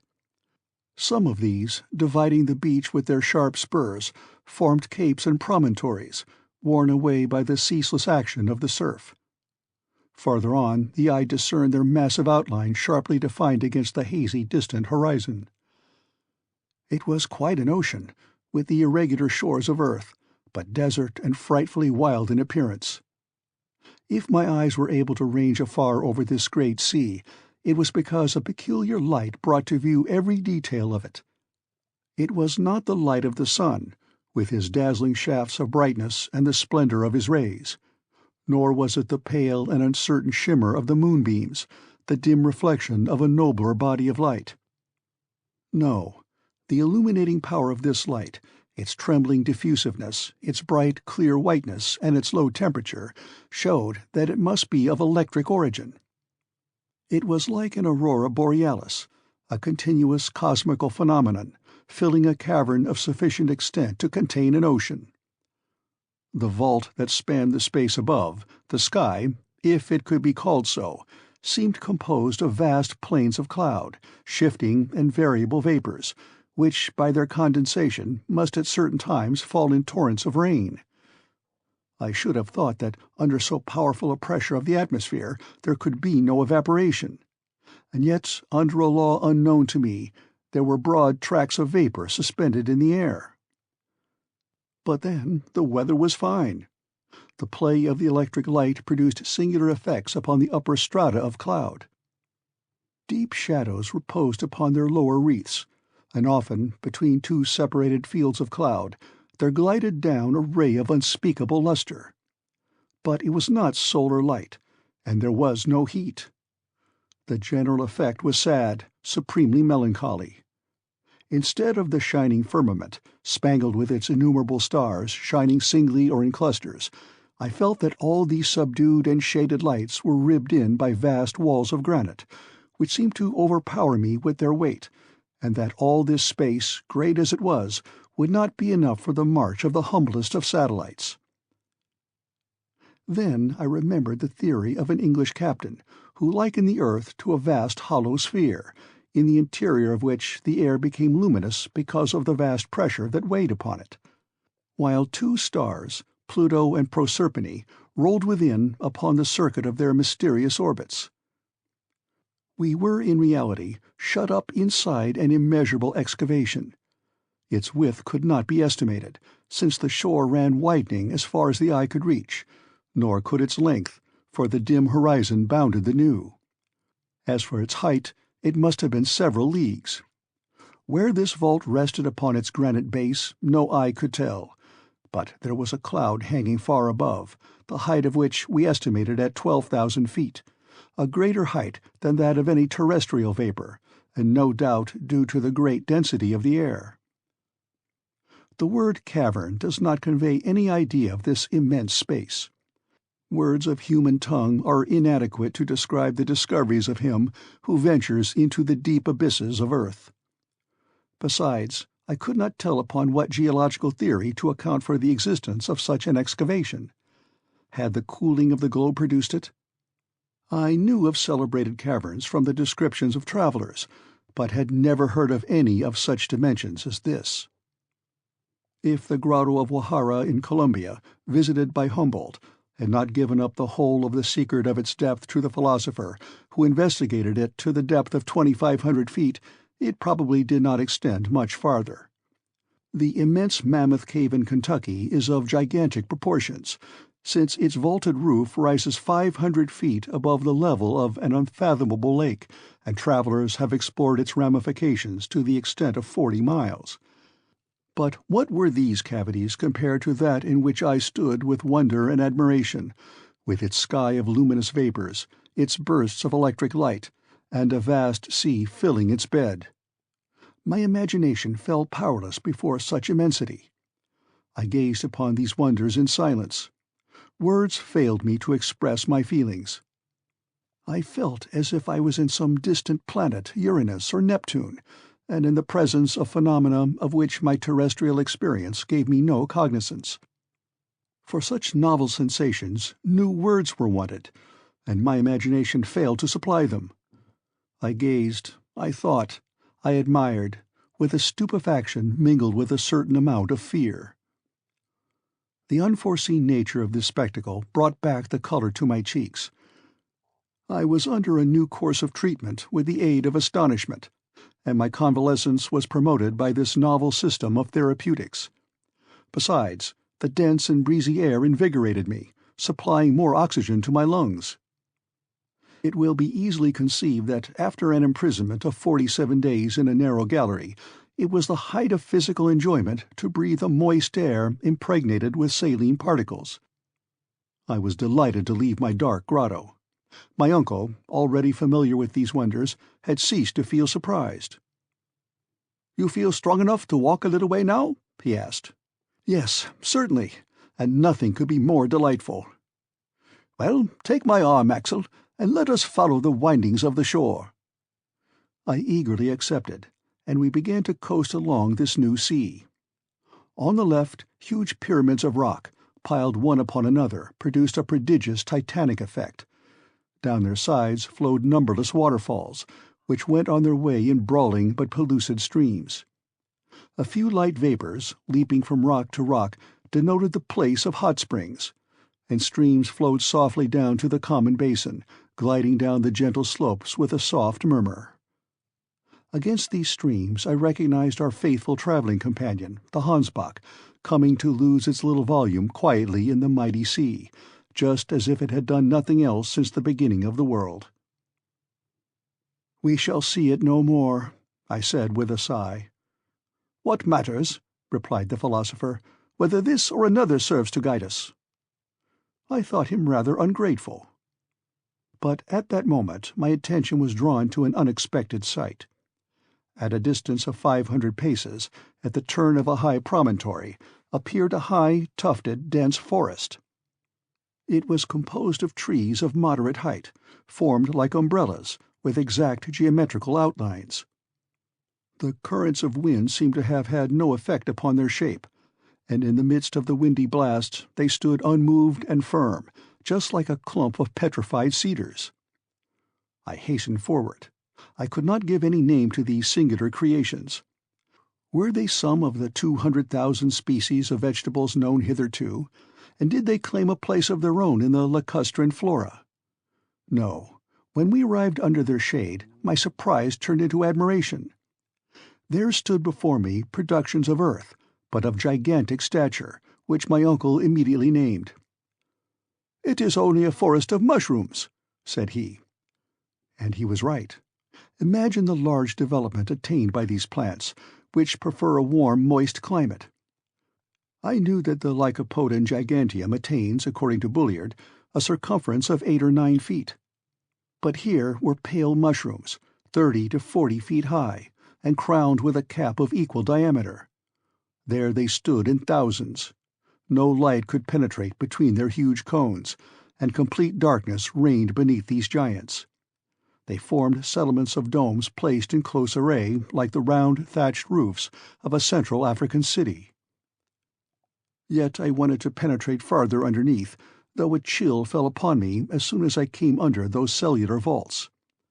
For half an hour we wandered from side to side in the damp shades, and it was a comfortable and pleasant change to arrive once more upon the seashore.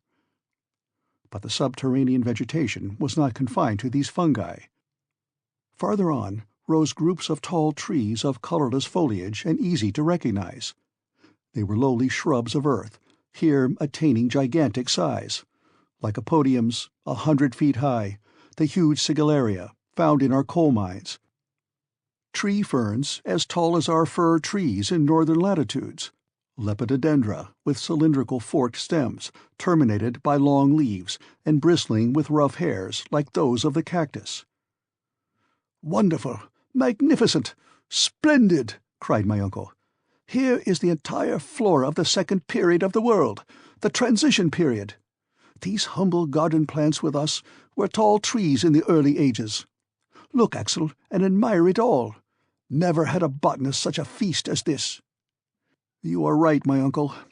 Providence seems to have preserved in this immense conservatory the antediluvian plants which the wisdom of philosophers has so sagaciously put together again." "It is a conservatory, Axel, but is it not also a menagerie?" "Surely not a menagerie?" "Yes, no doubt of it. Look at that dust under your feet. See the bones scattered on the ground." "So there are," I cried, "bones of extinct animals." I had rushed upon these remains, formed of indestructible phosphates of lime, and without hesitation I named these monstrous bones, which lay scattered about like decayed trunks of trees. "Here is the lower jaw of a mastodon," I said. "These are the molar teeth of the Dinotherium.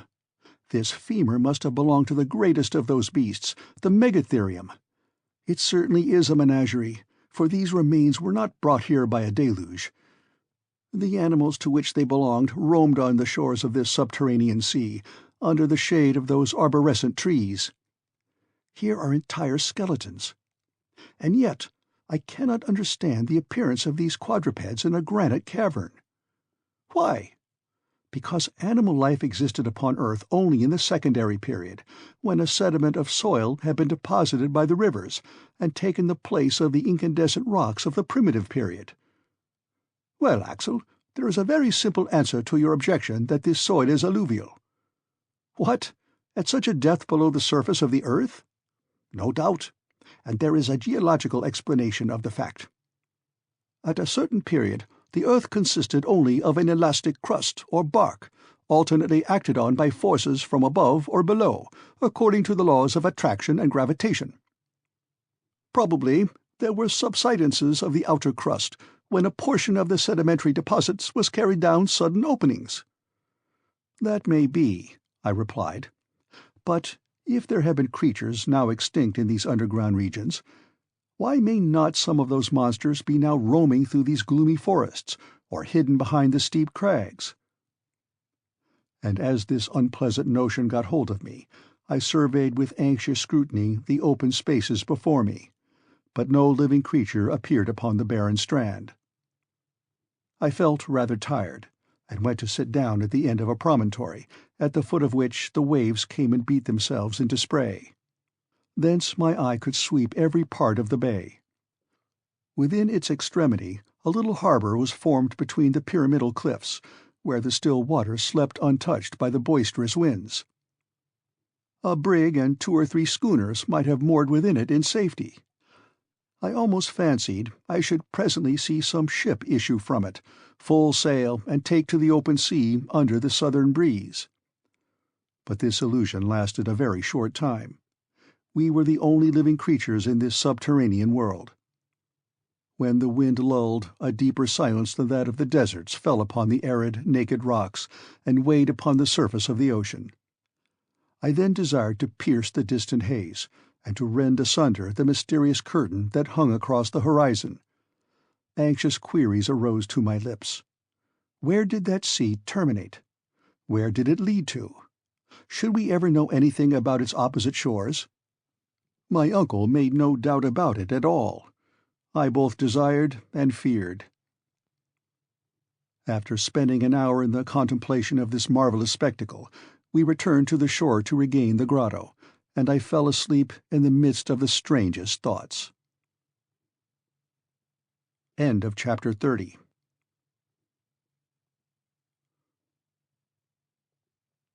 Chapter 31.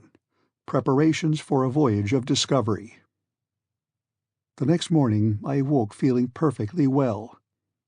I thought a bathe would do me good, and I went to plunge for a few minutes into the waters of this Mediterranean Sea, for assuredly it better deserved this name than any other sea. I came back to breakfast with a good appetite. Hans was a good caterer for our little household. He had water and fire at his disposal, so that he was able to vary our bill of fare now and then. For dessert he gave us a few cups of coffee, and never was coffee so delicious. "Now," said my uncle, "now is the time for high tide, and we must not lose the opportunity to study this phenomenon." "What, the tide?" I cried. "Can the influence of the sun and moon be felt down here?" "Why not? Are not all bodies subject throughout their mass to the power of universal attraction? This mass of water cannot escape the general law. And in spite of the heavy atmospheric pressure on the surface, you will see it rise like the Atlantic itself." At the same moment we reached the sand on the shore, and the waves were by slow degrees encroaching on the shore. "Here is the tide rising," I cried. "Yes, Axel, and judging by these ridges of foam, you may observe that the sea will rise about 12 feet. "This is wonderful," I said. "No, it is quite natural." "You may say so, uncle, but to me it is most extraordinary, and I can hardly believe my eyes. Who would ever have imagined, under this terrestrial crust, an ocean with ebbing and flowing tides, with winds and storms?" "Well," replied my uncle, "is there any scientific reason against it?" "No, I see none, as soon as the theory of central heat is given up." "So then, thus far," he answered, "the theory of Sir Humphrey Davy is confirmed." "Evidently it is. And now there is no reason why there should not be seas and continents in the interior of the earth." "No doubt," said my uncle, "and inhabited too." "To be sure," said I. "And why should not these waters yield to us fishes of unknown species?" "At any rate," he replied, "we have not seen any yet." "Well, let us make some lines, and see if the bait will draw here as it does in sublunary regions. "We will try, Axel, for we must penetrate all secrets of these newly discovered regions." "But where are we, uncle? For I have not yet asked you that question, and your instruments must be able to furnish the answer." "Horizontally, 350 leagues from Iceland." "So much as that? I am sure of not being a mile out of my reckoning." "And does the compass still show southeast?" "Yes, with a westerly deviation of 19 degrees 45 minutes, just as above ground. As for its dip, a curious fact is coming to light, which I have observed carefully, that the needle, instead of dipping towards the pole, as in the northern hemisphere, on the contrary, rises from it." "Would you then conclude," I said, "that the magnetic pole is somewhere between the surface of the globe and the point where we are?" "Exactly so. And it is likely enough that if we were to reach the spot beneath the polar regions, about that 71st degree where Sir James Ross has discovered the magnetic pole to be situated, we should see the needle point straight up. Therefore, that mysterious centre of attraction is at no great depth." I remarked, "It is so. And here is a fact which science has scarcely suspected." "Science, my lad, has been built upon many errors. But they are errors which it is good to fall into, for they led to the truth." "What depth have we now reached?" "We are 35 leagues below the surface."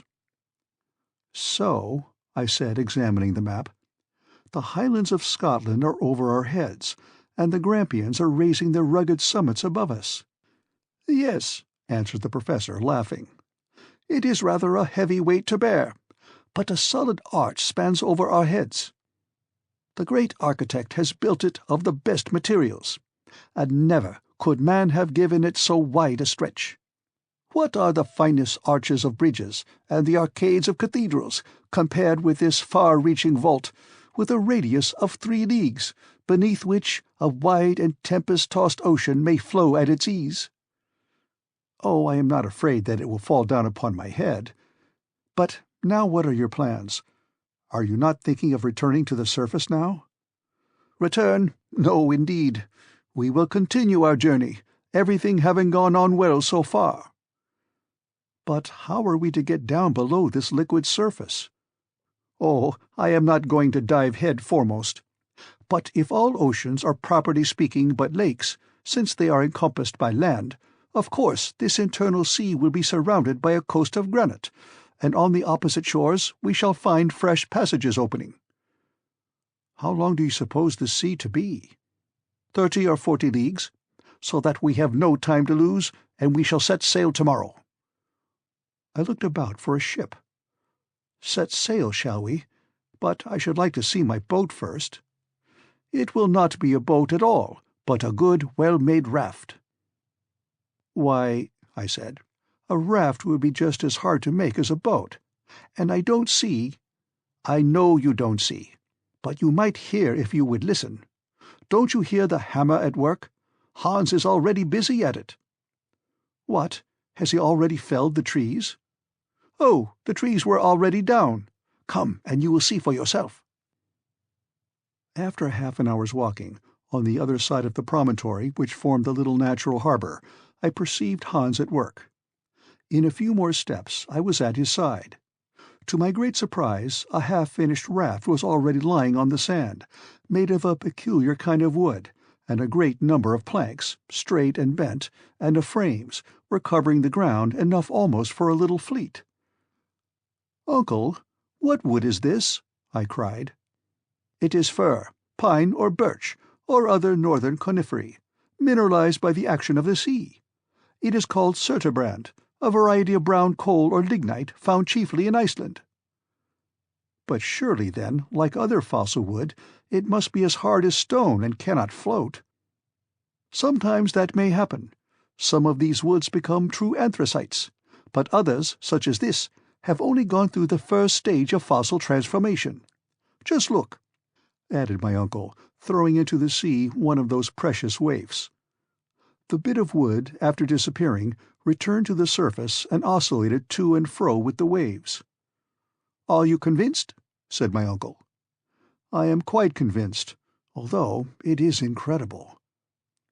By next evening, thanks to the industry and skill of our guide, the raft was made. It was 10 feet by 5. The planks of surturbrand, braced strongly together with cords, presented an even surface. And when launched, this improvised vessel floated easily upon the waves of the Lidenbrock Sea. End of chapter 31.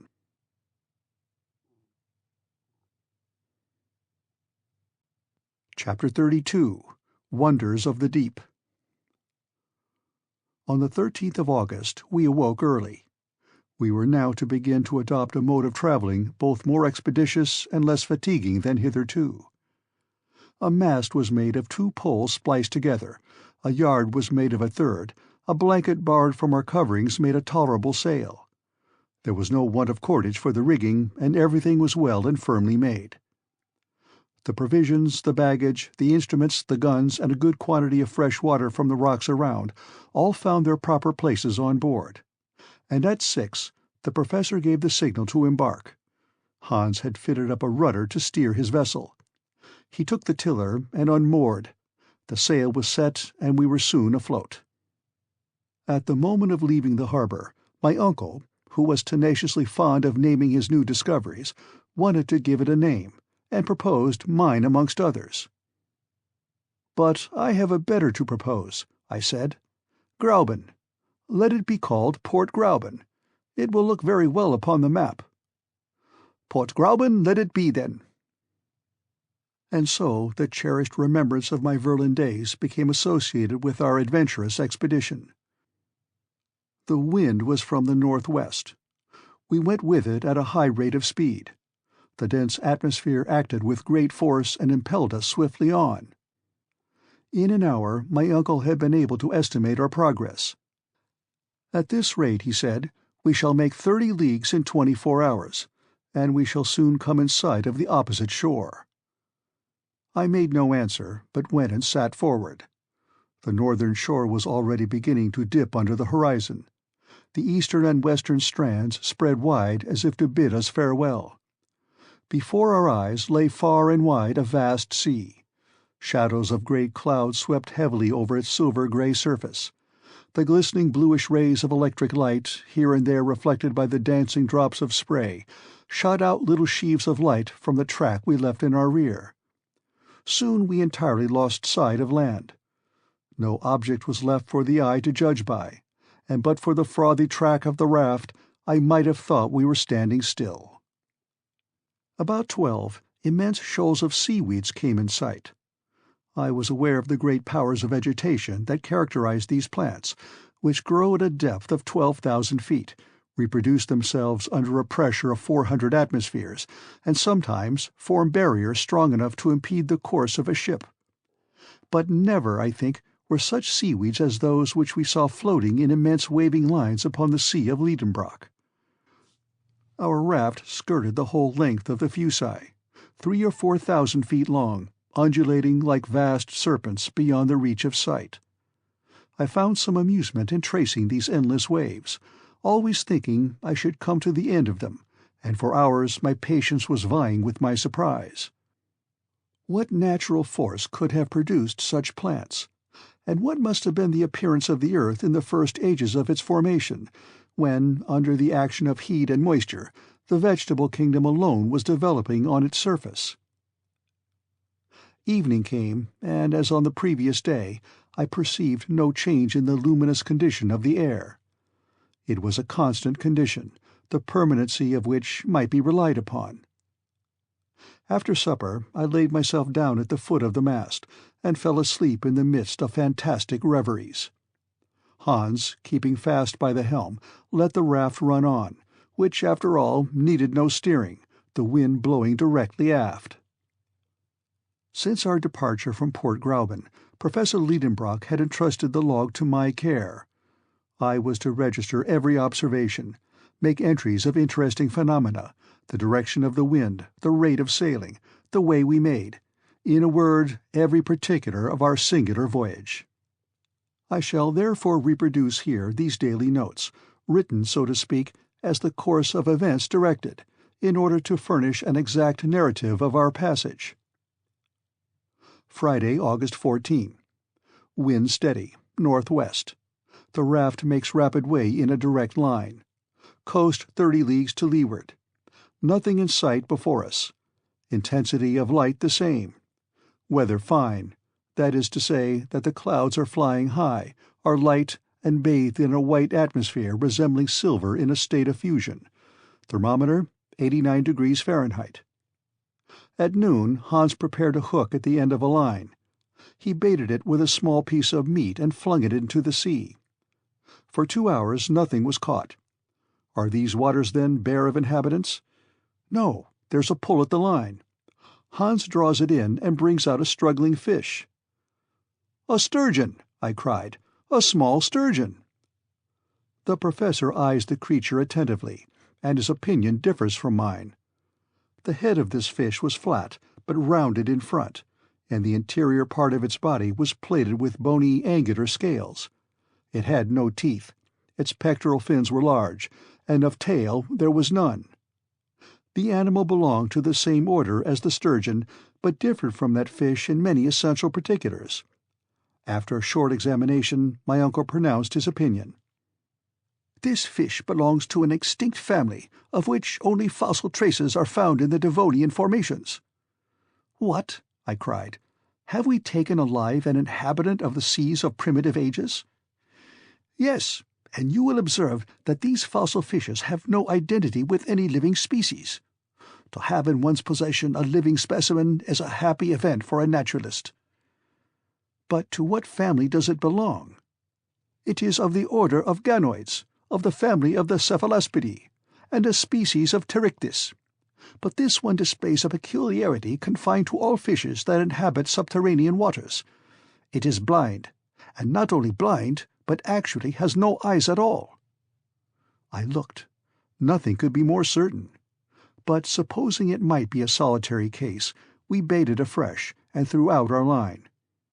Surely this ocean is well peopled with fish, for in another couple of hours we took a large quantity of Pterichthydes, as well as of others belonging to the extinct family of the dipterides, but of which my uncle could not tell the species. None had organs of sight. This unhoped-for catch recruited our stock of provisions. Thus it is evident that this sea contains none but species known to us in their fossil state, in which fishes as well as reptiles are the less perfectly and completely organized the farther back their date of creation. Perhaps we may yet meet with some of those saurians which science has reconstructed out of a bit of bone or cartilage. I took up the telescope and scanned the whole horizon, and found it everywhere a desert sea. We are far away removed from the shores. I gazed upward in the air. Why should not some of the strange birds restored by the immortal Cuvier again flap their sail-broad vans in this dense and heavy atmosphere? There are sufficient fish for their support. I surveyed the whole space that stretches overhead. It is as desert as the shore was. Still, my imagination carried me away amongst the wonderful speculations of paleontology. Though awake, I fell into a dream. I thought I could see floating on the surface of the waters enormous colonia, pre-Adamite tortoises, resembling floating islands. Over the dimly lighted strand there trod the huge mammals of the first ages of the world, the Leptotherium, slender beast, found in the caverns of Brazil; the Merycotherium, ruminating beast, found in the drift of ice-clad Siberia. Farther on, the Pachydermatous Lophiodon, crested-toothed, a gigantic tapir, hides behind the rocks to dispute its prey with the Anoplotherium, unarmed beast, a strange creature which seemed a compound of horse, rhinoceros, camel, and hippopotamus. The colossal mastodon, nipple-toothed, twists and untwists its trunk, and brays and pounds with his huge tusks the fragments of rock that covered the shore, whilst the Megatherium, huge beast, buttressed upon his enormous hinder paws, grubs in the soil, awaking the sonorous echoes of the granite rocks with its tremendous roarings. Higher up, the Protopitheca, the first monkey that appeared on the globe, is climbing up the steep ascents. Higher yet, the pterodactyl, wing-fingered, darts in irregular zigzags to and fro in the heavy air. In the uppermost regions of the air, immense birds, more powerful than the cassowary and larger than the ostrich, spread their vast breadth of wings and strike with their heads the granite vault that bounds the sky. All this fossil world rises to life again in my vivid imagination. I return to the scriptural periods or ages of the world, conventionally called days, long before the appearance of man, when the unfinished world was as yet unfitted for his support. Then my dream backed even farther still into the ages before the creation of living beings. The mammals disappear, then the birds vanish, then the reptiles of the secondary period, and finally the fish, the crustaceans, mollusks, and articulated beings. Then the zoophytes of the transition period also return to nothing.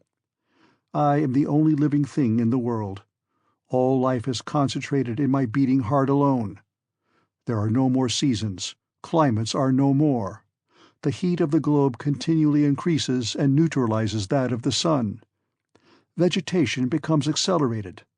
I glide like a shade amongst arborescent ferns, treading with unsteady feet the colored marls and the parti-colored clays.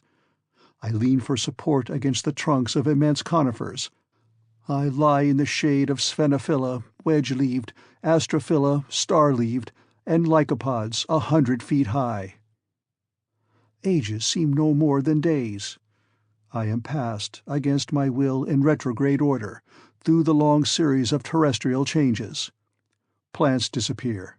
Granite rocks soften. Intense heat converts solid bodies into thick fluids. The waters again cover the face of the earth. They boil, they rise in whirling eddies of steam.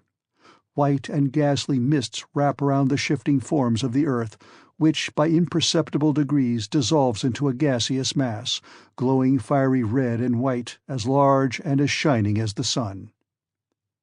And I myself am floating with wild caprice in the midst of this nebulous mass of 1,400,000 times the volume of the earth into which it will one day be condensed, and carried forward amongst the planetary bodies. My body is no longer firm and terrestrial. It is resolved into its constituent atoms, subtilized, volatilized. Sublimed into imponderable vapor, I mingle and am lost in the endless foods of those vast globular volumes of vaporous mists, which roll upon their flaming orbits through infinite space. But is it not a dream?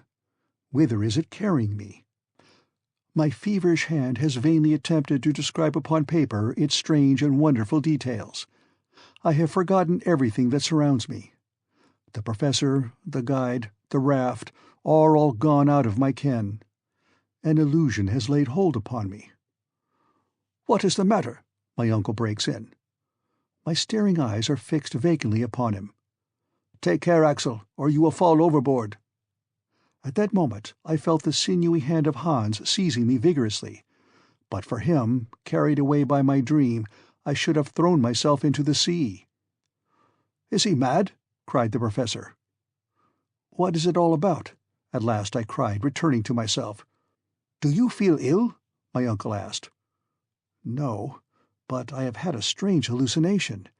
It is over now. Is all going on right?" "Yes, it is a fair wind and a fine sea. We are sailing rapidly along, and if I am not out in my reckoning, we shall soon land."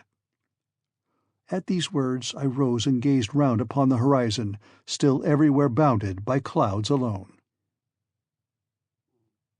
End of chapter 32.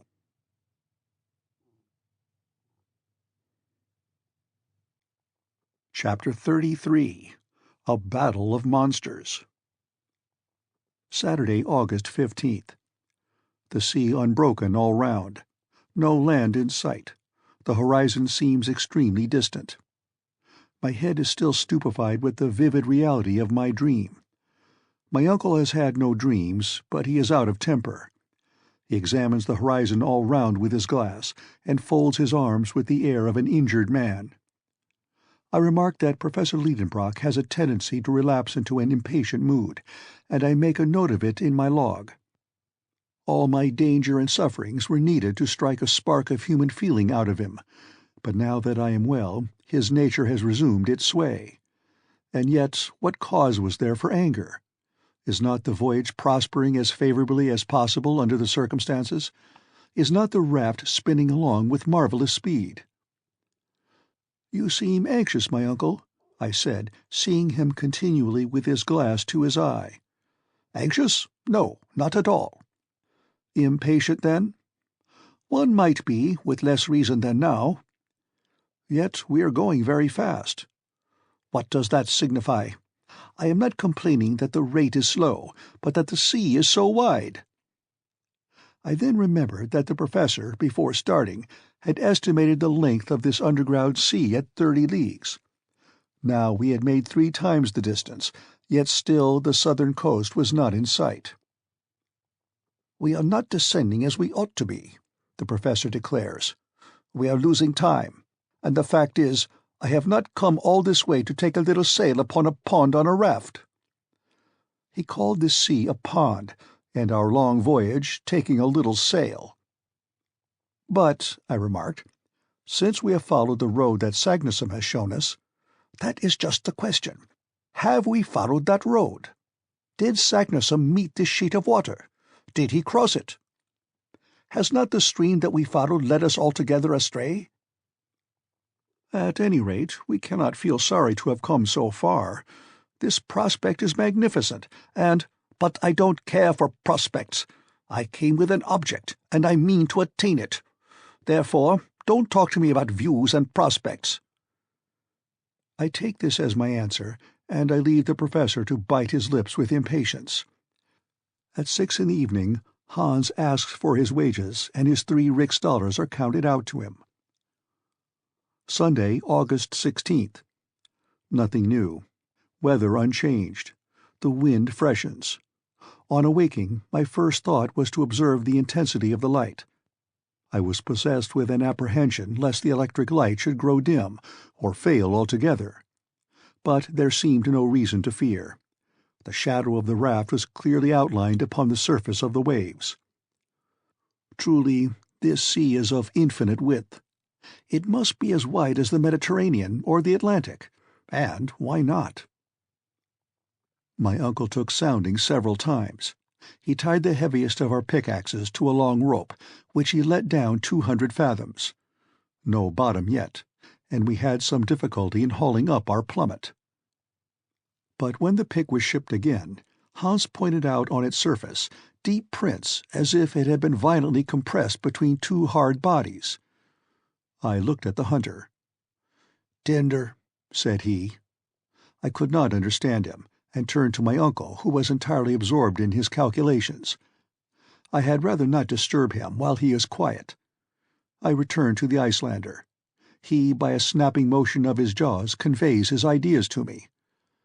"Teeth!" I cried, considering the iron bar with more attention. "Yes, indeed, those are the marks of teeth imprinted upon the metal. The jaws which they are must be possessed of amazing strength. Is there some monster beneath us belonging to the extinct races, more voracious than the shark, more fearful in vastness than the whale? I could not take my eyes off this indented iron bar.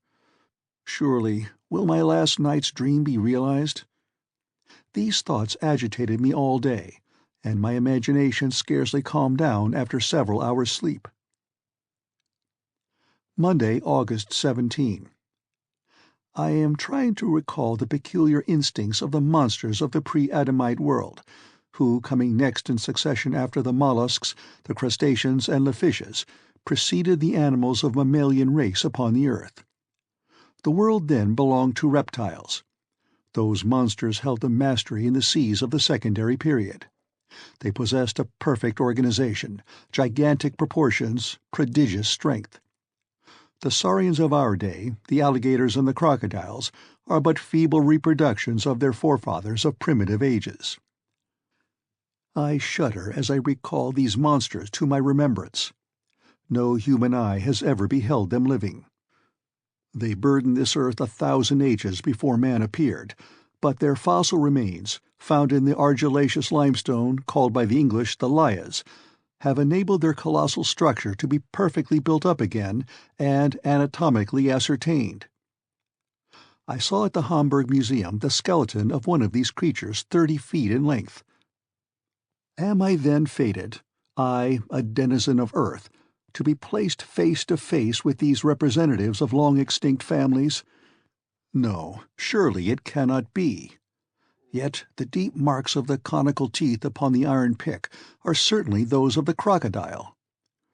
My eyes are fearfully bent upon the sea. I dread to see one of these monsters darting forth from its submarine caverns.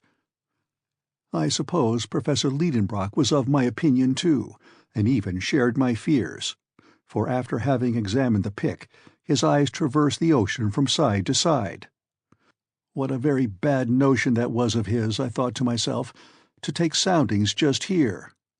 He has disturbed some monstrous beast in its remote den, and if we are not attacked on our voyage— I look at our guns and see that they are all right. My uncle notices it and looks on approvingly.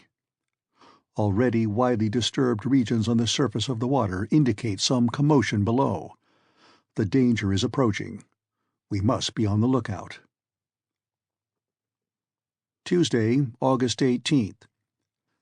Evening came, or rather the time came when sleep weighs down the weary eyelids, for there is no night here, and the ceaseless light wearies the eyes with its persistency, just as if we were sailing under an Arctic sun. Hans was at the helm. During his watch I slept.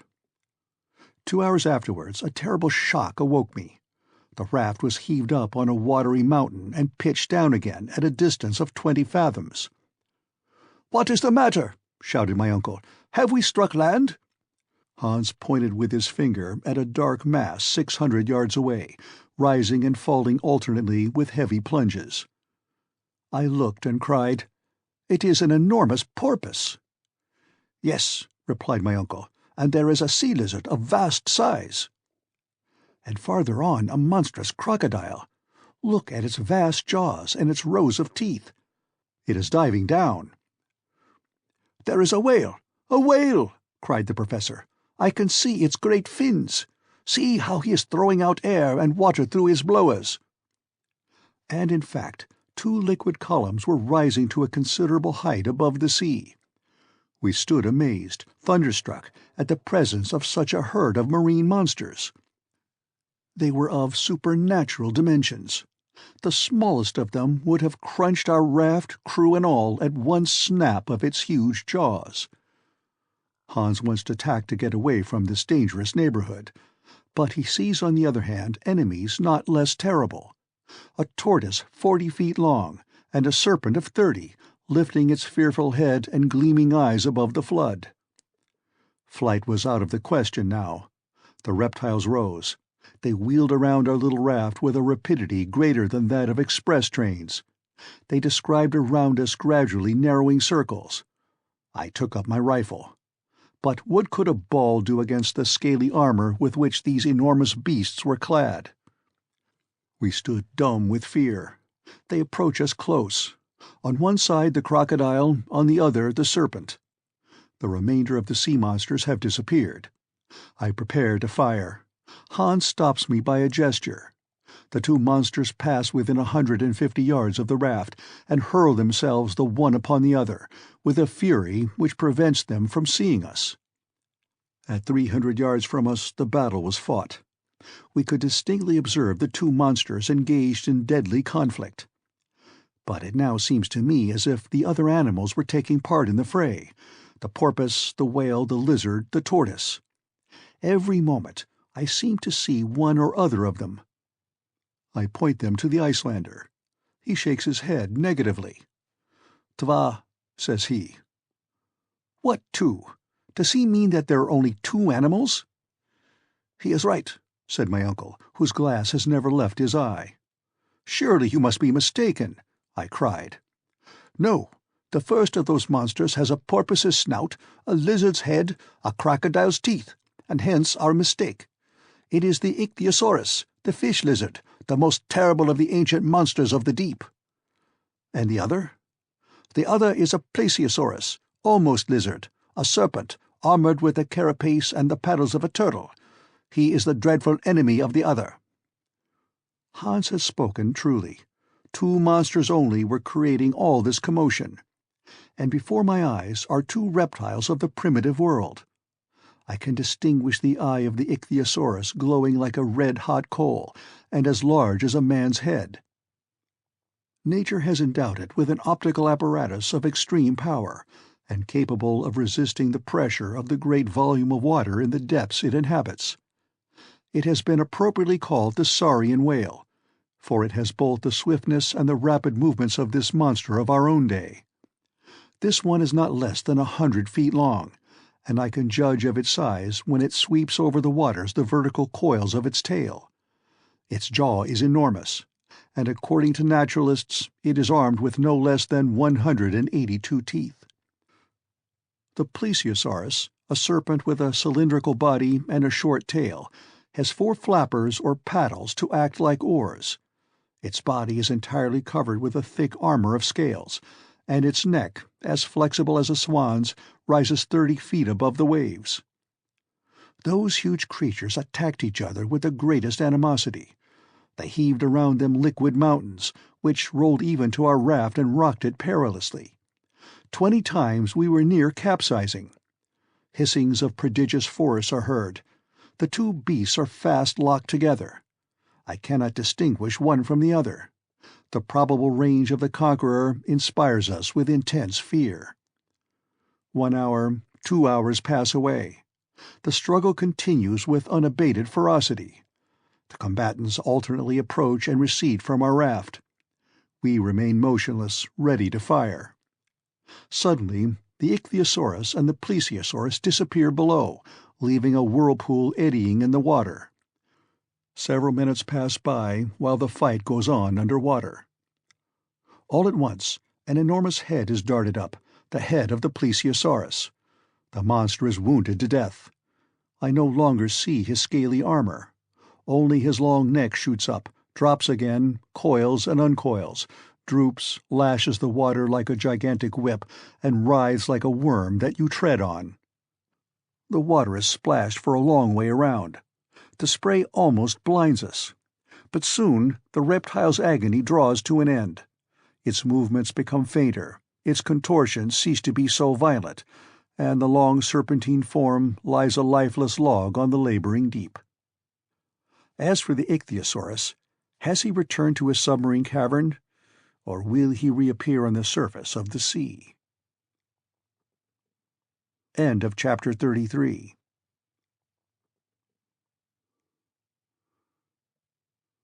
Chapter 34. The Great Geyser. Wednesday, August 19. Fortunately, the wind blows violently, and has enabled us to flee from the scene of the late terrible struggle. Hans keeps his post at the helm. My uncle, whom the absorbing incidents of the combat had drawn away from his contemplations, began again to look impatiently around him. The voyage resumes its uniform tenor, which I don't care to break with a repetition of such events as yesterday's. Thursday, August 20. Wind north-northeast, unsteady and fitful. Temperature high. Rate 3½ leagues an hour. About noon a distant noise is heard. I note the fact without being able to explain it.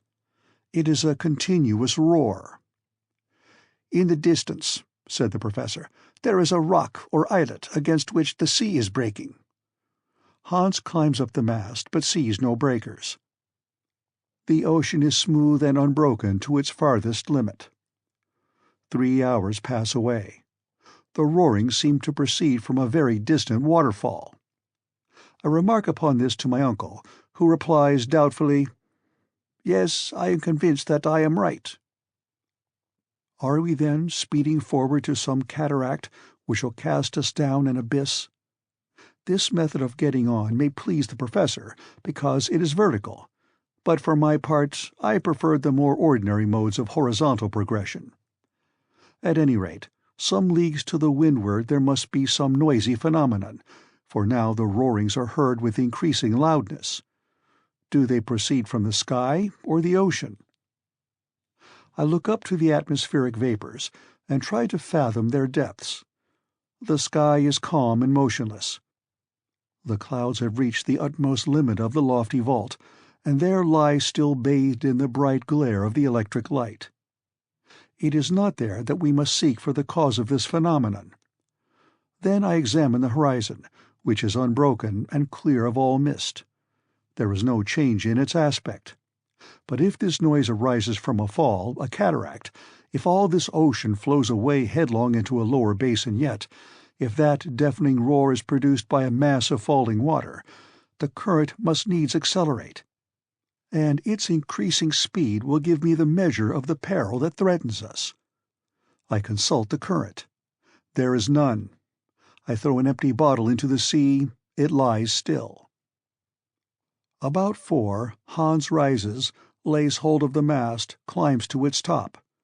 Thence his eye sweeps a large area of sea, and it is fixed upon a point. His countenance exhibits no surprise, but his eye is immovably steady. "He sees something," says my uncle. I believe he does. Hans comes down, then stretches his arm to the south, saying, "Der Nere." "Down there?" repeated my uncle. Then, seizing his glass, he gazes attentively for a minute, which seems to me an age. "Yes, yes," he cried. "I see a vast inverted cone rising from the surface." "Is it another sea beast?" "Perhaps it is." "Then let us steer farther westward, for we know something of the danger of coming across monsters of that sort." "Let us go straight on," replied my uncle. I appealed to Hans. He maintained his course inflexibly. Yet, if at our present distance from the animal, a distance of 12 leagues at least, the column of water driven through its blowers may be distinctly seen, it must needs be of vast size. The commonest prudence would counsel immediate flight, but we did not come so far to be prudent. Imprudently, therefore, we pursue our way. The nearer we approach, the higher mounts the jet of water. What monster could possibly fill itself with such a quantity of water and spurt it up so continuously? At 8 in the evening we are not 2 leagues distant from it. Its body, dusky, enormous, hillocky, lies spread upon the sea like an islet. Is it illusion or fear? Its length seems to me a couple of 1,000 yards. What can be this cetacean, which neither Cuvier nor Blumenbach knew anything about? It lies motionless, as if asleep. The sea seems unable to move it in the least. It is the waves that undulate upon its sides. The column of water thrown up to a height of 500 feet falls in rain with a deafening uproar. And here are we scudding like lunatics before the wind to get near to a monster that 100 whales a day would not satisfy. Terror seizes upon me. I refuse to go further. I will cut the halyards if necessary. I am in open mutiny against the professor, who vouchsafes no answer. Suddenly Hans rises, and pointing with his finger at the menacing object, he says, "Holm." "An island," cries my uncle. "That's not an island," I cried skeptically. "It's nothing else," shouted the professor with a loud laugh. "But that column of water?" "Geyser," said Hans. "No doubt it is a geyser, like those in Iceland." At first I protest against being so widely mistaken as to have taken an island for a marine monster, but the evidence is against me, and I have to confess my error. It is nothing worse than a natural phenomenon. As we approach nearer, the dimensions of the liquid column become magnificent. The islet resembles, with a most deceiving likeness, an enormous cetacean, whose head dominates the waves at a height of 20 yards. The geyser, a word meaning fury, rises majestically from its extremity. Deep and heavy explosions are heard from time to time, when the enormous jet, possessed with more furious violence, shakes its plumy crest, and springs with a bound till it reaches the lowest stratum of the clouds. It stands alone. No steam vents, no hot springs surround it, and all the volcanic power of the region is concentrated here. Sparks of electric fire mingle with the dazzling sheaf of lighted fluid, every drop of which refracts the prismatic colors. "Let us land," said the professor.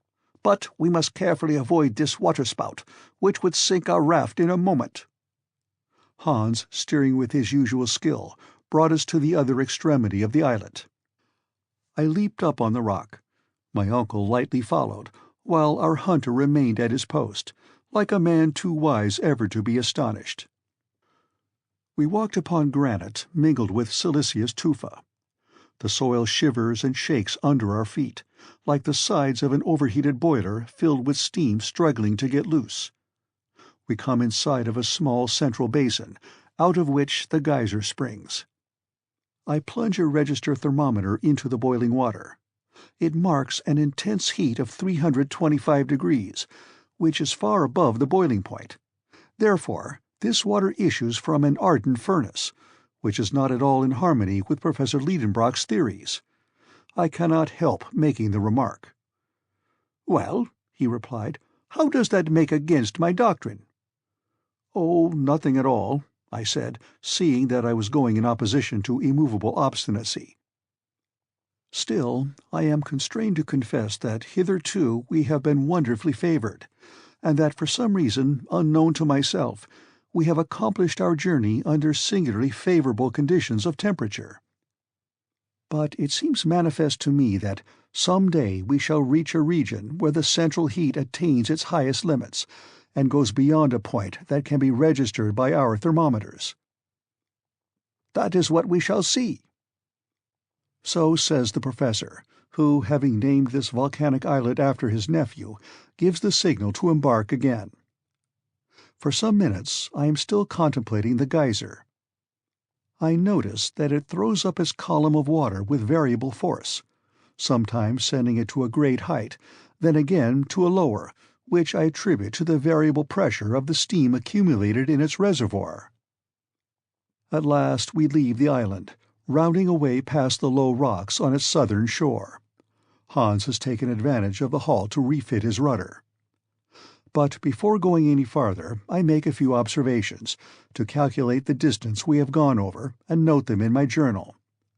We have crossed 270 leagues of sea since leaving Port Gräuben, and we are 620 leagues from Iceland, under England. End of chapter 34.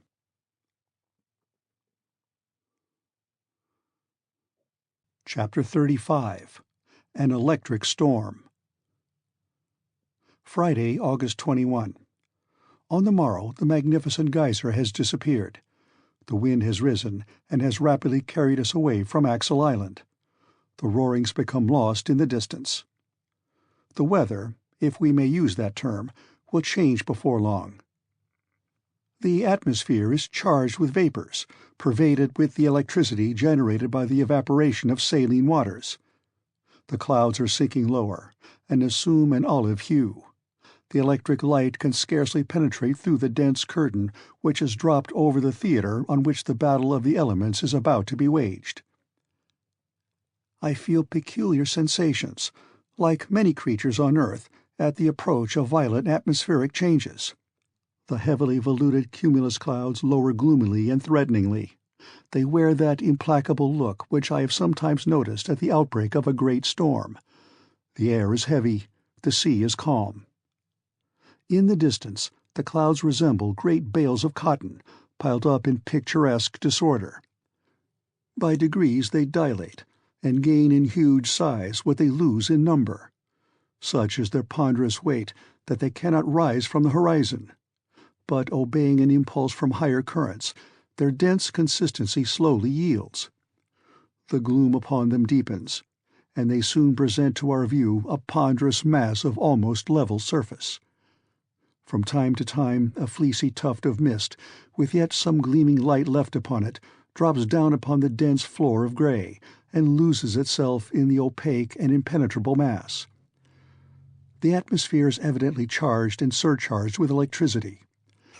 My whole body is saturated. My hair bristles, just as when you stand upon an insulated stool under the action of an electrical machine. It seems to me as if my companions, the moment they touched me, would receive a severe shock, like that from an electric eel. At 10 in the morning the symptoms of storm become aggravated. The wind never lulls but to acquire increased strength. The vast bank of heavy clouds is a huge reservoir of fearful windy gusts and rushing storms.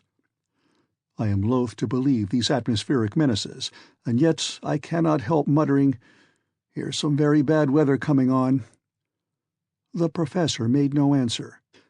His temper is awful, to judge from the working of his features, as he sees this vast length of ocean unrolling before him to an indefinite extent. He can only spare time to shrug his shoulders viciously. "There's a heavy storm coming on," I cried, pointing towards the horizon. "Those clouds seem as if they were going to crush the sea." A deep silence falls on all around. The lately roaring winds are hushed into a dead calm. Nature seems to breathe no more, and to be sinking into the stillness of death. On the mast already I see the light play of a Lambent St. Elmo's fire. The outstretched sail catches not a breath of wind, and hangs like a sheet of lead. The rudder stands motionless in a sluggish, waveless sea. But if we have now ceased to advance, why do we yet leave that sail loose, which at the first shock of the tempest may capsize us in a moment? "Let us reef the sail and cut the mast down," I cried. "That will be safest." "No, no, never!" shouted my impetuous uncle. "Never! Let the wind catch us if it will. What I want is to get the least glimpse of a rock or shore, even if a raft should be smashed into shivers." The words were hardly out of his mouth when a sudden change took place in the southern sky. The piled-up vapors condense into water, and the air, put into violent action to supply the vacuum left by the condensation of the mists, rouses itself into a whirlwind. It rushes on from the farthest recesses of the vast cavern. The darkness deepens. Scarcely can I jot down a few hurried notes. The helm makes a bound. My uncle falls full length. I creep close to him. He has laid a firm hold upon a rope, and appears to watch with grim satisfaction this awful display of elemental strife. Hans stirs not. His long hair, blown by the pelting storm and laid flat across his immovable countenance, makes him a strange figure, for the end of each lock of loose-flowing hair is tipped with little luminous radiations. This frightful mask of electric sparks suggests to me, even in this dizzy excitement, a comparison with pre-Adamite man, the contemporary of the ichthyosaurus and the megatherium. The mast yet holds firm. The sail stretches tight like a bubble ready to burst.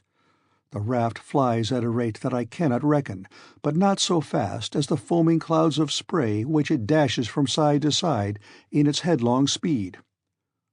"The sail! The sail!" I cry, motioning to lower it. "No!" replies my uncle. "Nay," repeats Hans, leisurely shaking his head. But now the rain forms a rushing cataract in front of that horizon toward which we are running with such maddening speed. But before it has reached us, the rain-cloud parts asunder, the sea boils, and the electric fires are brought into violent action by a mighty chemical power that descends from the higher regions. The most vivid flashes of lightning are mingled with the violent crash of a continuous thunder. Ceaseless fiery arrows dart in and out amongst the flying thunderclouds. The vaporous mass soon glows with incandescent heat. Hailstones rattle fiercely down, and as they dash upon our iron tools, they too emit gleams and flashes of lurid light. The heavy waves resemble fiery volcanic hills, each belching forth its own interior flames, and every crest is plumed with dancing fire. My eyes fail under the dazzling light. My ears are stunned with the incessant crash of thunder. I must be bound to the mast, which bows like a reed before the mighty strength of the storm.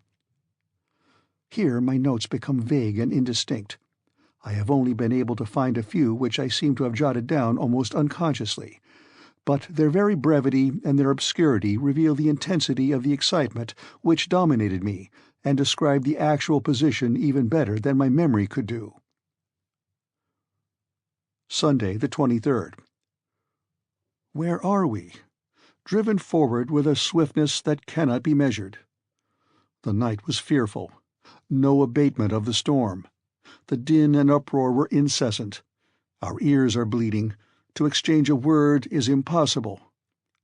The lightning flashes with intense brilliancy, and never seems to cease for a moment.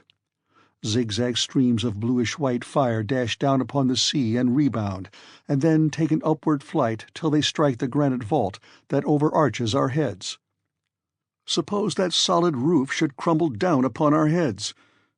Other flashes with incessant play cross their vivid fires, while others again roll themselves into balls of living fire which explode like bombshells, but the music of which scarcely adds to the din of the battle-strife that almost deprives us of our senses of hearing and sight. The limit of intense loudness has been passed within which the human ear can distinguish one sound from another. If all the powder magazines in the world were to explode at once, we should hear no more than we do now. From under the surface of the clouds there are continual emissions of lurid light. Electric matter is in continual evolution from their component molecules.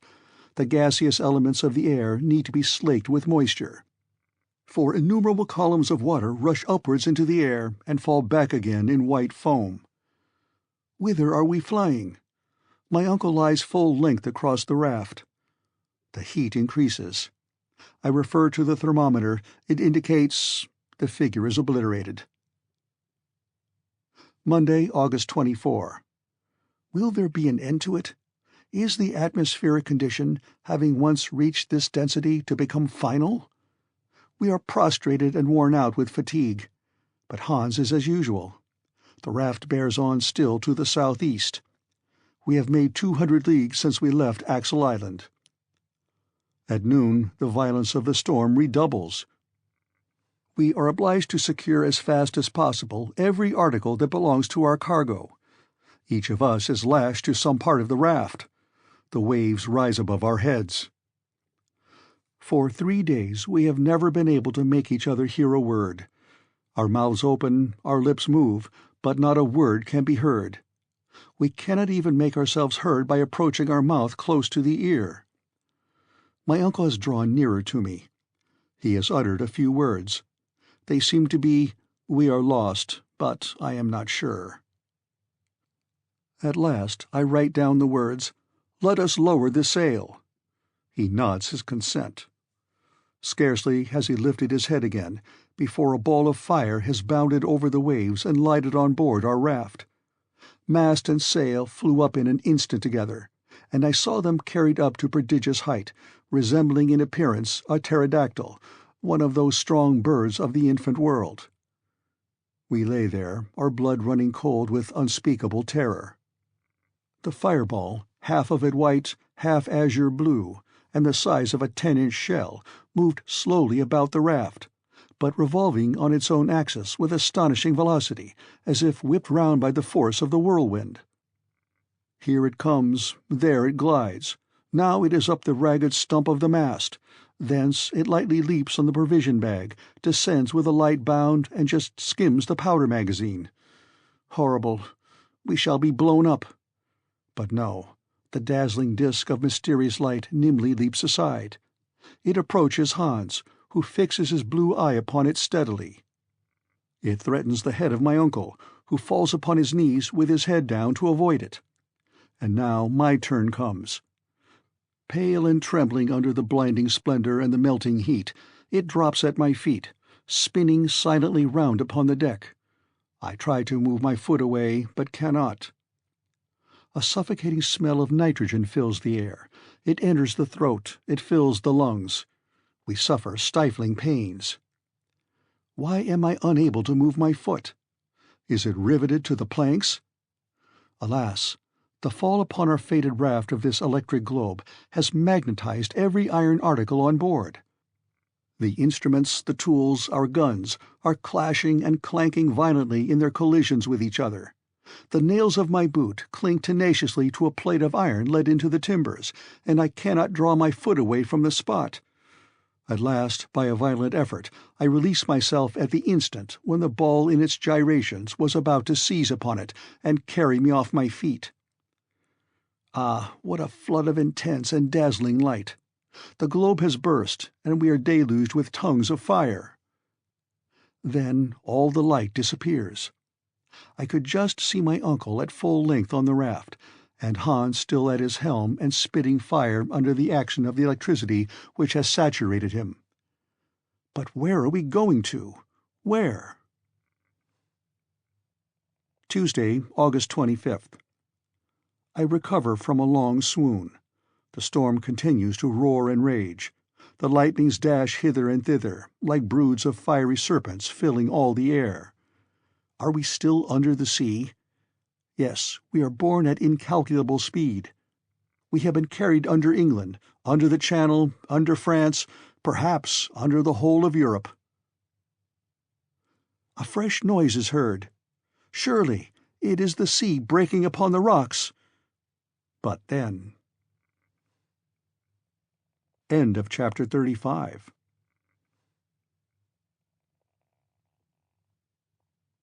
Chapter 36. Calm Philosophic Discussions. Here I end what I may call my log, happily saved from the wreck, and I resumed my narrative as before. What happened when the raft was dashed upon the rocks is more than I can tell. I felt myself hurled into the waves, and if I escaped from death, and if my body was not torn over the sharp edges of the rocks, it was because the powerful arm of Hans came to my rescue. The brave Icelander carried me out of the reach of the waves, over a burning sand where I found myself by the side of my uncle. Then he returned to the rocks, against which the furious waves were beating, to save what he could. I was unable to speak. I was shattered with fatigue and excitement. I wanted a whole hour to recover even a little. But a deluge of rain was still falling, though with that violence which generally denotes the near cessation of a storm. A few overhanging rocks afforded us some shelter from the storm. Hans prepared some food, which I could not touch, and each of us, exhausted with 3 sleepless nights, fell into a broken and painful sleep. The next day the weather was splendid. The sky and the sea had sunk into sudden repose. Every trace of the awful storm had disappeared. The exhilarating voice of the professor fell upon my ears as I awoke. He was ominously cheerful.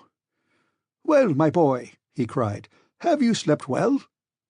Would not anyone have thought that we were still in our cheerful little house on the Königstrasse, and that I was only just coming down to breakfast, and that I was to be married to Grauben that day?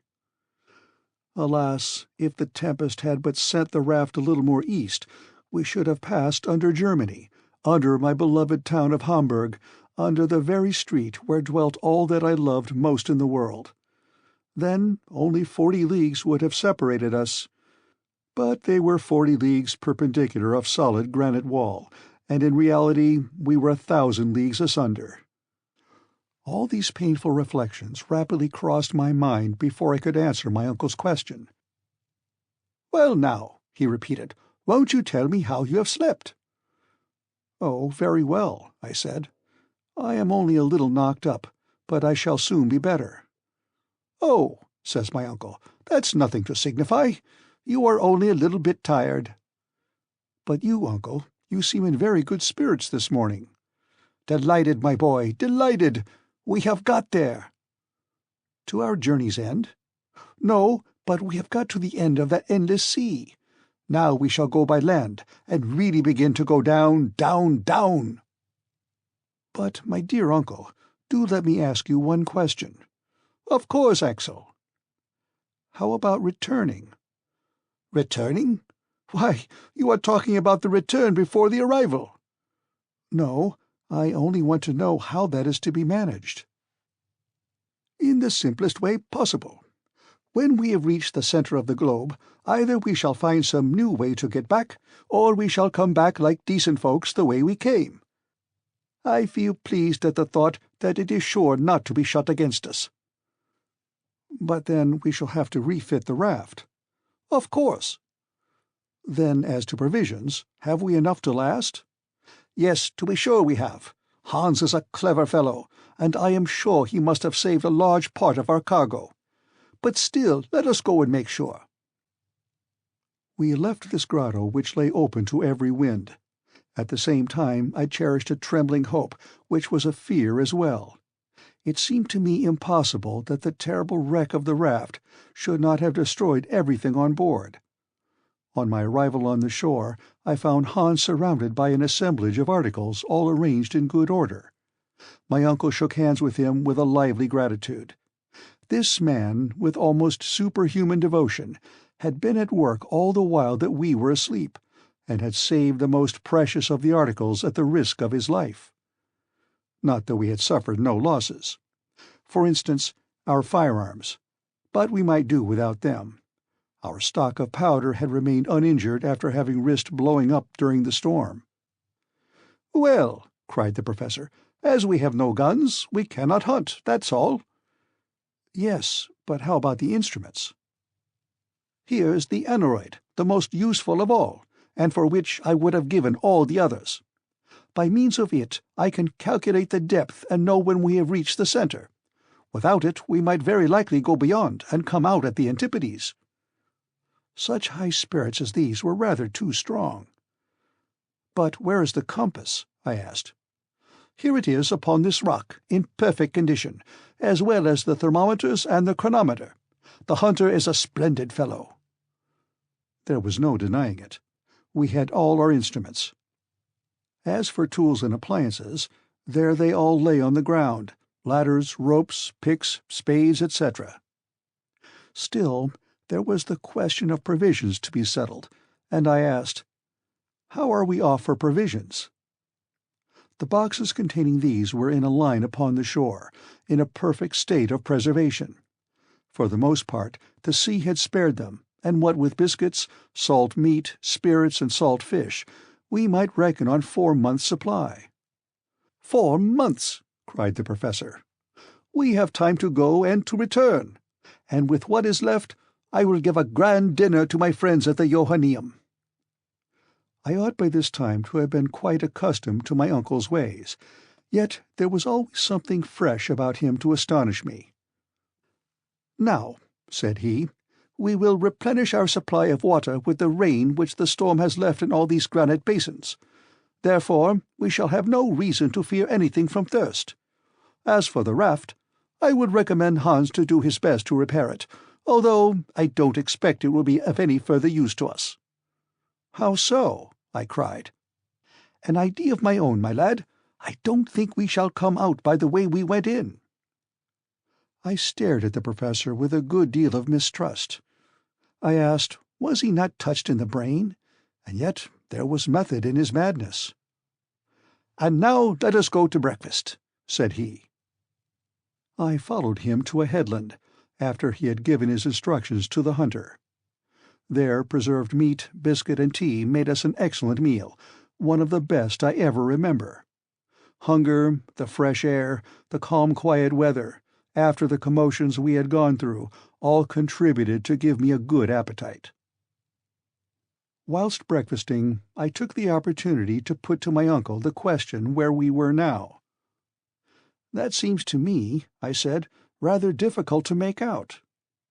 "Yes, it is difficult," he said, "to calculate exactly.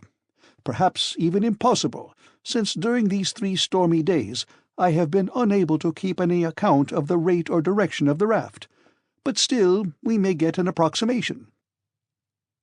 "The last observation," I remarked, "was made on the island, when the geyser was."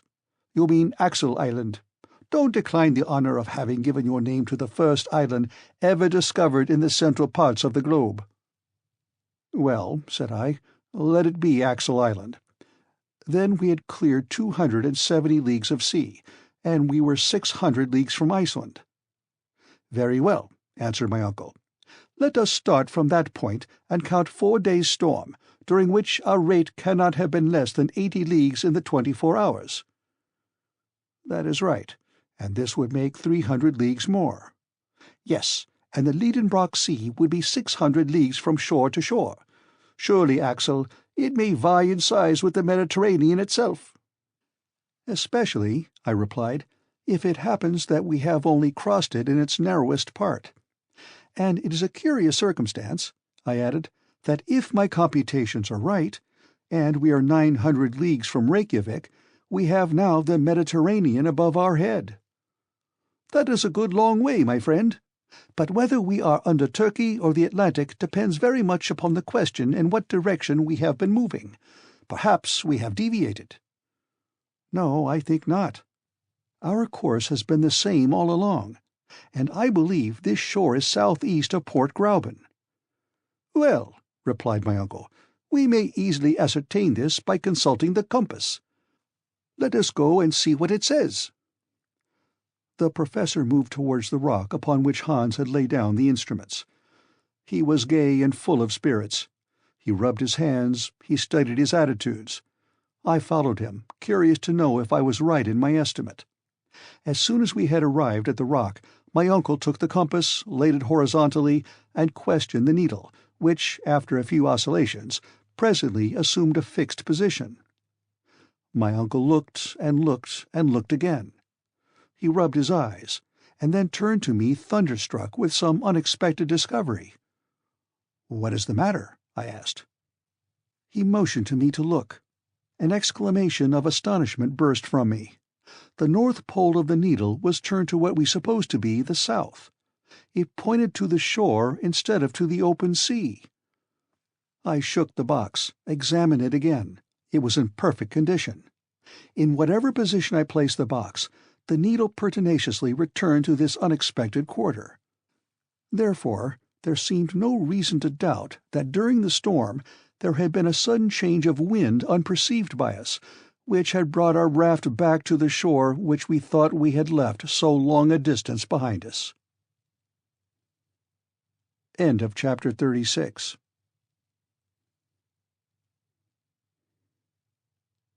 Chapter 37. The Lidenbrock Museum of Geology. How shall I describe the strange series of passions which in succession shook the breast of Professor Lidenbrock? First stupefaction, then incredulity, lastly a downright burst of rage. Never had I seen the man so put out of countenance and so disturbed. The fatigues of our passage across, the dangers met, had all to be begun over again. We had gone backwards instead of forwards. But my uncle rapidly recovered himself. "Aha! Will fate play tricks upon me? Will the elements lay plots against me? Shall fire, air, and water make a combined attack against me? Well, they shall know what a determined man can do. I will not yield. I will not stir a single foot backwards, and it will be seen whether man or nature is to have the upper hand." Erect upon the rock, angry and threatening, Otto Lidenbrock was a rather grotesque, fierce parody upon the fierce Achilles defying the lightning. But I thought it my duty to interpose and attempt to lay some restraint upon this unmeasured fanaticism. "Just listen to me," I said firmly. "Ambition must have a limit somewhere. We cannot perform impossibilities. We are not at all fit for another sea voyage. Who would dream of undertaking a voyage of 500 leagues upon a heap of rotten planks, with a blanket and rags for a sail, a stick for a mast, and fierce winds in our teeth? We cannot steer. We shall be buffeted by the tempests, and we shall be fools and madmen to attempt to cross a second time." I was able to develop this series of unanswerable reasons for 10 minutes without interruption. Not that the professor was paying any respectful attention to his nephew's arguments, but because he was deaf to all my eloquence. "To the raft!" he shouted.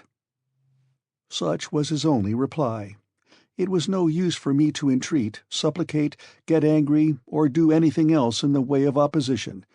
It would only have been opposing a will harder than the granite rock. Hans was finishing the repairs of the raft. One would have thought that this strange being was guessing at my uncle's intentions. With a few more pieces of surturbrand he had refitted our vessel. A sail already hung from the new mast, and the wind was playing in its waving folds. The professor said a few words to the guide, and immediately he put everything on board and arranged every necessary for our departure. The air was clear, and the northwest wind blew steadily. What could I do? Could I stand against the two? It was impossible. If Hans had but taken my side! But no, it was not to be. The Icelander seemed to have renounced all will of his own, and made a vow to forget and deny himself. I could get nothing out of a servant so feudalized, as it were, to his master. My only course was to proceed. I was therefore going with as much resignation as I could find to resume my accustomed place on the raft, when my uncle laid his hand upon my shoulder. "We shall not sail until tomorrow," he said. I made a movement intended to express resignation. "I must neglect nothing," he said, "and since my fate has driven me on this part of the coast, I will not leave it until I have examined it." To understand what followed, it must be borne in mind that, through circumstances hereafter to be explained, we were not really where the Professor supposed we were. In fact, we were not upon the north shore of the sea. "Now let us start upon fresh discoveries," I said. And leaving Hans to his work, we started off together. The space between the water and the foot of the cliffs was considerable. It took half an hour to bring us to the wall of rock. We trampled under our feet numberless shells of all the forms and sizes which existed in the earliest ages of the world. I also saw immense carapaces more than 15 feet in diameter. They had been the coverings of those gigantic glyptodons or armadillos of the Pliocene period, of which the modern tortoise is but a miniature representative. The soil was besides this scattered with stony fragments, boulders rounded by water action, and ridged up in successive lines. I was therefore led to the conclusion that at one time the sea must have covered the ground on which we were treading. On the loose and scattered rocks, now out of reach of the highest tides, the waves had left manifest traces of their power to wear their way in the hardest stone. This might up to a certain point explain the existence of an ocean 40 leagues beneath the surface of the globe. But in my opinion, this liquid mass would be lost by degrees farther and farther within the interior of the earth, and it certainly had its origin in the waters of the ocean overhead, which had made their way hither through some fissure. Yet it must be believed that that fissure is now closed, and that all this cavern or immense reservoir was filled in a very short time. Perhaps even this water, subjected to the fierce action of central heat, had partly been resolved into vapor. This would explain the existence of those clouds suspended over our heads, and the development of that electricity which raised such tempests within the bowels of the earth. This theory of the phenomena we had witnessed seemed satisfactory to me, for however great and stupendous the phenomena of nature, fixed physical laws will or may always explain them. We were therefore walking upon sedimentary soil, the deposits of the waters of former ages. The Professor was carefully examining every little fissure in the rocks. Wherever he saw a hole, he always wanted to know the depth of it. To him this was important. We had traversed the shores of the Lidenbrock Sea for a mile when we observed a sudden change in the appearance of the soil. It seemed upset, contorted, and convulsed by a violent upheaval of the lower strata. In many places depressions or elevations gave witness to some tremendous power, effecting the dislocation of the strata. We moved with difficulty across these granite fissures and chasms, mingled with silex, crystals of quartz, and alluvial deposits, when a field, nay, more than a field, a vast plain of bleached bones lay spread before us. It seemed like an immense cemetery, where the remains of 20 ages mingled their dust together. Huge mounds of bony fragments rose stage after stage in the distance. They undulated away to the limits of the horizon, and melted in the distance in a faint haze. There, within 3 miles, were accumulated the materials for a complete history of the animal life of ages, a history scarcely outlined in the 2 recent strata of the inhabited world. But an impatient curiosity impelled our steps. Crackling and rattling, our feet were trampling on the remains of prehistoric animals and interesting fossils, the possession of which is a matter of rivalry and contention between the museums of great cities. 1,000 Cuviers could never have reconstructed the organic remains deposited in this magnificent and unparalleled collection. I stood amazed. My uncle had uplifted his long arms to the vault which was our sky. his mouth gaping wide, his eyes flashing behind his shining spectacles, his head balancing with an up-and-down motion. His whole attitude denoted unlimited astonishment. Here he stood, facing an immense collection of scattered Leptotheria, Merycotheria, Lophiodia, Anoplotheria, Megatheria, mastodons, Protopitheci, pterodactyls, and all sorts of extinct monsters here assembled together for his special satisfaction. Fancy an enthusiastic bibliomaniac suddenly brought into the midst of the famous Alexandrian library burnt by Omar and restored by a miracle from its ashes. Just such a crazed enthusiast was my uncle, Professor Lidenbrock. But more was to come, when, with a rush through clouds of bone dust, he laid his hand upon a bear's skull and cried, with a voice trembling with excitement, "Axel! Axel! A human head!" "A human skull?" I cried, no less astonished. "Yes, nephew. Aha, Monsieur Milne Edwards! Ah, Monsieur de Quatrefages! How I wish you were standing here at the side of Otto Lidenbrock." End of chapter 37.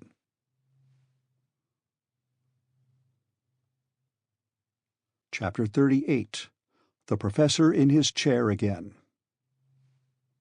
To understand this apostrophe of my uncle's, made to absent French savants, it will be necessary to allude to an event of high importance in the paleontological point of view, which had occurred a little while before our departure.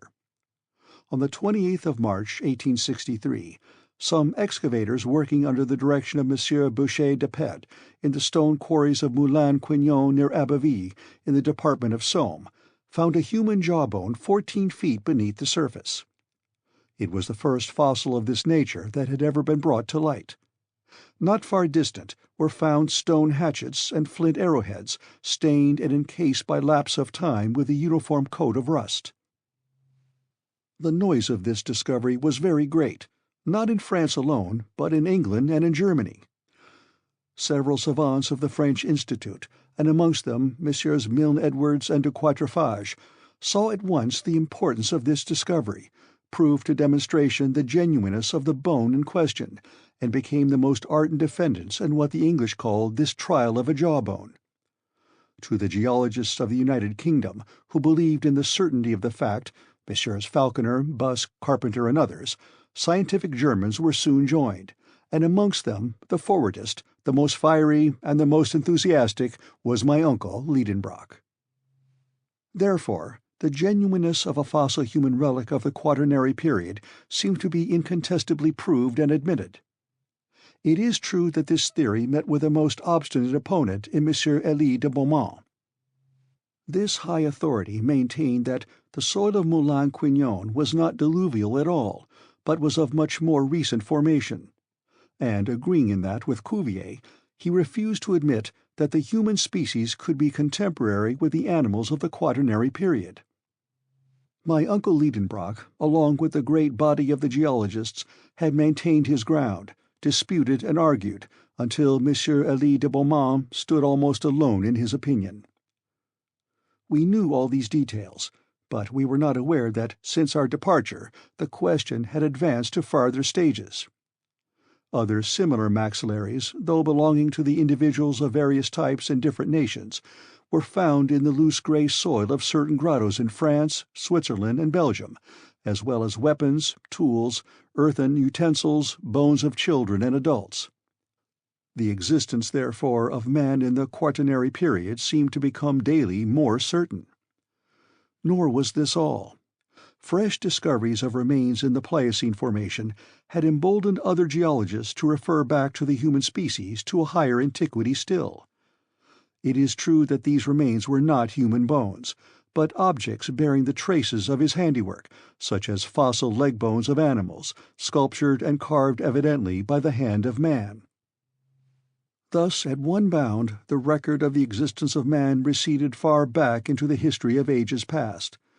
He was a predecessor of the mastodon. He was a contemporary of the southern elephant. He lived 100,000 years ago, when, according to geologists, the Pliocene formation was in progress. Such, then, was the state of paleontological science, and what we knew of it was sufficient to explain our behavior in the presence of this stupendous Golgotha. Anyone may now understand the frenzied excitement of my uncle, when, 20 yards farther on, he found himself face to face with a primitive man. It was a perfectly recognizable human body. Had some particular soil, like that of the cemetery Saint-Michel at Bordeaux, preserved it thus for so many ages? It might be so.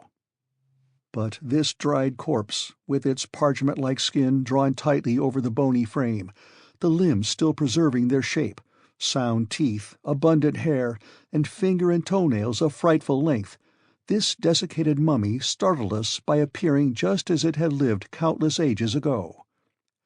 I stood mute before this apparition of remote antiquity. My uncle, usually so garrulous, was struck dumb likewise. We raised the body. We stood it up against a rock. It seemed to stare at us out of its empty orbits. We sounded with our knuckles his hollow frame. After some moments' silence, the professor was himself again. Otto Lidenbrock, yielding to his nature, forgot all the circumstances of our eventful journey, forgot where we were standing, forgot the vaulted cavern which contained us. No doubt he was in mind back again in his Johanneum, holding forth to his pupils, for he assumed his learned air, and addressing himself to an imaginary audience, he proceeded thus: "Gentlemen, I have the honor to introduce to you a man of the Quaternary or post-tertiary system. Eminent geologists have denied his existence, others no less eminent have affirmed it. The St. Thomases of paleontology, if they were here, might now touch him with their fingers, and would be obliged to acknowledge their error. I am quite aware that science has to be on its guard with discoveries of this kind. I know what capital enterprising individuals like Barnum have made out of fossil men. I have heard the tale of the knee-pan of Ajax, the pretended body of Orestes, claimed to have been found by the Spartans, and of the body of Asterius, 10 cubits long, of which Pausanias speaks. I have read the reports of the skeleton of Trapani, found in the 14th century, and which was at the time identified as that of Polyphemus, and the history of the giant unearthed in the 16th century near Palermo. You know, as well as I do, gentlemen, the analysis made at Lucerne in 1577 of those huge bones which the celebrated Dr. Felix Plater affirmed to be those of a giant 19 feet high. I have gone through the treatises of Cassanion, and all those memoirs, pamphlets, answers, and rejoinders published respecting the skeleton of Teutobacus, the invader of Gaul, dug out of a sandpit in the Dauphiné in 1613.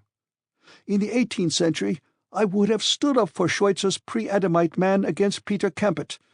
I have perused a writing entitled Here my uncle's unfortunate infirmity met him, that of being unable in public to pronounce hard words.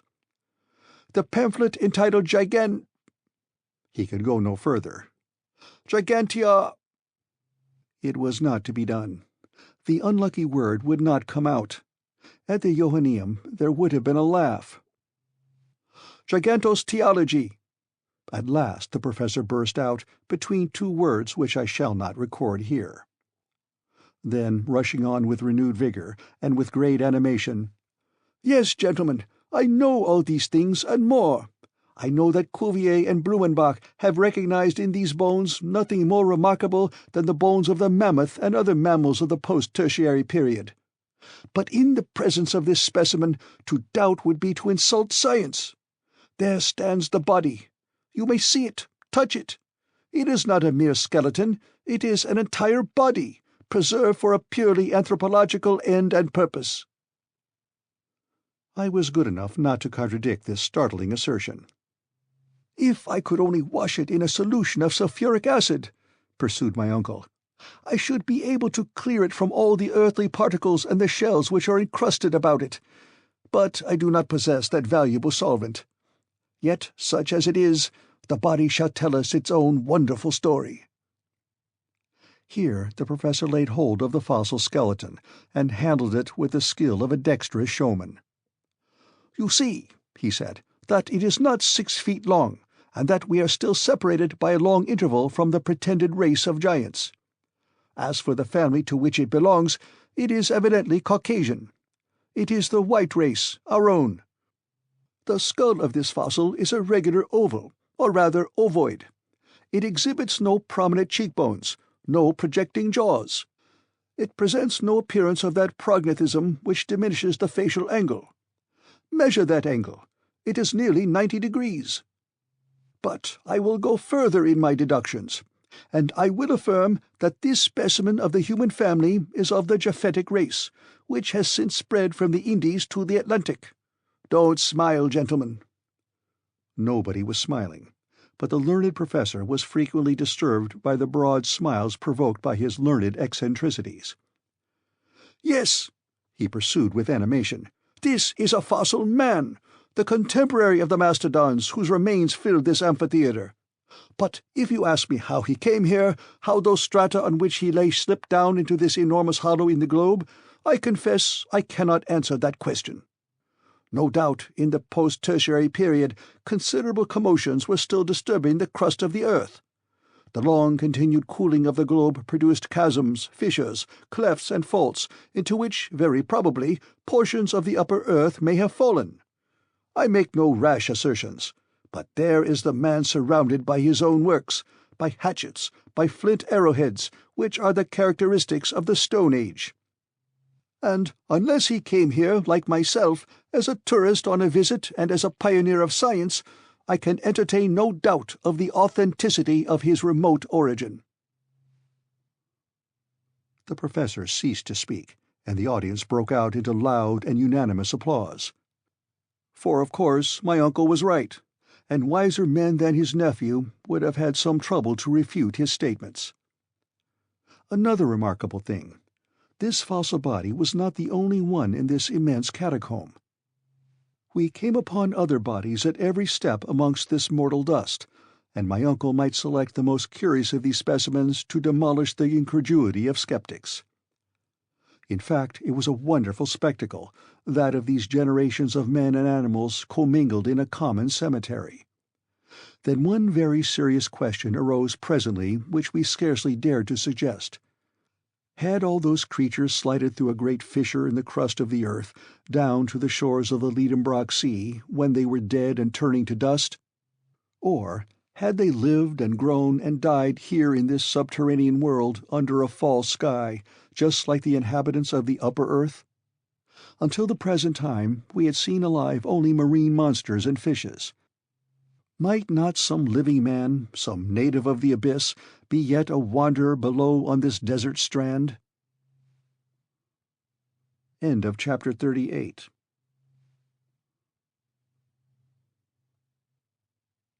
Chapter 39.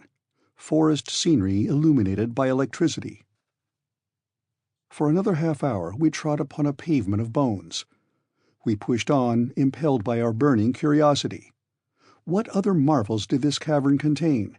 What new treasures lay here for science to unfold? I was prepared for any surprise.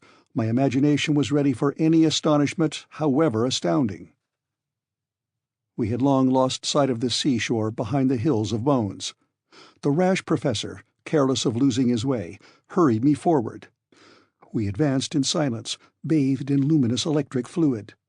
By some phenomenon which I am unable to explain, it lighted up all sides of every object equally. Such was its diffusiveness, there being no central point from which the light emanated, that shadows no longer existed. You might have thought yourself under the rays of a vertical sun in a tropical region at noonday and the height of summer. No vapor was visible.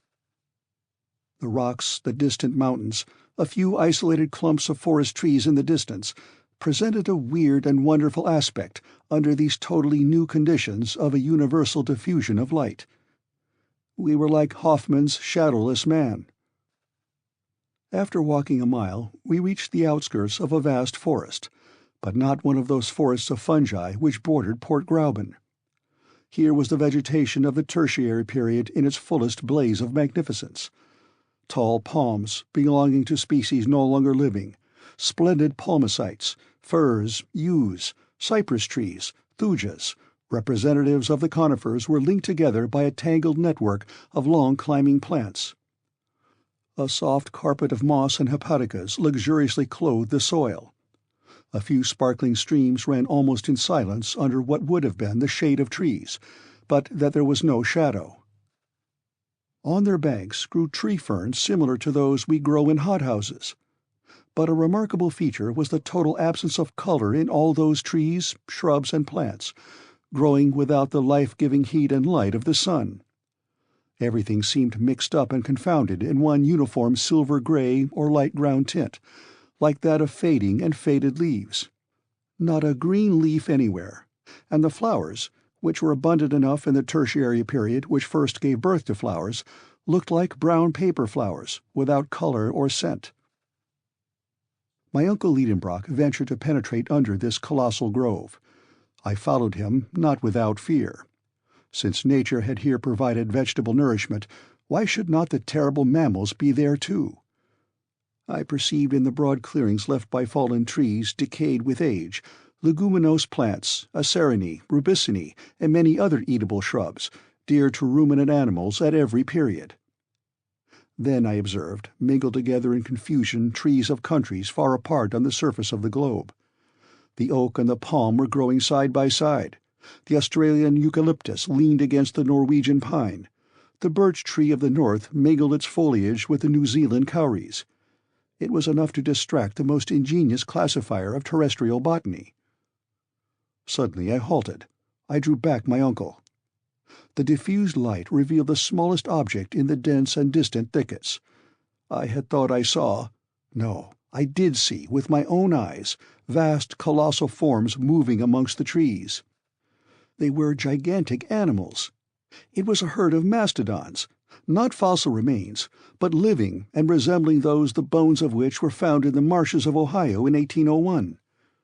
I saw those huge elephants whose long, flexible trunks were grouting and turning up the soil under the trees like a legion of serpents. I could hear the crashing noise of their long ivory tusks boring into the old decaying trunks. The boughs cracked, and the leaves torn away by cartloads went down the cavernous throats of the vast brutes.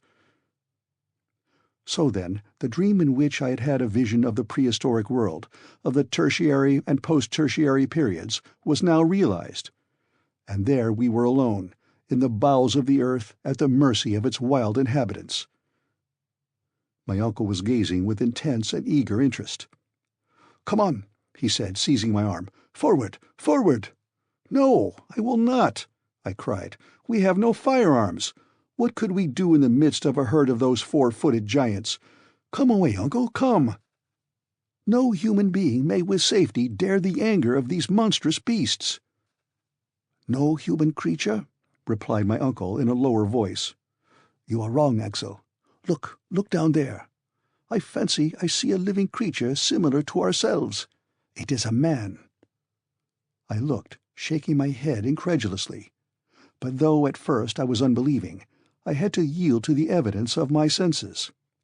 In fact, at a distance of 1/4 of a mile, leaning against the trunk of a gigantic kauri, stood a human being, the Proteus of those subterranean regions, a new son of Neptune, watching this countless herd of mastodons. Immanis picoris custos emanior ipsi, the shepherd of giant herds, and huger still himself. Yes, truly huger still himself. It was no longer a fossil being like him whose dried remains we had easily lifted up in the field of bones. It was a giant, able to control those monsters. In stature, he was at least 12 feet high. His head, huge and unshapely as a buffalo's, was half hidden in the thick and tangled growth of his unkempt hair. It most resembled the mane of the primitive elephant. In his hand he wielded with ease an enormous bow, a staff worthy of this shepherd of the geologic period. We stood petrified and speechless with amazement. But he might see us. We must fly. "Come, do come," I said to my uncle, who for once allowed himself to be persuaded. In another 1/4 of an hour our nimble heels had carried us beyond the reach of this horrible monster. And yet, now that I can reflect quietly, now that my spirit has grown calm again, now that months have slipped by since this strange and supernatural meeting, what am I to think? What am I to believe? I must conclude that it was impossible that our senses had been deceived, that our eyes did not see what we supposed they saw. No human being lives in this subterranean world. No generation of men dwells in those inferior caverns of the globe, unknown to and unconnected with the inhabitants of its surface. It is absurd to believe it.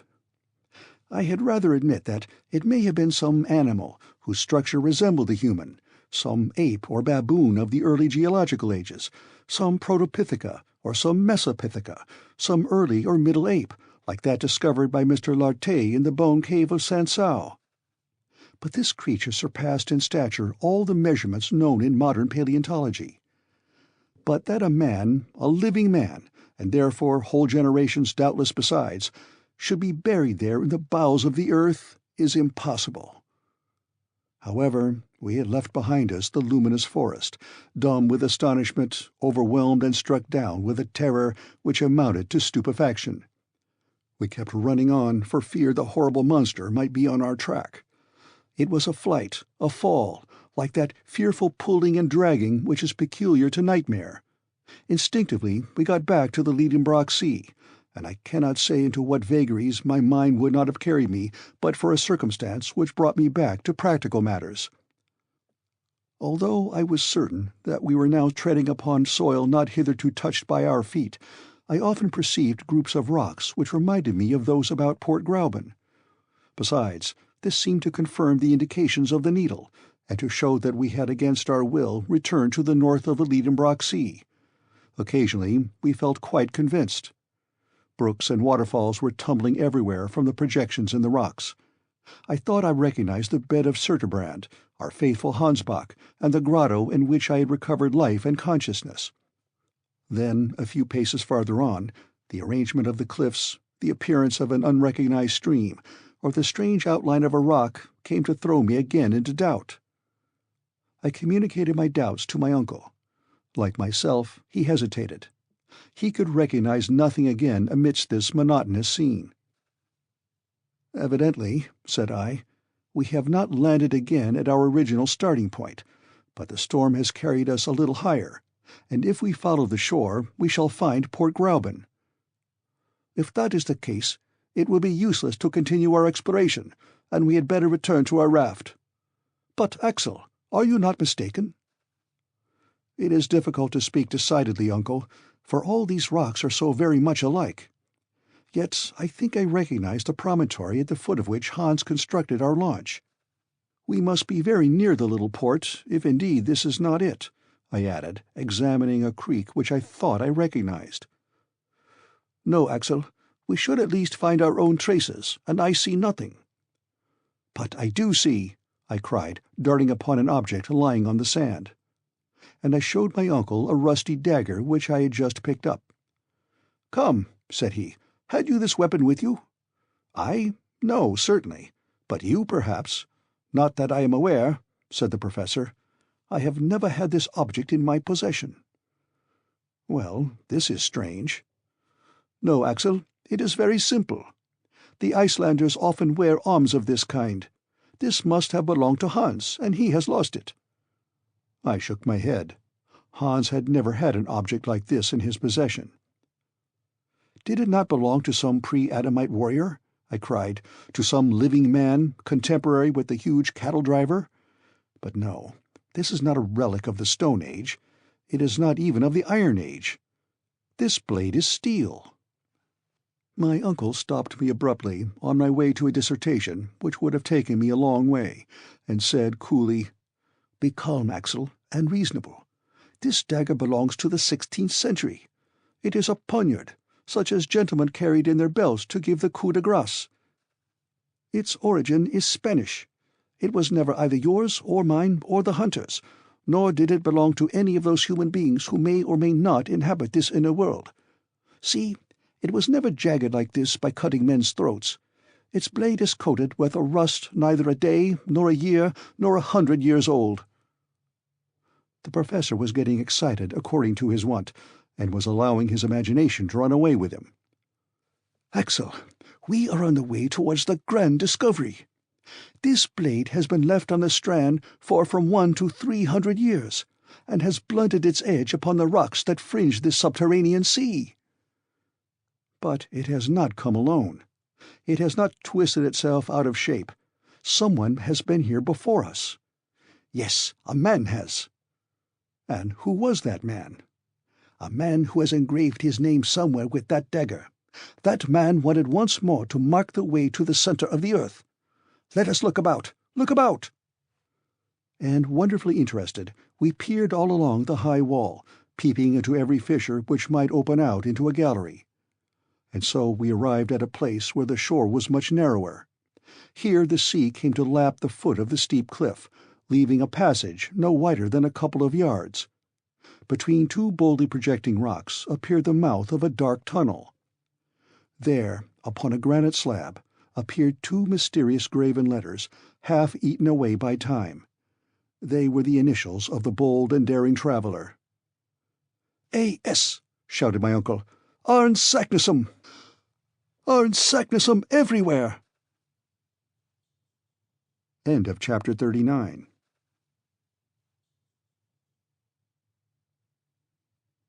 Chapter 40. Preparations for blasting a passage to the center of the earth. Since the start upon this marvelous pilgrimage, I have been through so many astonishments that I might well be excused for thinking myself well hardened against any further surprise. Yet at the sight of these two letters, engraved on this spot 300 years ago, I stood aghast in dumb amazement. Not only were the initials of the learned alchemist visible upon the living rock, but there lay the iron point with which the letters had been engraved. I could no longer doubt of the existence of that wonderful traveller and of the fact of his unparalleled journey, without the most glaring incredulity. Whilst these reflections were occupying me, Professor Lidenbrock had launched into a somewhat rhapsodical eulogium, of which Arn Saknussemm was of course the hero. "Thou marvellous genius!" he cried. "Thou hast not forgotten one indication which might serve to lay open to mortals the road through the terrestrial crust, and thy fellow creatures may even now, after the lapse of 3 centuries, again trace thy footsteps through these deep and darksome ways. You reserve the contemplation of these wonders for other eyes besides your own. Your name, graven from stage to stage, leads the bold follower of your footsteps to the very center of our planet's core, and there again we shall find your own name written with your own hand.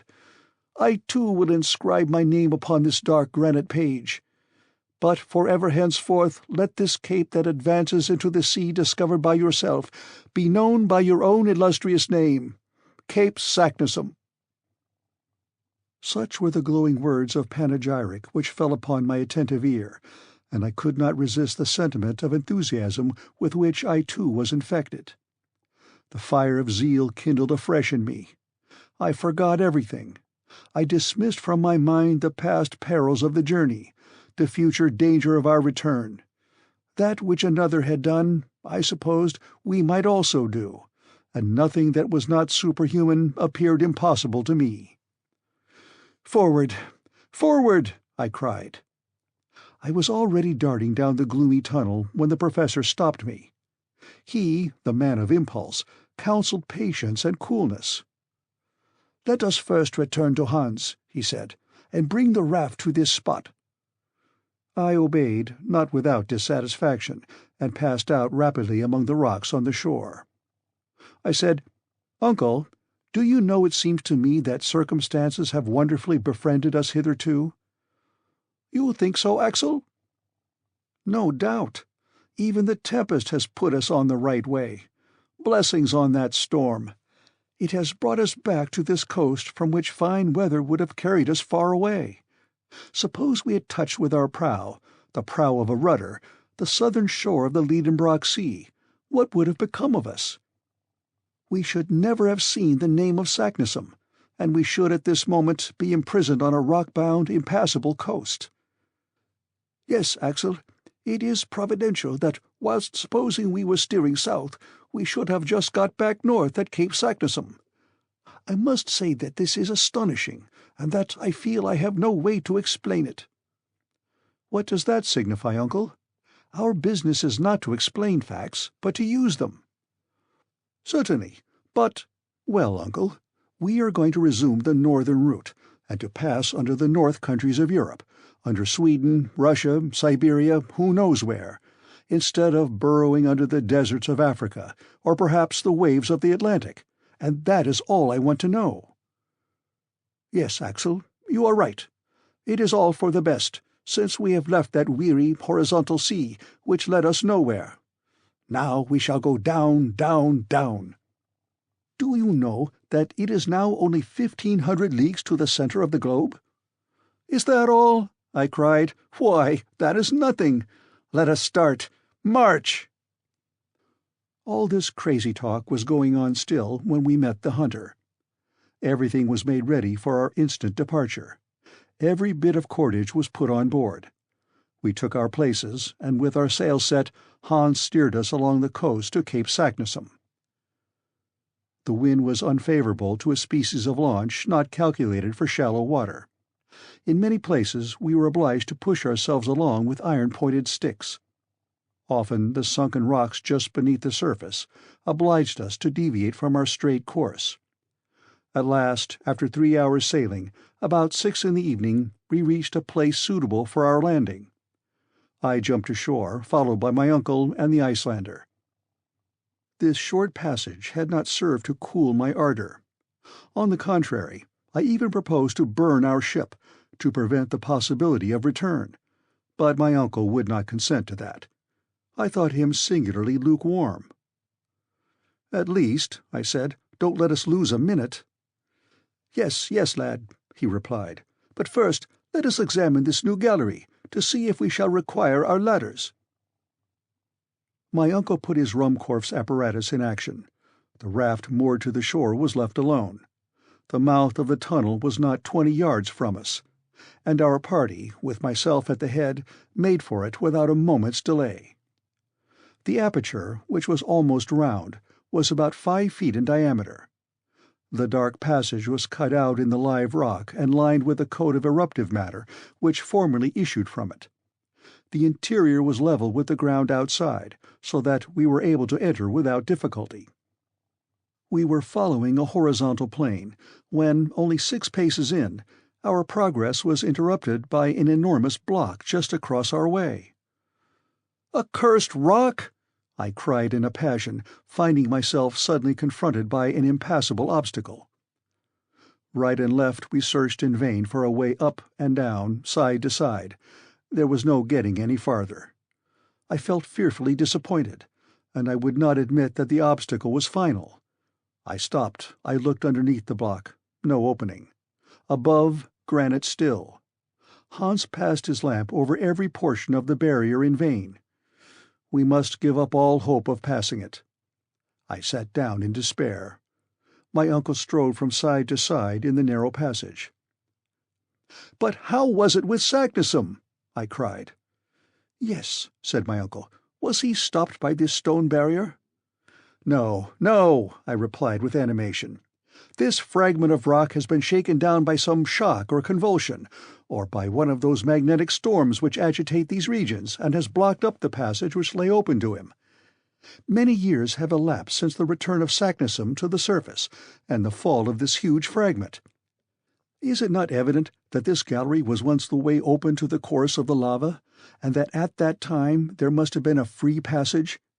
See, here are recent fissures grooving and channeling the granite roof. This roof itself is formed of fragments of rock carried down, of enormous stones, as if by some giant's hand. But at one time the expulsive force was greater than usual, and this block, like the falling keystone of a ruined arch, has slipped down to the ground and blocked up the way. It is only an accidental obstruction, not met by Saknussemm, and if we don't destroy it, we shall be unworthy to reach the center of the earth." Such was my sentence. The soul of the professor had passed into me. The genius of discovery possessed me wholly. I forgot the past, I scorned the future. I gave not a thought to the things of the surface of this globe into which I had dived, its cities and its sunny plains, Hamburg and the Königstrasse, even poor Grauben, who must have given us up for lost, all were for the time dismissed from the pages of my memory. "Well," cried my uncle, "let us make our way with pickaxes." "Too hard for the pickaxe."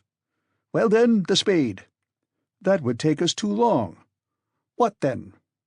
"Why, gunpowder, to be sure. Let us mine the obstacle and blow it up." "Oh, yes, it is only a bit of rock to blast." "Hans, to work!" cried my uncle.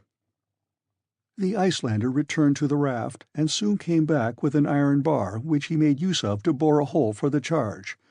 This was no easy work. A hole was to be made large enough to hold 50 pounds of gun-cotton, whose expansive force is 4 times that of gunpowder.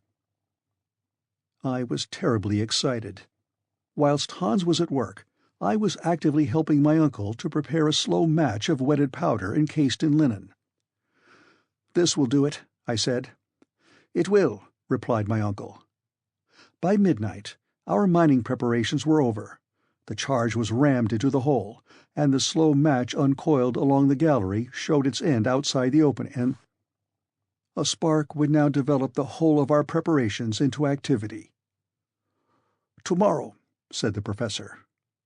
I had to be resigned and to wait 6 long hours. End of chapter 40. Chapter 41. The Great Explosion and the Rush Down Below. The next day, Thursday, August 27, is a well-remembered date in our subterranean journey. It never returns to my memory without sending through me a shudder of horror and a palpitation of the heart. From that hour we had no further occasion for the exercise of reason, or judgment, or skill, or contrivance.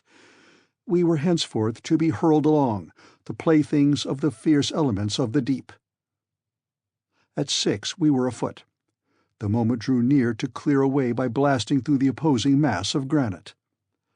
I begged for the honor of lighting the fuse. This duty done, I was to join my companions on the raft, which had not yet been unloaded. We should then push off as far as we could and avoid the dangers arising from the explosion, the effects of which were not likely to be confined to the rock itself. The fuse was calculated to burn 10 minutes before setting fire to the mine. I therefore had sufficient time to get away to the raft. I prepared to fulfill my task with some anxiety. After a hasty meal, my uncle and the hunter embarked whilst I remained on shore. I was supplied with a lighted lantern to set fire to the fuse. "Now go," said my uncle, "and return immediately to us." "Don't be uneasy," I replied. "I will not play by the way." I immediately proceeded to the mouth of the tunnel. I opened my lantern. I laid hold of the end of the match. The professor stood, chronometer in hand. "Ready?" he cried. "Aye." "Fire!" I instantly plunged the end of the fuse into the lantern. It spluttered and flamed, and I ran at the top of my speed to the raft. "Come on board, quickly, and let us push off." Hans, with a vigorous thrust, sent us from the shore. The raft shot 20 fathoms out to sea. It was a moment of intense excitement. The professor was watching the hand of the chronometer. 5 minutes more," he said. 4, 3...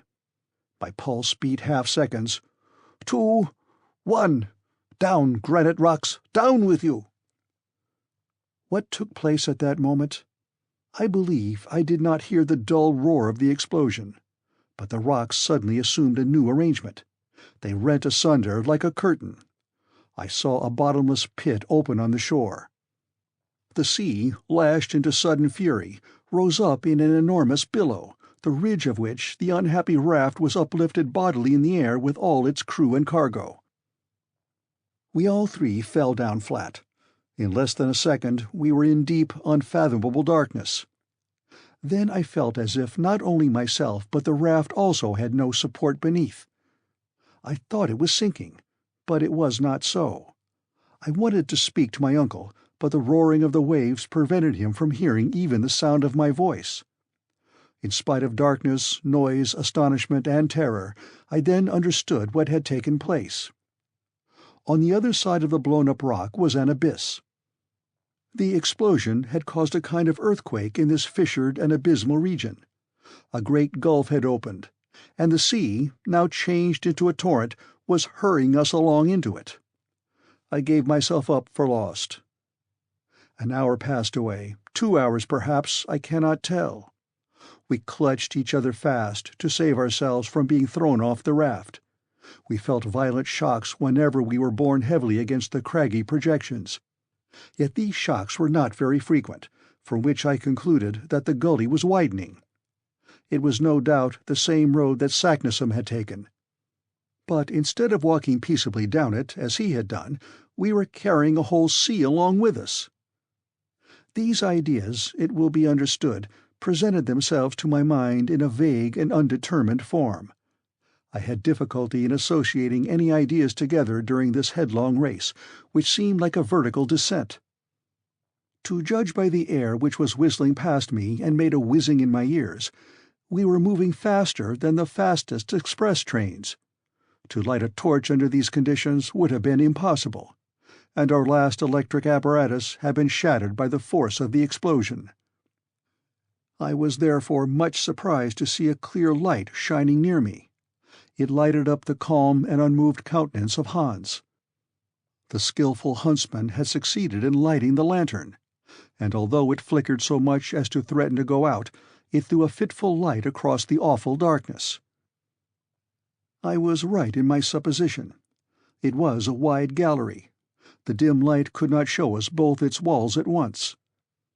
The fall of the waters which were carrying us away exceeded that of the swiftest rapids in American rivers. Its surface seemed composed of a sheaf of arrows hurled with inconceivable force. I cannot convey my impressions by a better comparison. The raft, occasionally seized by an eddy, spun round as it still flew along. When it approached the walls of the gallery, I threw on them the light of the lantern, and I could judge somewhat of the velocity of our speed by noticing how the jagged projections of the rocks spun into endless ribbons and bands, so that we seemed confined within a network of shifting lines. I supposed we were running at the rate of 30 leagues an hour. My uncle and I gazed on each other with haggard eyes, clinging to the stump of the mast, which had snapped asunder at the first shock of our great catastrophe. We kept our backs to the wind, not to be stifled by the rapidity of a movement which no human power could check. Hours passed away. No change in our situation, but a discovery came to complicate matters and make them worse. In seeking to put our cargo into somewhat better order, I found that the greater part of the articles embarked had disappeared at the moment of the explosion, when the sea broke in upon us with such violence. I wanted to know exactly what we had saved, and with the lantern in my hand I began my examination. Of our instruments none were saved but the compass and the chronometer. Our stock of ropes and ladders was reduced to the bit of cord rolled round the stump of the mast. Not a spade, not a pickaxe, not a hammer was left us, and, irreparable disaster, we had only 1 day's provisions left. I searched every nook and corner, every crack and cranny in the raft. There was nothing. Our provisions were reduced to 1 bit of salt meat and a few biscuits. I stared at our failing supplies stupidly. I refused to take in the gravity of our loss. And yet what was the use of troubling myself? If we had had provisions enough for months, how could we get out of the abyss into which we were being hurled by an irresistible torrent? Why should we fear the horrors of famine when death was swooping down upon us in a multitude of other forms? Would there be time left to die of starvation? Yet, by an inexplicable play of the imagination, I forgot my present dangers to contemplate the threatening future. Was there any chance of escaping from the fury of this impetuous torrent, and of returning to the surface of the globe? I could not form the slightest conjecture how or when.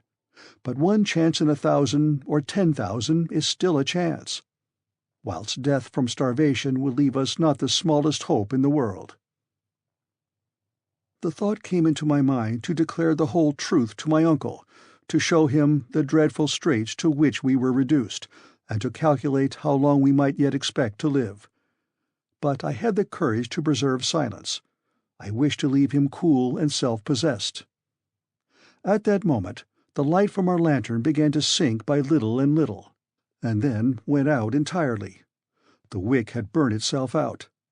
Black night reigned again, and there was no hope left of being able to dissipate the palpable darkness. We had yet a torch left, but we could not have kept it alight. Then, like a child, I closed my eyes firmly, not to see the darkness. After a considerable lapse of time, our speed redoubled. I could perceive it by the sharpness of the currents that blew past my face. The descent became steeper. I believe we were no longer sliding, but falling down. I had an impression that we were dropping vertically. My uncle's hand and the vigorous arm of Hans held me fast. Suddenly, after a space of time that I could not measure, I felt a shock. The raft had not struck against any hard resistance, but had suddenly been checked in its fall. A waterspout, an immense liquid column, was beating upon the surface of the waters. I was suffocating. I was drowning. But this sudden flood was not of long duration. In a few seconds I found myself in the air again, which I inhaled with all the force of my lungs. My uncle and Hans were still holding me fast by the arms, and the raft was still carrying us. End of chapter 41.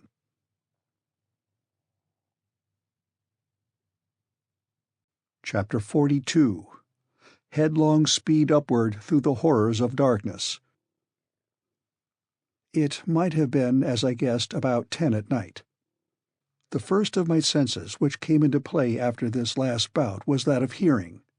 All at once I could hear, and it was a real exercise of the sense of hearing. I could hear the silence in the gallery after the din which for hours had stunned me. At last these words of my uncle's came to me like a vague murmuring. "We are going up." "What do you mean?" I cried. "Yes, we are going up, up." I stretched out my arm. I touched the wall and drew back my hand, bleeding. We were ascending with extreme rapidity. "The torch! The torch!" cried the professor. Not without difficulty, Hans succeeded in lighting the torch, and the flame, preserving its upward tendency, threw enough light to show us what kind of a place we were in. "Just as I thought," said the professor. "We are in a tunnel not 24 feet in diameter. The water had reached the bottom of the gulf. It is now rising to its level and carrying us with it." "Where to?" "I cannot tell, but we must be ready for anything. We are mounting at a speed which seems to me of 14 feet in a second, or 10 miles an hour. At this rate we shall get on." "Yes, if nothing stops us. If this well has an aperture." "But suppose it to be stopped. If the air is condensed by the pressure of this column of water, we shall be crushed." "Axel," replied the professor with perfect coolness, "our situation is almost desperate. But there are some chances of deliverance, and it is these that I am considering.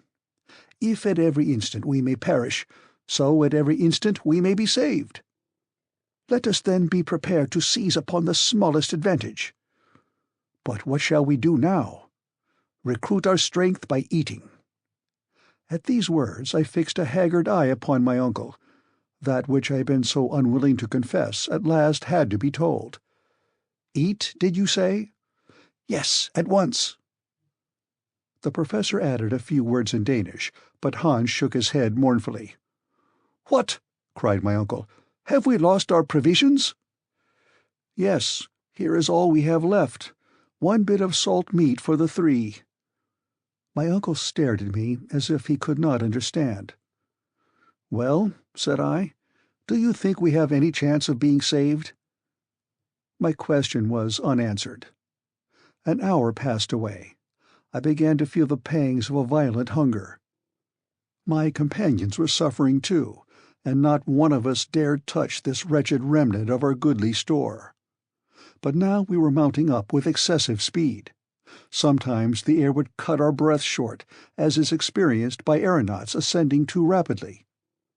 But whilst they suffer from cold in proportion to their rise, we were beginning to feel a contrary effect. The heat was increasing in a manner to cause us the most fearful anxiety, and certainly the temperature was at this moment at the height of 100 degrees Fahrenheit. What could be the meaning of such a change? Up to this time, facts had supported the theories of Davy and of Lidenbrock.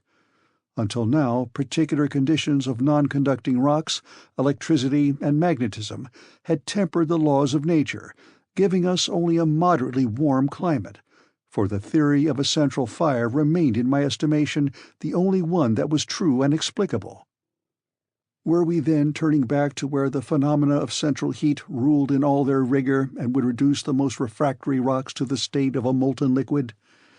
I feared this, and said to the professor, "If we are neither drowned nor shattered to pieces, nor starved to death, there is still the chance that we may be burned alive and reduced to ashes." At this he shrugged his shoulders and returned to his thoughts. Another hour passed, and except some slight increase in the temperature, nothing new had happened. "Come," said he, "we must determine upon something." "Determine on what?" said I. "Yes, we must recruit our strength by carefully rationing ourselves, and so prolong our existence by a few hours. But we shall be reduced to a very great weakness at last." "And our last hour is not far off." "Well, if there is a chance of safety, if a moment for active exertion presents itself, where should we find the required strength if we allowed ourselves to be enfeebled by hunger?" "Well, uncle, when this bit of meat has been devoured, what shall we have left?" "Nothing, Axel, nothing at all. But will it do you any more good to devour it with your eyes than with your teeth? Your reasoning has in it neither sense nor energy." "Then don't you despair?" I cried irritably. "No, certainly not," was the professor's firm reply. "What? Do you think there is any chance of safety left?" "Yes, I do. As long as the heart beats, as long as body and soul keep together, I cannot admit that any creature endowed with a will has need to despair of life." Resolute words these. The man who could speak so, under such circumstances, was of no ordinary type. "Finally, what do you mean to do?" I asked. "Eat what is left to the last crumb, and recruit our fading strength. This meal will be our last, perhaps, so let it be. But at any rate, we shall once more be men, and not exhausted, empty bags." "Well, let us consume it then," I cried. My uncle took the piece of meat and the few biscuits which had escaped from the general destruction. He divided them into 3 equal portions and gave one to each. This made about a pound of nourishment for each. The professor ate his greedily, with a kind of feverish rage. I ate without pleasure, almost with disgust. Hans, quietly, moderately masticating his small mouthfuls without any noise, and relishing them with the calmness of a man above all anxiety about the future. By diligent search he had found a flask of Hollands. He offered it to us each in turn, and this generous beverage cheered us up slightly. "Fortrefflich," said Hans, drinking in his turn. "Excellent," replied my uncle. A glimpse of hope had returned, although without cause. But our last meal was over, and it was now 5 in the morning. Man is so constituted that health is a purely negative state. Hunger once satisfied, it is difficult for a man to imagine the horrors of starvation. They cannot be understood without being felt. Therefore it was that, after our long fast, these few mouthfuls of meat and biscuit made us triumph over our past agonies. But as soon as the meal was done, we each of us fell deep into thought. What was Hans thinking of, that man of the far West, but who seemed ruled by the fatalist doctrines of the East? As for me, my thoughts were made up of remembrances, and they carried me up to the surface of the globe, of which I ought never to have taken leave. The house in the Königstrasse, my poor dear Grauben, that kind soul Martha, flitted like visions before my eyes, and in the dismal moanings which from time to time reached my ears, I thought I could distinguish the roar of the traffic of the great cities upon earth. My uncle still had his eye upon his work. Torch in hand, he tried to gather some idea of our situation from the observation of the strata. This calculation could, at best, be but a vague approximation. But a learned man is always a philosopher when he succeeds in remaining cool, and assuredly Professor Lidenbrock possessed this quality to a surprising degree. I could hear him murmuring geological terms. I could understand them, and in spite of myself I felt interested in this last geological study. "Eruptive granite," he was saying. "We are still in the primitive period. But we are going up, higher still. Who can tell?" Ah, who can tell? With his hand he was examining the perpendicular wall, and in a few more minutes he continued. "This is nice. Here is mica schist. Ah, presently we shall come to the transition period, and then—" What did the professor mean?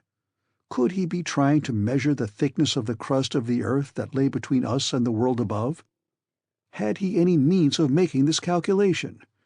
No, he had not the aneroid, and no guessing could supply its place.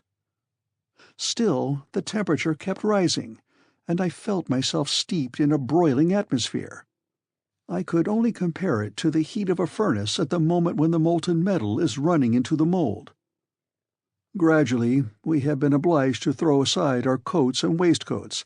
The lightest covering became uncomfortable and even painful. "Are we rising into a fiery furnace?" I cried at one moment when the heat was redoubling. "No," replied my uncle, "that is impossible, quite impossible." "Yet," I answered, feeling the wall, "this well is burning hot." At the same moment, touching the water, I had to withdraw my hand in haste. "The water is scalding!" I cried. This time the professor's only answer was an angry gesture. Then an unconquerable terror seized upon me, from which I could no longer get free. I felt that a catastrophe was approaching before which the boldest spirit must quail. A dim, vague notion laid hold of my mind, but which was fast hardening into certainty. I tried to repel it, but it would return. I dared not express it in plain terms. Yet a few involuntary observations confirmed me in my view. By the flickering light of the torch I could distinguish contortions in the granite beds. A phenomenon was unfolding in which electricity would play the principal part. Then this unbearable heat, this boiling water. I consulted the compass. The compass had lost its properties. It had ceased to act properly. End of chapter 42.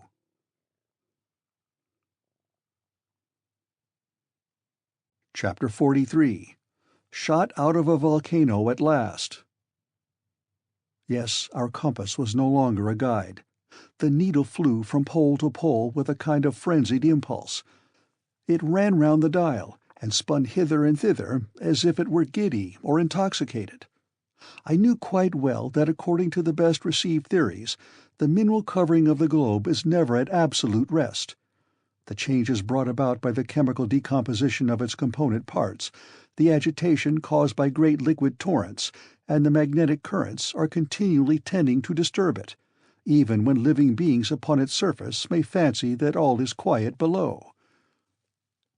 A phenomenon of this kind would not have greatly alarmed me, or at any rate it would not have given rise to dreadful apprehensions. But other facts, other circumstances of a peculiar nature, came to reveal to me by degrees the true state of the case. There came incessant and continuous explosions. I could only compare them to the loud rattle of a long train of chariots driven at full speed over the stones, or a roar of intermitting thunder. Then the disordered compass, thrown out of gear by the electric currents, confirmed me in a growing conviction. The mineral crust of the globe threatened to burst up, the granite foundations to come together with a crash, the fissure through which we were helplessly driven would be filled up, the void would be full of crushed fragments of rock, and we poor wretched mortals were to be buried and annihilated in this dreadful consummation. "My uncle," I cried, "we are lost now, utterly lost." "What are you in a fright about now?" was the calm rejoinder. "What is the matter with you?" "The matter? Look at those quaking walls! Look at those shivering rocks! Don't you feel the burning heat? Don't you see how the water boils and bubbles? Are you blind to the dense vapors and steam growing thicker and denser every minute? See this agitated compass needle? It is an earthquake that is threatening us." My undaunted uncle calmly shook his head. "Do you think," said he, "an earthquake is coming?" "I do." "Well, I think you are mistaken." "What? Don't you recognize the symptoms?" "Of an earthquake? No. I am looking out for something better." "What can you mean? Explain." "It is an eruption, Axel." "An eruption? Do you mean to affirm that we are running up the shaft of a volcano?" "I believe we are," said the indomitable professor with an air of perfect self-possession. "And it is the best thing that could possibly happen to us under our circumstances." The best thing? Was my uncle stark mad? What did the man mean? And what was the use of saying facetious things at a time like this? "What?" I shouted. "Are we being taken up in an eruption? Our fate has flung us here among burning lavas, molten rocks, boiling waters, and all kinds of volcanic matter? We are going to be pitched out, expelled, tossed up, vomited, spit out high into the air along with fragments of rock, showers of ashes and scoria, in the midst of a towering rush of smoke and flames, and it is the best thing that could happen to us?" "Yes," replied the professor, eyeing me over his spectacles. "I don't see any other way of reaching the surface of the earth." I passed rapidly over the 1,000 ideas which passed through my mind. My uncle was right, undoubtedly right, and never had he seemed to me more daring and more confirmed in his notions than at this moment when he was calmly contemplating the chances of being shot out of a volcano. In the meantime, up we went. The night passed away in continual ascent. The din and uproar around us became more and more intensified. I was stifled and stunned. I thought my last hour was approaching. And yet imagination is such a strong thing that even in this supreme hour I was occupied with strange and almost childish speculations.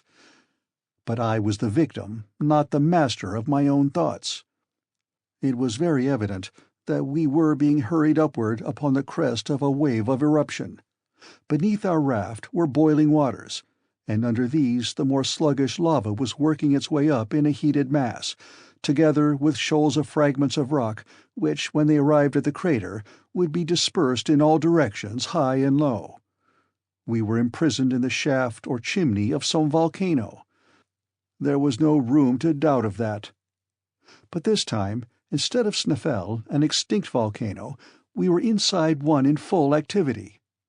I wondered, therefore, where could this mountain be, and in what part of the world we were to be shot out. I made no doubt but that it would be in some northern region. Before its disorder set in, the needle had never deviated from that direction. From Cape Saknussemm we had been carried due north for hundreds of leagues. Were we under Iceland again? Were we destined to be thrown up out of Hekla, or by which of the 7 other fiery craters in that island? Within a radius of 500 leagues to the west, I remembered under this parallel of latitude only the imperfectly known volcanoes of the northeast coast of America. To the east there was only one in the 80th degree of north latitude, the Esk and Jan Mayen Island, not far from Spitzbergen. Certainly there was no lack of craters, and there were some capacious enough to throw out a whole army. But I wanted to know which of them was to serve us for an exit from the inner world. Towards morning the ascending movement became accelerated. If the heat increased, instead of diminishing, as we approached nearer to the surface of the globe, this effect was due to local causes alone, and those volcanic. The manner of our locomotion left no doubt in my mind. An enormous force, a force of hundreds of atmospheres, generated by the extreme pressure of confined vapors, was driving us irresistibly forward. But to what numberless dangers it exposed us! Soon lurid lights began to penetrate the vertical gallery which widened as we went up. Right and left I could see deep channels, like huge tunnels, out of which escaped dense volumes of smoke. Tongues of fire lapped the walls, which crackled and sputtered under the intense heat. "See, see, my uncle!" I cried. "Well, those are only sulphureous flames and vapors, which one must expect to see in an eruption. They are quite natural." "But suppose they should wrap us round?" "But they won't wrap us round." "But we shall be stifled." "We shall not be stifled at all. The gallery is widening, and if it becomes necessary, we shall abandon the raft and creep into a crevice." "But the water, the rising water." "There is no more water, Axel, only a lava paste, which is bearing us up on its surface to the top of the crater." The liquid column had indeed disappeared, to give place to dense and still boiling eruptive matter of all kinds. The temperature was becoming unbearable. A thermometer exposed to this atmosphere would have marked 150 degrees. The perspiration streamed from my body. But for the rapidity of our ascent, we should have been suffocated. But the professor gave up his idea of abandoning the raft, and it was well he did. However roughly joined together, those planks afforded us a firmer support than we could have found anywhere else. About 8 in the morning a new incident occurred. The upward movement ceased. The raft lay motionless. "What is this?" I asked, shaken by this sudden stoppage as if by a shock. "It is a halt," replied my uncle. "Is the eruption checked?" I asked. "I hope not." I rose and tried to look around me. Perhaps the raft itself, stopped in its course by a projection, was staying the volcanic torrent. If this were the case, we should have to release it as soon as possible. But it was not so. The blast of ashes, scorex, and rubbish had ceased to rise. "Has the eruption stopped?" I cried. "Ah," said my uncle between his clenched teeth, "you are afraid. But don't alarm yourself. This lull cannot last long. It has lasted now 5 minutes, and in a short time we shall resume our journey to the mouth of the crater." As he spoke, the professor continued to consult his chronometer, and he was again right in his prognostications. The raft was soon hurried and driven forward with a rapid but irregular movement, which lasted about 10 minutes, and then stopped again. "Very good," said my uncle. "In 10 minutes more we shall be off again, for our present business lies with an intermittent volcano. It gives us time now and then to take a breath." This was perfectly true. When the 10 minutes were over, we started off again with renewed and increased speed. We were obliged to lay fast hold of the planks of the raft, not to be thrown off. Then again the paroxysm was over. I have since reflected upon this singular phenomenon without being able to explain it. At any rate, it was clear that we were not in the main shaft of the volcano, but in a lateral gallery, where there were felt recurrent tunes of reaction. How often this operation was repeated I cannot say. All I know is that at each fresh impulse we were hurled forward with a greatly increased force, and we seemed as if we were mere projectiles. During the short halts we were stifled with the heat. Whilst we were being projected forward, the hot air almost stopped my breath. I thought for a moment how delightful it would be to find myself carried suddenly into the Arctic regions, with a cold 30 degrees below the freezing point. My overheated brain conjured up visions of white plains of cool snow, where I might roll and allay my feverish heat. Little by little, my brain, weakened by so many constantly repeated shocks, seemed to be giving way altogether. But for the strong arm of Hans, I should more than once have had my head broken against the granite roof of our burning dungeon. I have, therefore, no exact recollection of what took place during the following hours. I have a confused impression left of continuous explosions, loud detonations, a general shaking of the rocks all round us, and of a spinning movement with which our raft was once whirled helplessly round.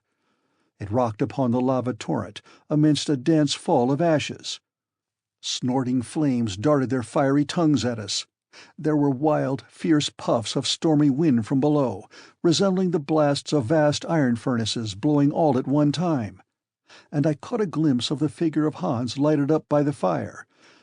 and all the feeling I had left was just what I imagined must be the feeling of an unhappy criminal doomed to be blown away alive from the mouth of a cannon, just before the trigger is pulled, and the flying limbs and rags of flesh and skin fill the quivering air and spatter the blood-stained ground. End of chapter 43.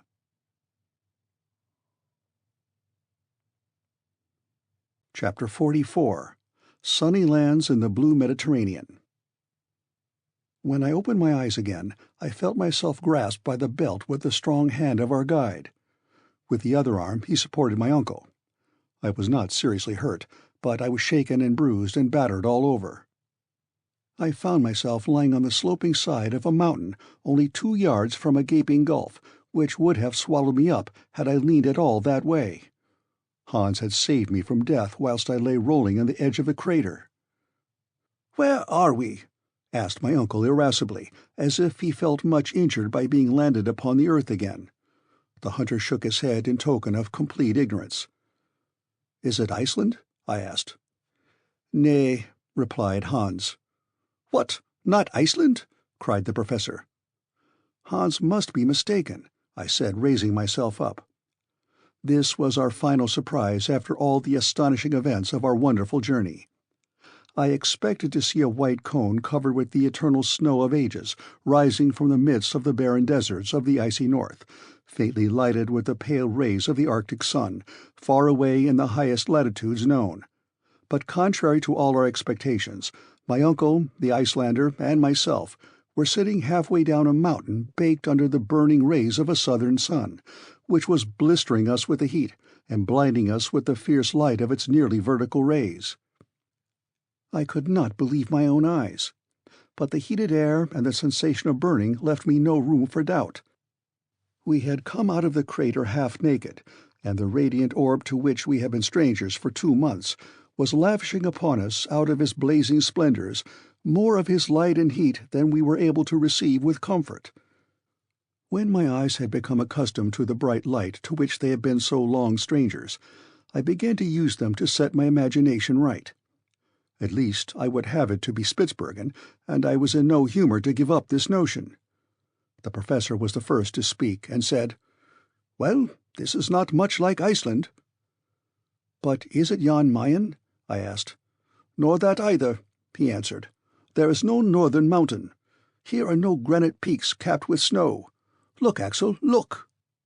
Above our heads, at a height of 500 feet or more, we saw the crater of a volcano, through which, at intervals of 15 minutes or so, there issued with loud explosions lofty columns of fire, mingled with pumice stones, ashes, and flowing lava. I could feel the heaving of the mountain, which seemed to breathe like a huge whale and puff out fire and wind from its vast blowholes. Beneath, down a pretty steep declivity, ran streams of lava for 800 or 900 feet, giving the mountain a height of about 1,300 or 1,400 feet. But the base of the mountain was hidden in a perfect bower of rich verdure, amongst which I was able to distinguish the olive, the fig, and vines, covered with their luscious purple bunches. I was forced to confess that there was nothing Arctic here. When the eye passed beyond these green surroundings, it rested on a wide blue expanse of sea or lake, which appeared to enclose this enchanting island, within a compass of only a few leagues. Eastward lay a pretty little white seaport town or village, with a few houses scattered around it, and in the harbour, of which a few vessels of peculiar rig were gently swayed by the softly swelling waves. Beyond it groups of islets rose from the smooth blue waters, but in such numbers that they seemed to dot the sea like a shoal. To the west, distant coasts lined the dim horizon. On some rose blue mountains of smooth undulating forms. On a more distant coast arose a prodigious cone crowned on its summit with a snowy plume of white cloud. To the northward lay spread a vast sheet of water, sparkling and dancing under the hot, bright rays, the uniformity broken here and there by the topmast of a gallant ship appearing above the horizon, or a swelling sail moving slowly before the wind. This unforeseen spectacle was most charming to eyes long used to underground darkness. "Where are we? Where are we?" I asked faintly. Hans closed his eyes with lazy indifference. What did it matter to him? My uncle looked round with dumb surprise. "Well, whatever mountain this may be," he said at last, "it is very hot here. The explosions are going on still, and I don't think it would look well to have come out by an eruption and then to get our heads broken by bits of falling rock. Let us get down, then we shall know better what we are about. Besides, I am starving and parching with thirst." Decidedly, the professor was not given to contemplation. For my part, I could for another hour or two have forgotten my hunger and my fatigue to enjoy the lovely scene before me, but I had to follow my companions. The slope of the volcano was in many places of great steepness. We slid down screes of ashes, carefully avoiding the lava streams which glided sluggishly by us like fiery serpents. As we went, I chattered and asked all sorts of questions as to our whereabouts, for I was too much excited not to talk a great deal. "We are in Asia," I cried, "on the coasts of India, in the Malay Islands, or in Oceania. We have passed through half the globe and come out nearly at the Antipodes." "But the compass?" said my uncle. "Aye, the compass," I said, greatly puzzled. "According to the compass, we have gone northward." "Has it lied?" "Surely not. Could it lie? Unless, indeed, this is the North Pole." "Oh, no, it is not the pole, but—" Well, here was something that baffled us completely. I could not tell what to say. But now we were coming into that delightful greenery, and I was suffering greatly from hunger and thirst. Happily, after 2 hours' walking, a charming country lay open before us, covered with olive trees, pomegranate trees, and delicious vines, all of which seemed to belong to anybody who pleased to claim them.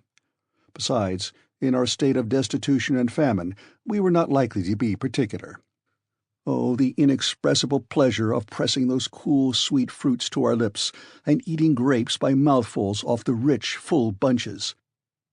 Not far off in the grass, under the delicious shade of the trees, I discovered a spring of fresh, cool water, in which we luxuriously bathed our faces, hands, and feet. Whilst we were thus enjoying the sweets of repose, a child appeared out of a grove of olive trees. "Ah," I cried, "here is an inhabitant of this happy land." It was but a poor boy, miserably ill-clad, a sufferer from poverty, and our aspect seemed to alarm him a great deal. In fact, only half-clothed, with ragged hair and beards, we were a suspicious-looking party. And if the people of the country knew anything about thieves, we were very likely to frighten them. Just as the poor little wretch was going to take to his heels, Hans caught hold of him and brought him to us, kicking and struggling. My uncle began to encourage him as well as he could, and said to him in good German, "Was heißt diesen Berg, mein Knablein? Sage mir geschwind." "What is this mountain called, my little friend?" The child made no answer. "Very well," said my uncle, "I infer that we are not in Germany."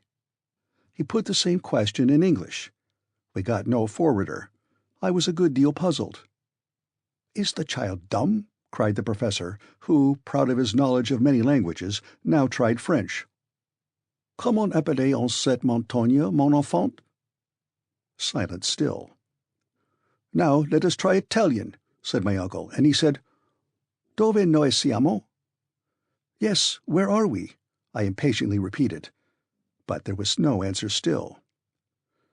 "Will you speak when you are told?" exclaimed my uncle, shaking the urchin by the ears.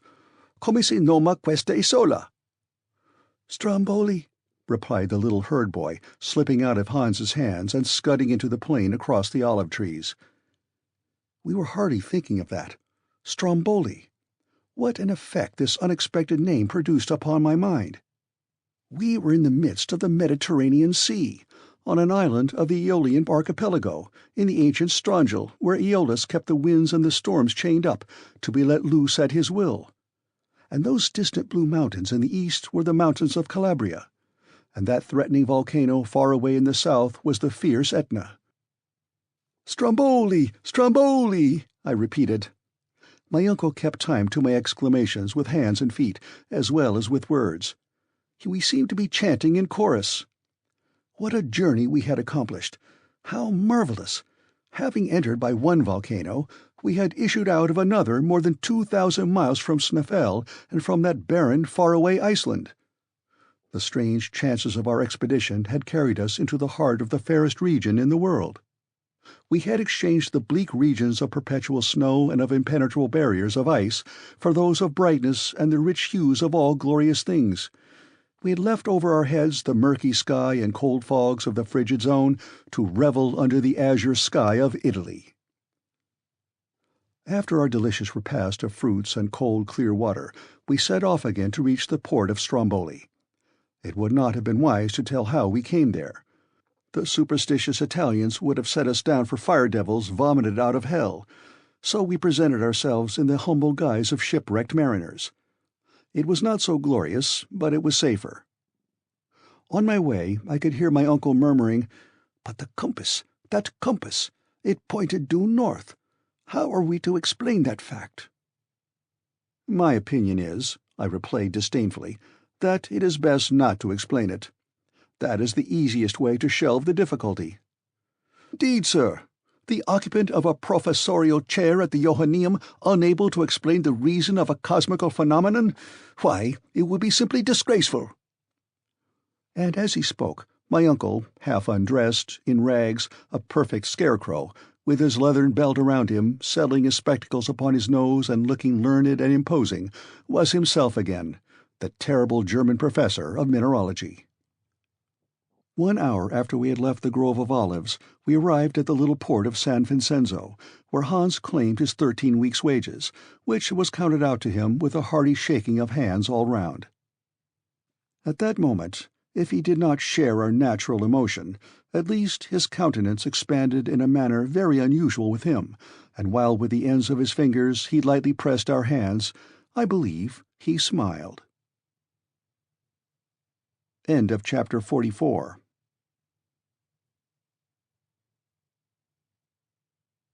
Chapter 45. All's Well That Ends Well. Such is the conclusion of a history which I cannot expect everybody to believe, for some people will believe nothing against the testimony of their own experience. However, I am indifferent to their incredulity, and they may believe as much or as little as they please. The Stromboliotes received us kindly as shipwrecked mariners. They gave us food and clothing. After waiting 48 hours, on the 31st of August, a small craft took us to Messina, where a few days' rest completely removed the effect of our fatigues. On Friday, September 4th, we embarked on the steamer Volturno, employed by the French Messageries Impériales, and in 3 days more we were at Marseille, having no care on our minds except that abominable deceitful compass, which we had mislaid somewhere and could not now examine. But its inexplicable behavior exercised my mind fearfully. On the 9th of September in the evening we arrived at Hamburg.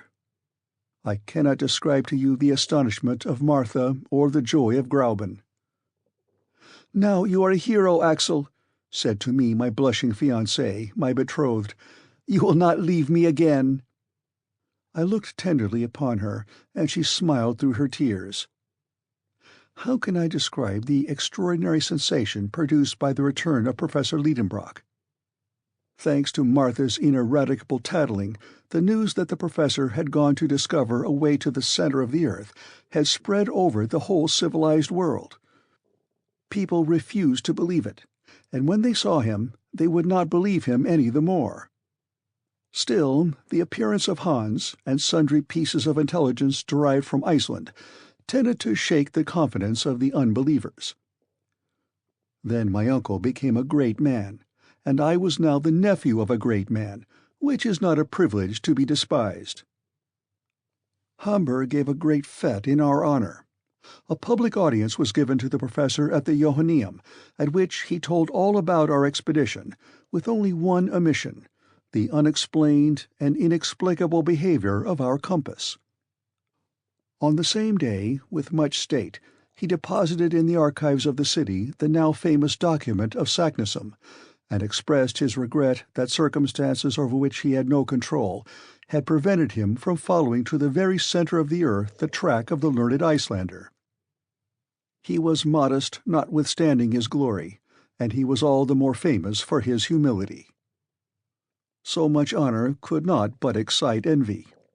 There were those who envied him his fame, and as his theories, resting upon known facts, were in opposition to the systems of science upon the question of the central fire, he sustained with his pen and by his voice remarkable discussions with the learned of every country. For my part, I cannot agree with his theory of gradual cooling. In spite of what I have seen and felt, I believe, and always shall believe, in the central heat. But I admit that certain circumstances not yet sufficiently understood may tend to modify in places the action of natural phenomena. While these questions were being debated with great animation, my uncle met with a real sorrow. Our faithful Hans, in spite of our entreaties, had left Hamburg. The man to whom we owed all our success, and our lives too, would not suffer us to reward him as we could have wished. He was seized with a mal de paix, a complaint for which we have not even a name in English. "Farvel," said he one day, and with that simple word he left us and sailed for Reykjavik, which he reached in safety. We were strongly attached to our brave eiderdown hunter. Though far away in the remotest north, he will never be forgotten by those whose lives he protected, and certainly I shall not fail to endeavor to see him once more before I die. To conclude, I have to add that this journey into the interior of the earth created a wonderful sensation in the world. It was translated into all civilized languages. The leading newspapers extracted the most interesting passages, which were commented upon, picked to pieces, discussed, attacked, and defended with equal enthusiasm and determination, both by believers and skeptics. Rare privilege. My uncle enjoyed during his lifetime the glory he had deservedly won, and he may even boast the distinguished honor of an offer from Mr. Barnum to exhibit him on most advantageous terms in all the principal cities in the United States. But there was one dead fly amidst all this glory and honor. One fact, one incident of the journey remained a mystery. Now, to a man eminent for his learning, an unexplained phenomenon is an unbearable hardship. Well, it was yet reserved for my uncle to be completely happy. One day, while arranging a collection of minerals in his cabinet, I noticed in a corner this unhappy compass, which we had long lost sight of. I opened it and began to watch it. It had been in that corner for 6 months, little mindful of the trouble it was giving. Suddenly, to my intense astonishment, I noticed a strange fact, and I uttered a cry of surprise. "What is the matter?" my uncle asked. "That compass." "Well?" "See, its poles are reversed." "Reversed?" "Yes, they point the wrong way." My uncle looked, he compared, and the house shook with his triumphant leap of exultation. A light broke in upon his spirit and mine. "See there," he cried, as soon as he was able to speak. "After our arrival at Cape Saknussemm, the north pole of the needle of this confounded compass began to point south instead of north." "Evidently." "Here, then, is the explanation of our mistake. But what phenomenon could have caused this reversal of the poles?" "The reason is evident, uncle." "Tell me, then, Axel."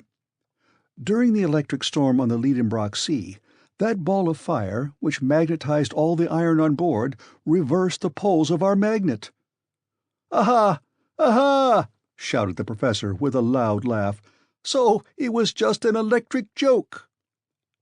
From that day forth, the professor was the most glorious of savants, and I was the happiest of men.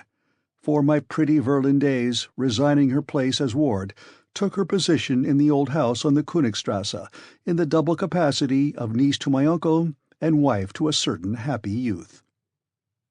What is the need of adding that the illustrious Otto Lidenbrock, corresponding member of all the scientific, geographical, and mineralogical societies of all the civilized world, was now her uncle and mine. End of chapter 45. End of A Journey into the Interior of the Earth, by Jules Verne, translated by Frederick Mallison.